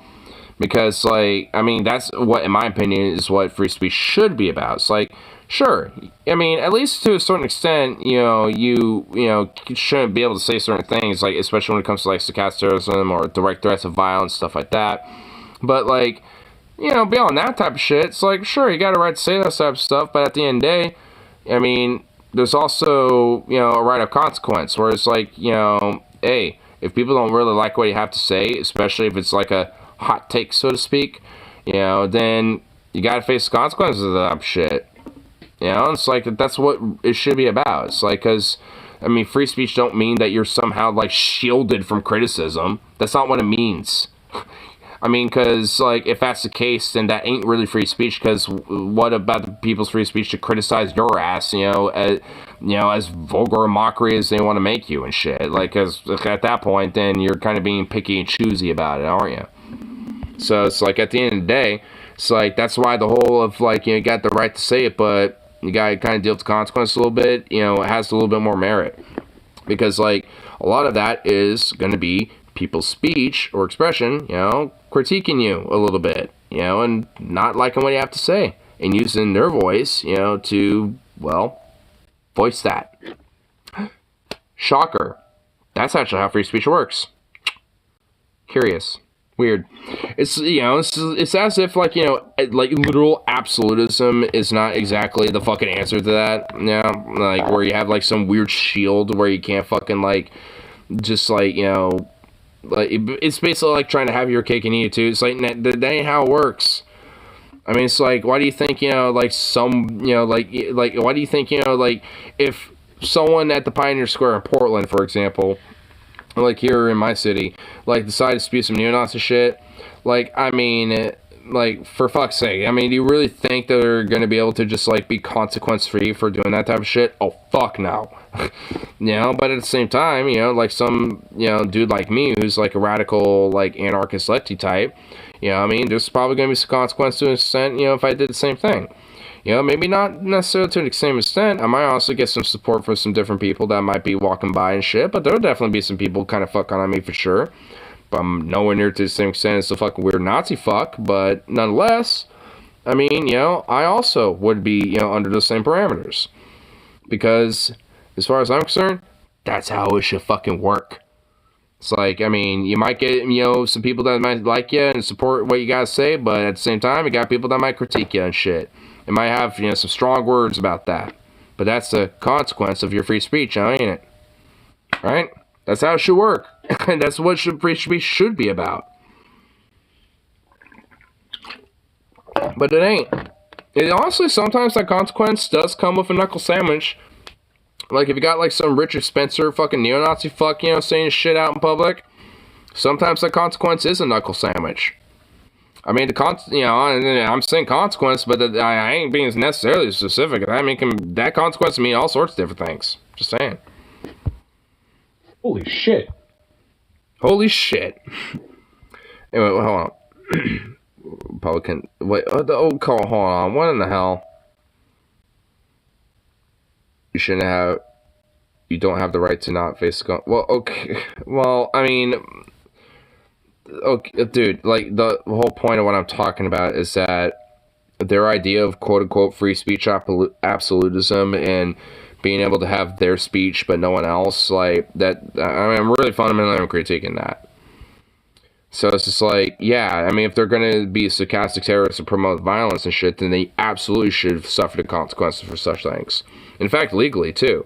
Because, like I said, I mean, like, what I'm talking about, at least, when it comes to the whole free speech and suffer consequence thing, I mean, if you're inciting or at least, promoting violence, like, overtly, like a Matt Walsh motherfucker or some shit, then, like, at that point, you've crossed the line of what's quote-unquote free speech. At least, what I would, decree it as. In my opinion, at least. Because, like, your speech at that point has gone beyond just mere speech. It's gone to the point of, inciting and enacting and advocating or inciting violence. And at that point, like where it is, that type of violence can be used and has been used, to harm people and even kill people, then that's where, at your point, that speech ain't speech no more. Your whole free speech don't qualify no more on that shit. That's a whole different fucking ball game at that point.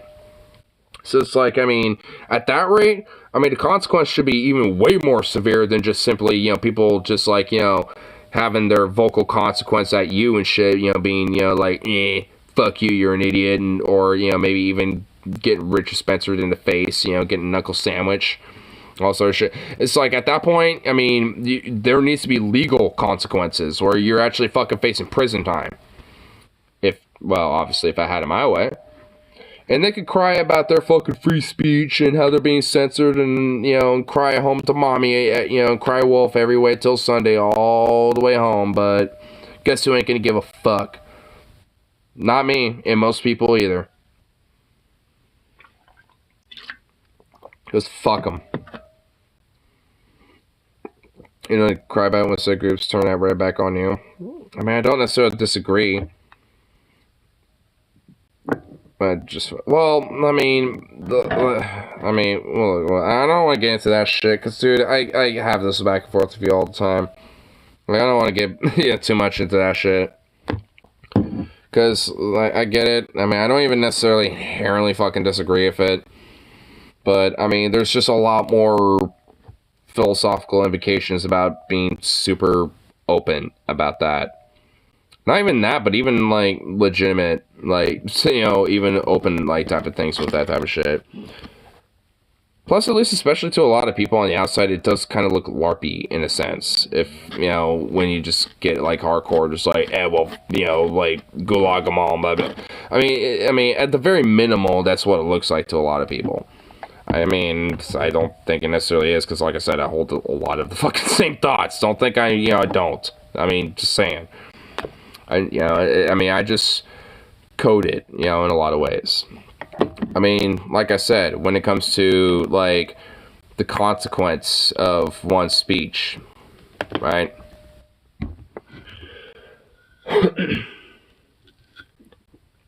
Went over saying, well, you really should, because, especially when it comes to the advocacy, a lot of the, philosophical ideas or the worldview that you want to advocate for, that also pertains to, other lefties and other progressives and shit.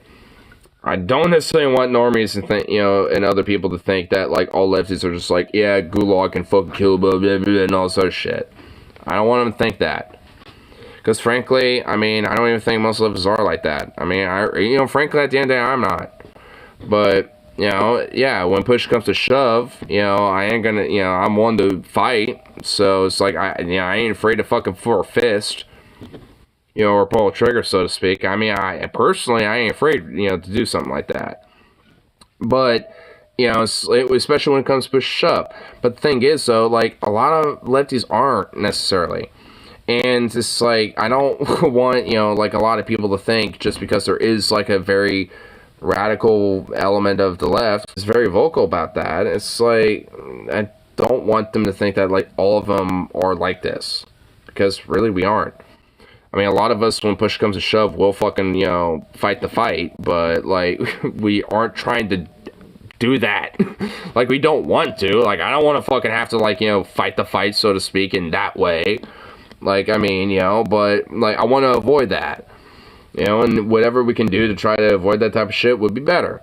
But, like I said, at the end of the day, it's like, if push comes to shove, I will, but I don't want to. Like, I don't want it to be the case. At least for me, that's the difference. I'm not trying to, like, be vocal about that thing because I don't want it to be. Like, I want to avoid it. Like, even though, like I say, as much as I kind of daydream about it or fantasize about shit, because, like I said, I don't even inherently, emotionally, especially disagree with you. But the thing is, like, do I really want that? Fuck no. I want to avoid that type of shit. Like, whatever the better outcome, for, in the situation is the better. But, like I said, if push comes to shove, then fuck it, I'll be there. But, like I said, I don't want it to be that way. And I definitely think we should not be advocating for it either. Just understand if it does, then, you know, be ready for it. But if not, then let's not get closer to it. Let's try to avoid it. Let's get away from that. Because it's bad buju. Bad blood. It's not good. It's very disastrous for everybody.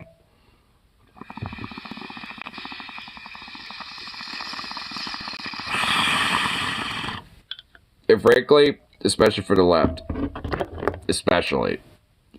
I really think the left has really got like a pretty significant influence in history. The closest it really had was Gilded Age of the labor movement. Honestly. Or the civil rights. I mean, honestly, it's just like, I mean, like the left has not exactly been, you know, like got a strong rep historically. So it's like if shit were to go off like that, this would not be good for anybody, especially for the left, unfortunately. It's kind of sad truth with it. At least especially now. If we had like a labor movement, like the Gilded Age, or like a civil rights movement, you know, prior to the Civil Rights Act and shit, if we had something as energetic as that shit, maybe it'd be a little different. But right now, wouldn't be good. Sans spread the same amount of work? Question mark? No, it wouldn't. And that guy's a fucking flop. Like, you really honestly think that motherfucking sad bitch is gonna make the nominee? Like, even, let's say Trump's disqualified from running somehow because of this whole indictment shit, you really think that fuck is gonna win? Like, you really think so? Like, come on. Like, that dude's fucking goose is cooked. Like, I, like, naively thought he might have had a chance, you know, for a while. To wake up the quote left. We don't need that. That's the problem. We don't need this shit. I mean, I've always said, like, I mean, unfortunately, it seems like we might, but I don't want it. You know, I don't think we need it. I mean, I honestly think just the status quo is doing that as it is. It doesn't really matter who's in the administration. I think the status quo is just doing that on its own. Like, I mean, I don't really think it has to take a certain administration to really fucking cultivate that. Because, I mean, a lot of people aren't necessarily fucking, like, you know, satisfied with Biden either. The only reason why he has support is just because that there's no one else that's really, you know, going to take up the mantle. The only one, really, that I personally would think so is Williamson, but she doesn't have the national limelight, really. She doesn't have, like, the same type of, like, influence that, like, Bernie had or, you know, anyone else, really, right now. I mean, and that's kind of the reason why the primaries, you know, should fucking happen, at least when it comes to debates, you know, for the Democratic side, because then, you know, she maybe might at least have a little bit more of a possibility, but I'm definitely on, you know, even with that alone, I highly doubt, you know, she would even win that, but she, you know, like, there needs to at least be fucking something. Because obviously a lot of people are not satisfied with fucking Biden, especially how much of a fucking, you know, like, measly fuck he's been about everything at this point. I mean, it's like his immigration policy is basically, like, goddamn nowhere, like, like, it's like, really nowhere near, like, substantially different, you know, between, like, Trump's immigration policy. They're almost identical.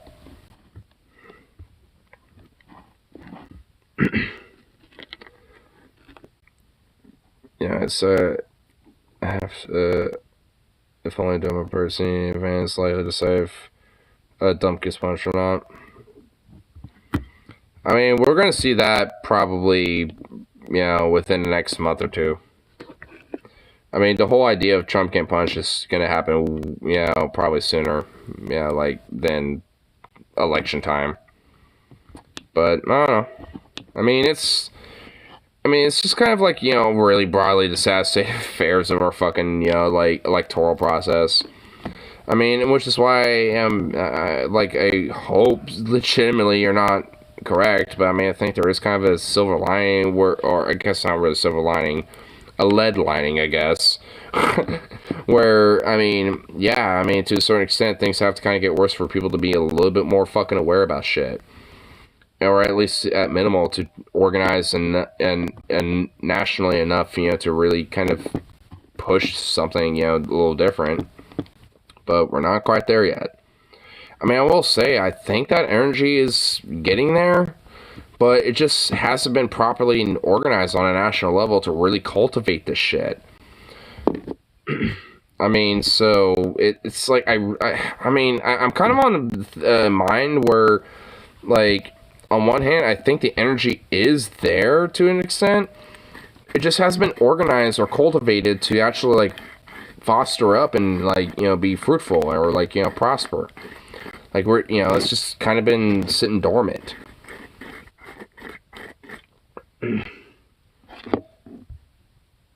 I'll see if he's...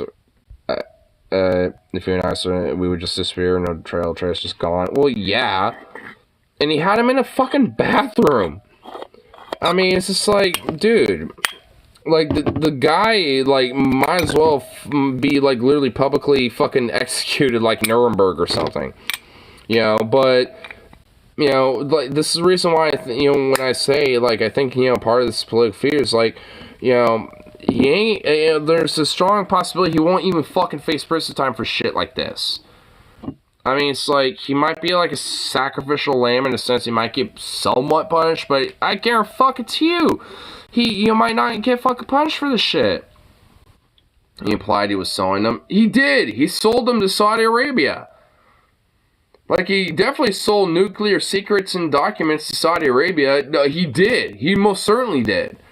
And Jared Kushner took a bunch of fucking money way early on from Israel as well, for some of these things too. I mean, so it's like, I mean, also Jared Kushner, took a bunch of money from Saudi Arabia. That's what I'm talking about there too. Jared Kushner was literally the fucking errand boy taking all the fucking money for, to sell all this shit, basically. I mean, it's like, he was the fucking middleman for that type of shit. Fucking little corrupt little ratbag motherfucker. Literally just because he's married to his fucking bitch-ass daughter, Ivanka. Which Donald Trump literally wants to fuck. Ugh. I mean, I really think she's a fucking priss-ass bitch, too. Like, I know she hates the idea of being, politically, like, involved or whatever, especially nowadays, because, like, the whole Trump being president ruined her fucking, like, business brand and shit. But you know what? Good. Fuck you, you worthless cretinous bitch. It's like, you suck up to daddy all day in and day out, but the time he decides to become president, you want to fucking back out. Fuck you, bitch. Fuck cunt. Like, there's only one, like, Trump family member that's good, and it's, like, Trump's, like, distant cousin. I think it's, like, Mary Trump. I think that's her name. Like, she's the only good Trump. Like, the rest of them are fucking cunts and fucking worms and sleazeback pieces of fucking filth and parasites. Like, fuck all of them. Besides Mary Trump, she's literally the only one who's decent. She's the only good one. I think her name's Mary Trump. I think it might be Marie or some other name. I know it's an M name. But she's literally the only one. The rest of them are parasites. And they could go fuck off a cliff for all I care. They could literally have a Trump orgy off a cliff and sacrifice themselves to Mammon. And I would actually be happy. So, fuck all of them. Do what I've been publicly... Oh, yeah, duh. There's one country that doesn't need nukes to Saudi Arabia. I imagine it's like giving a richer North Korea nuclear technology. Because it pretty much is. I mean, but also a very, like, Islamo-fascist, version of it, too. Like, where it's, like, so gung-ho about, like, spreading religious jihad and shit that it will literally fund terrorist organizations. Like, Saudi Arabia is directly tied into funding Al-Qaeda and ISIS. So it's just like, giving them nuclear secrets also opens the door to these different Islamic jihadic terrorist organizations to have nuclear weapons. Because Saudi Arabia can very openly, give those type of, secrets or information, or at least, the fucking actual weapons or the material to make them, to these fucking organizations. Like, legit. Like, it's opening a door for some real serious fucking shit. And it's already kind of, you know, open because there's a lot of nukes that are kind of missing. And the potential of, like, dirty bombs and shit like that is still very much a possibility. It's just hasn't happened yet. Which, good. But, you know, I mean, it's, like, the more that, like, nukes like this spread around and shit, the more it, you know, becomes likely that this is going to happen. Especially if Saudi Arabia has nuclear capabilities. Like, as soon as that happens, yeah, nuclear terrorism will most absolutely be guaranteed to be the future. And honestly, it probably is too late. It probably already is. I mean, even before Saudi Arabia having that shit, honestly. I mean, it's just only a matter of time at this rate, and that's kind of the fucking freaky thing about it. It literally is only a matter of time, and that's kind of scary. Because that could set off a really bad chain reaction. A bad one. Maybe enough to take out... Well, yeah, I mean, you don't necessarily have to have, like, a gigantic dirty bomb. I mean, yeah, all it has to do is take out a small block, but the devastation would be massive either way.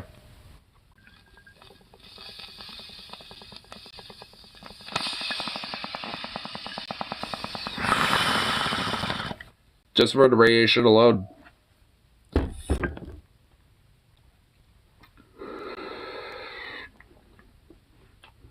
But, yeah. Let's not get too doomeristic, though.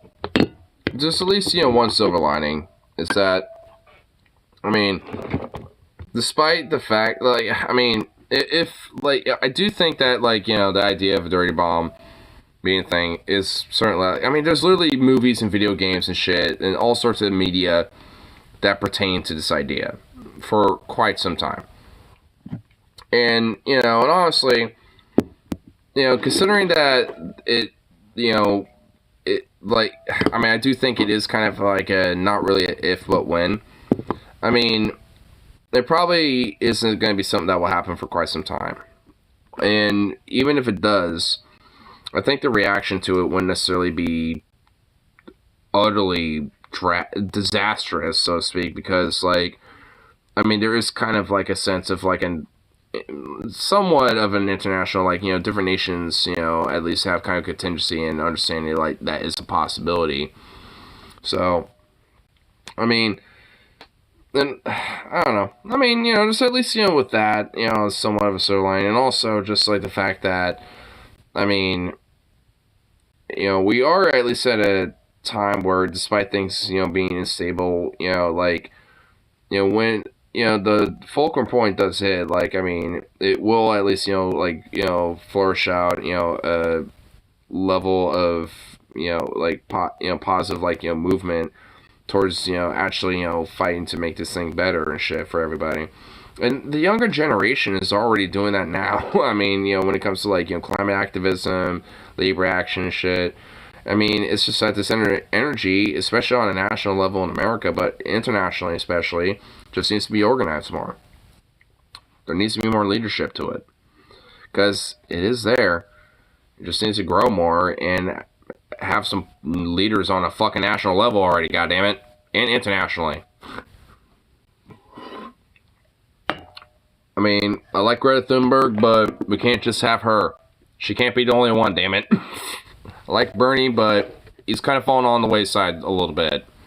So, I mean, we need some people. I mean, fuck. I mean, goddamn. Can we get some people up there? I mean, I guess the good thing about Greta, she's young as fuck. So, I mean, I suppose, you know, like, you know, well, she probably could just, you know, like, really, all she got is just, you know, so, I mean, you know, I guess there's a civil line for her, but still. One. Can we have more? Can we have more, please? No, not Obama. Fuck Obama. Fuck that ratback piece of shit. I wouldn't want him. Ugh. What a way to just, like, you know, kill the boner. Ugh. Man, I don't... No. he like deflated a lot of the energy early on. Like, honestly, this whole energy I'm talking about was kind of energizing, you know, early on, you know, prior, like when Obama was, like, you know, running for president back in 2008. But he deflated so much of that shit. Like, that's why he's, you know, such a fucking piece of shit. And is such a corporate fuck. Like, and why I personally just can't defend him. At all. You know, because, like, he betrayed the whole idea of, like, the whole hope and change and that whole energy and the idea of, like, we can get shit done. We can get things changed and shit. Like, he betrayed it all. For, you know, just, you know, to be a fucking corporate self. Fuck. How many, almost sort of as Obama would be next, quote, great evil. I mean, he literally was called the Black Hitler. My dad called him the next Hitler when he was president. Like, he thought he was going to set up the FEMA camps to take all of our guns and shit like that. Like, I mean, they already thought that when he was president. Next time, let me finish my thought. Well, I mean, I just see one comment, I'm just like, I'm going to go off. Can't help it. Can't help it. I am Husky after all. But that kind of conspiracy shit is going to take off once Soros dies. Oh, dude. I mean, you are right. Dude, the conspiracies are going to go insane when Soros is dead. I think Obama... Nah, I mean, honestly, I don't think it's going to be Obama. It's going to be Bill Gates. They're already kind of, you know, making Bill Gates like the next great evil. It's going to be Bill Gates, honestly. I mean, Obama already is kind of like tangentially a part of the like the bigger evil and shit, but he's not going to be like the big evil. Honestly, Hillary Clinton would be that before Obama, even. So, and she is. Obama is puppeting Biden. Well, honestly, you know, I wouldn't really you know, like... You know what? I wouldn't really be absolutely too surprised. But the thing is, though, I think that could also say the same thing for Clinton, for Hillary. I feel like, you know, if that's the case, then, I mean, the entire DNC and the establishment, I mean, honestly, like, that's like pretty much everybody who's greasing the palms and shit. Like, I mean, you know, it wouldn't just be Obama doing that, okay? Like, Hillary be doing, like, dude, like, it wouldn't just be him. I mean, I guess I feel like they might be, like, barely right. Like, just barely on that one. Like, I mean, because it wouldn't just be Obama. It would definitely be a bunch of other people, too. Because what do you think lobbying is? I mean, he already is a puppet. So, I mean, why can't Republicans actually just, like, have something that's actually tangential to reality? It's cool. All the weird conspiracies are cool and actually sound awesome, but they're not real. It sucks. I've realized the majority right-wing means the same apparently about Obama being the Antichrist behind Biden. Man, I really honestly can't believe that they're still behind the whole, like, Obama's the Antichrist and all this other... I really honestly can't believe that they're still on that shit. I thought we moved past that. They're really back on it? I mean, wow. I really thought, you know, they would have moved past that. Black guy playing the Antichrist. Oh, no, I think I know what you're talking about. Oh my god, I think I know what you might be talking about. You know what's funny? I know on History Channel there was like this Bible documentary thing where Satan or the devil, or at least the actor who played him, like kind of look like almost like a very young doppelganger of Obama. And some people kind of got in an uproar thinking like they were trying to depict Obama as Satan. Or at least, you know, a lot of Christian weird right-wingers, you know, thought that that's what I was watching. Oh, wait, no, that was the same thing? Oh, my God. Yo. Dude, you actually saw that? Came out in 2009. Dude, I remember that shit. Oh, my God. Because I remember my mom watching it. Oh my god, dude. And I remember seeing some commercials about it on the History Channel at the time. Oh my fucking god, dude. You just finally got exposed to it. Dude, that was in my brain for so long. You just unleashed that shit on my brain. Dude, this is probably the first time I thought about this in forever. Oh my god. Dude, I honestly forgot that existed up until just now. Holy shit. You saw it with Dad back? Oh, okay. So you saw it back then. Oh my god, dude, that shit is just so whack.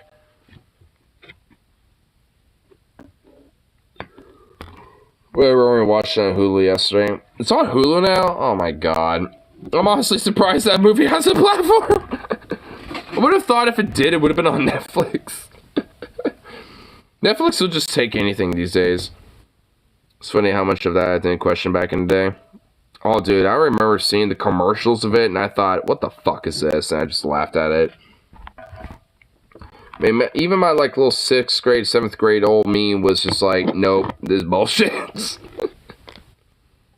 Sister Channel series. Well, I know, I remember it. I remember that shit from back in the day.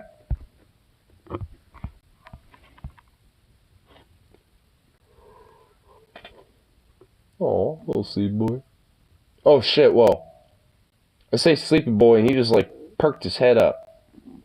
I guess you weren't sleepy. I guess you're wide awake.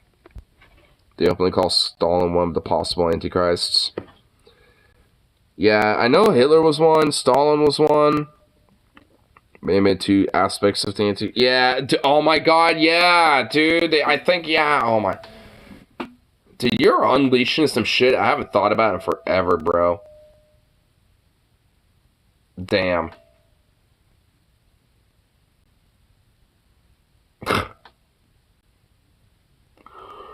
Man, if it wasn't late at night, we'd be delving into a fun little conspiracy thing. That's actually Demon Mall I found.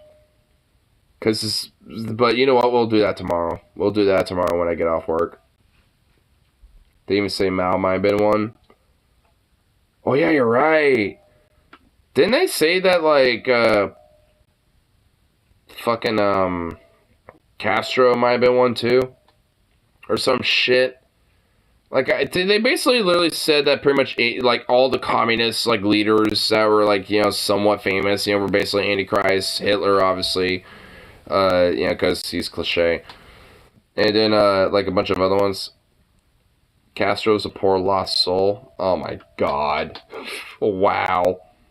A poor lost soul got manipulated by the Antichrist agenda. A devotee of Stalin. Stalin was dead by the time... Oh, my God. Oh, my fucking Christ alive.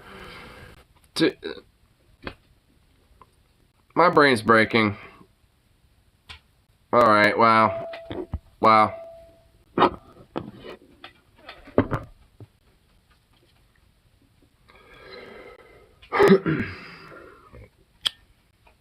Goodness gracious.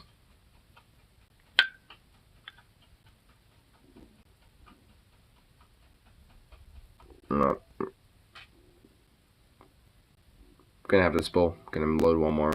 I'm gonna get some food. They even go to Iraq and Afghanistan and stuff. Of course they do. Literally, of course they do.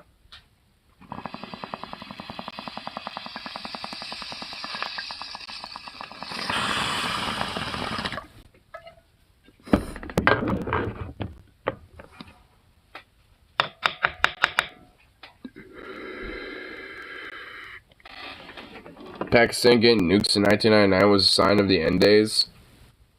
What? So I haven't seen all the episodes of the show because I didn't even know that. What the fuck? I mean, like, honestly, like, I'll be blunt. If there's going to be any countries that are likely to, like, launch nukes first, I'm just going to be honest, it's probably going to be India or Pakistan. Like, I mean, mainly because those two countries have hated each other literally since they've been countries. So, like, I mean, it's kind of like, you know, it's just off of that, and basically just like with their geopolitical tension throughout their history, that makes me think that. It's literally not because of anything else. It's literally just because of, like, how, like, much they hate, they just hate each other. Like, I mean, you know, that's just, like, one of those things. India, current leadership aside, seems more peaceful. Yeah. Honestly, like, the only thing that kind of got going, you know, that kind of eases the tension is, like, that weird border guard ritual shit. Have you seen that? Here, actually, here, we'll look at this real quick.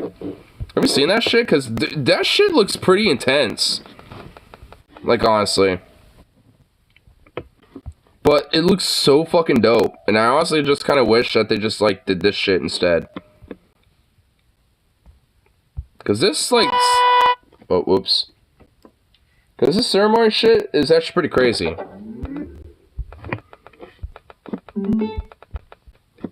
Isn't that some weird ritual dance? Yeah, and they have these crazy-ass fucking uniforms. And they all wear similar uniforms. Like, I think this is the India side. Oh, wait, this is the Pakistani side. Well, I mean, the Pakistani flag's right there. But, yeah, I mean, basically, like, literally everybody from, like, from both countries will show up for this. Like, all sorts of people on both sides show up to this shit. And see, they both have similar uniforms. They got this crazy-ass, like, plumage thing going on, you know, and, like, their dress uniforms look pretty much damn near identical. Like, I mean, like, honestly, like, I mean, they pretty much have, like, copied each other with these type of things, and they literally try to one-up each other. I mean, look at this.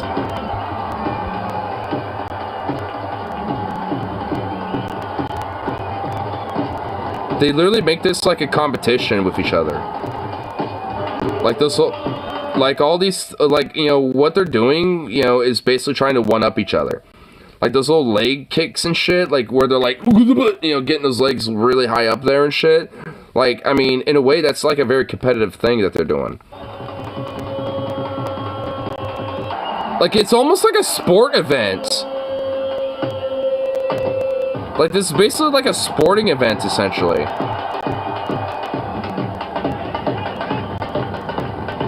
I mean, honestly, it's legit really fucking cool. I mean, so many people show up for shit like this. I mean, I don't know if it's like the only place where that happens, but I think there might be other border places where that might happen. But I mean, either way, it's like if they would like handle tension and like their angst like in this way more often. I mean, I think it'd be better because that shit looks fucking dope. I mean, I honestly, even as a tourist, I'd go to that. That looks fucking awesome. Like, that straight up looks like a vibe. Yeah, I'd hang out to that.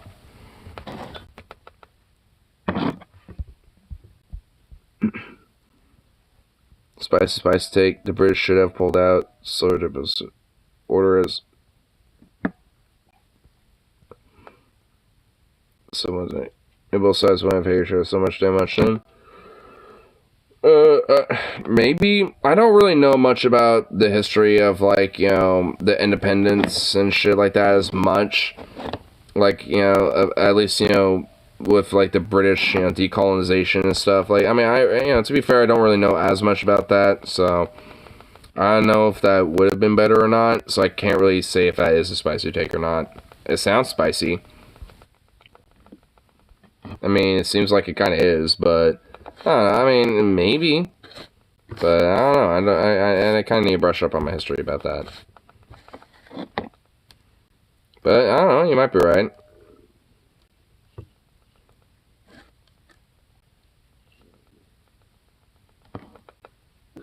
Oh.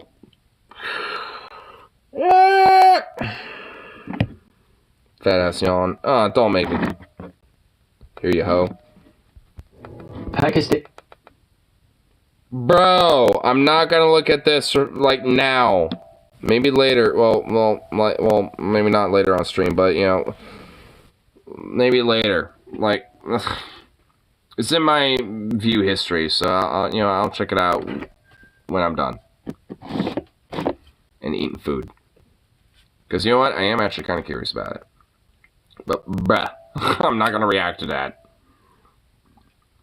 Actually, I want to top it off a little more.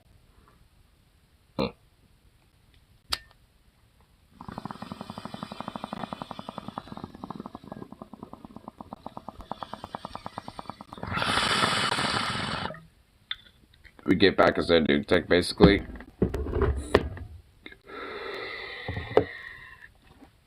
That's China.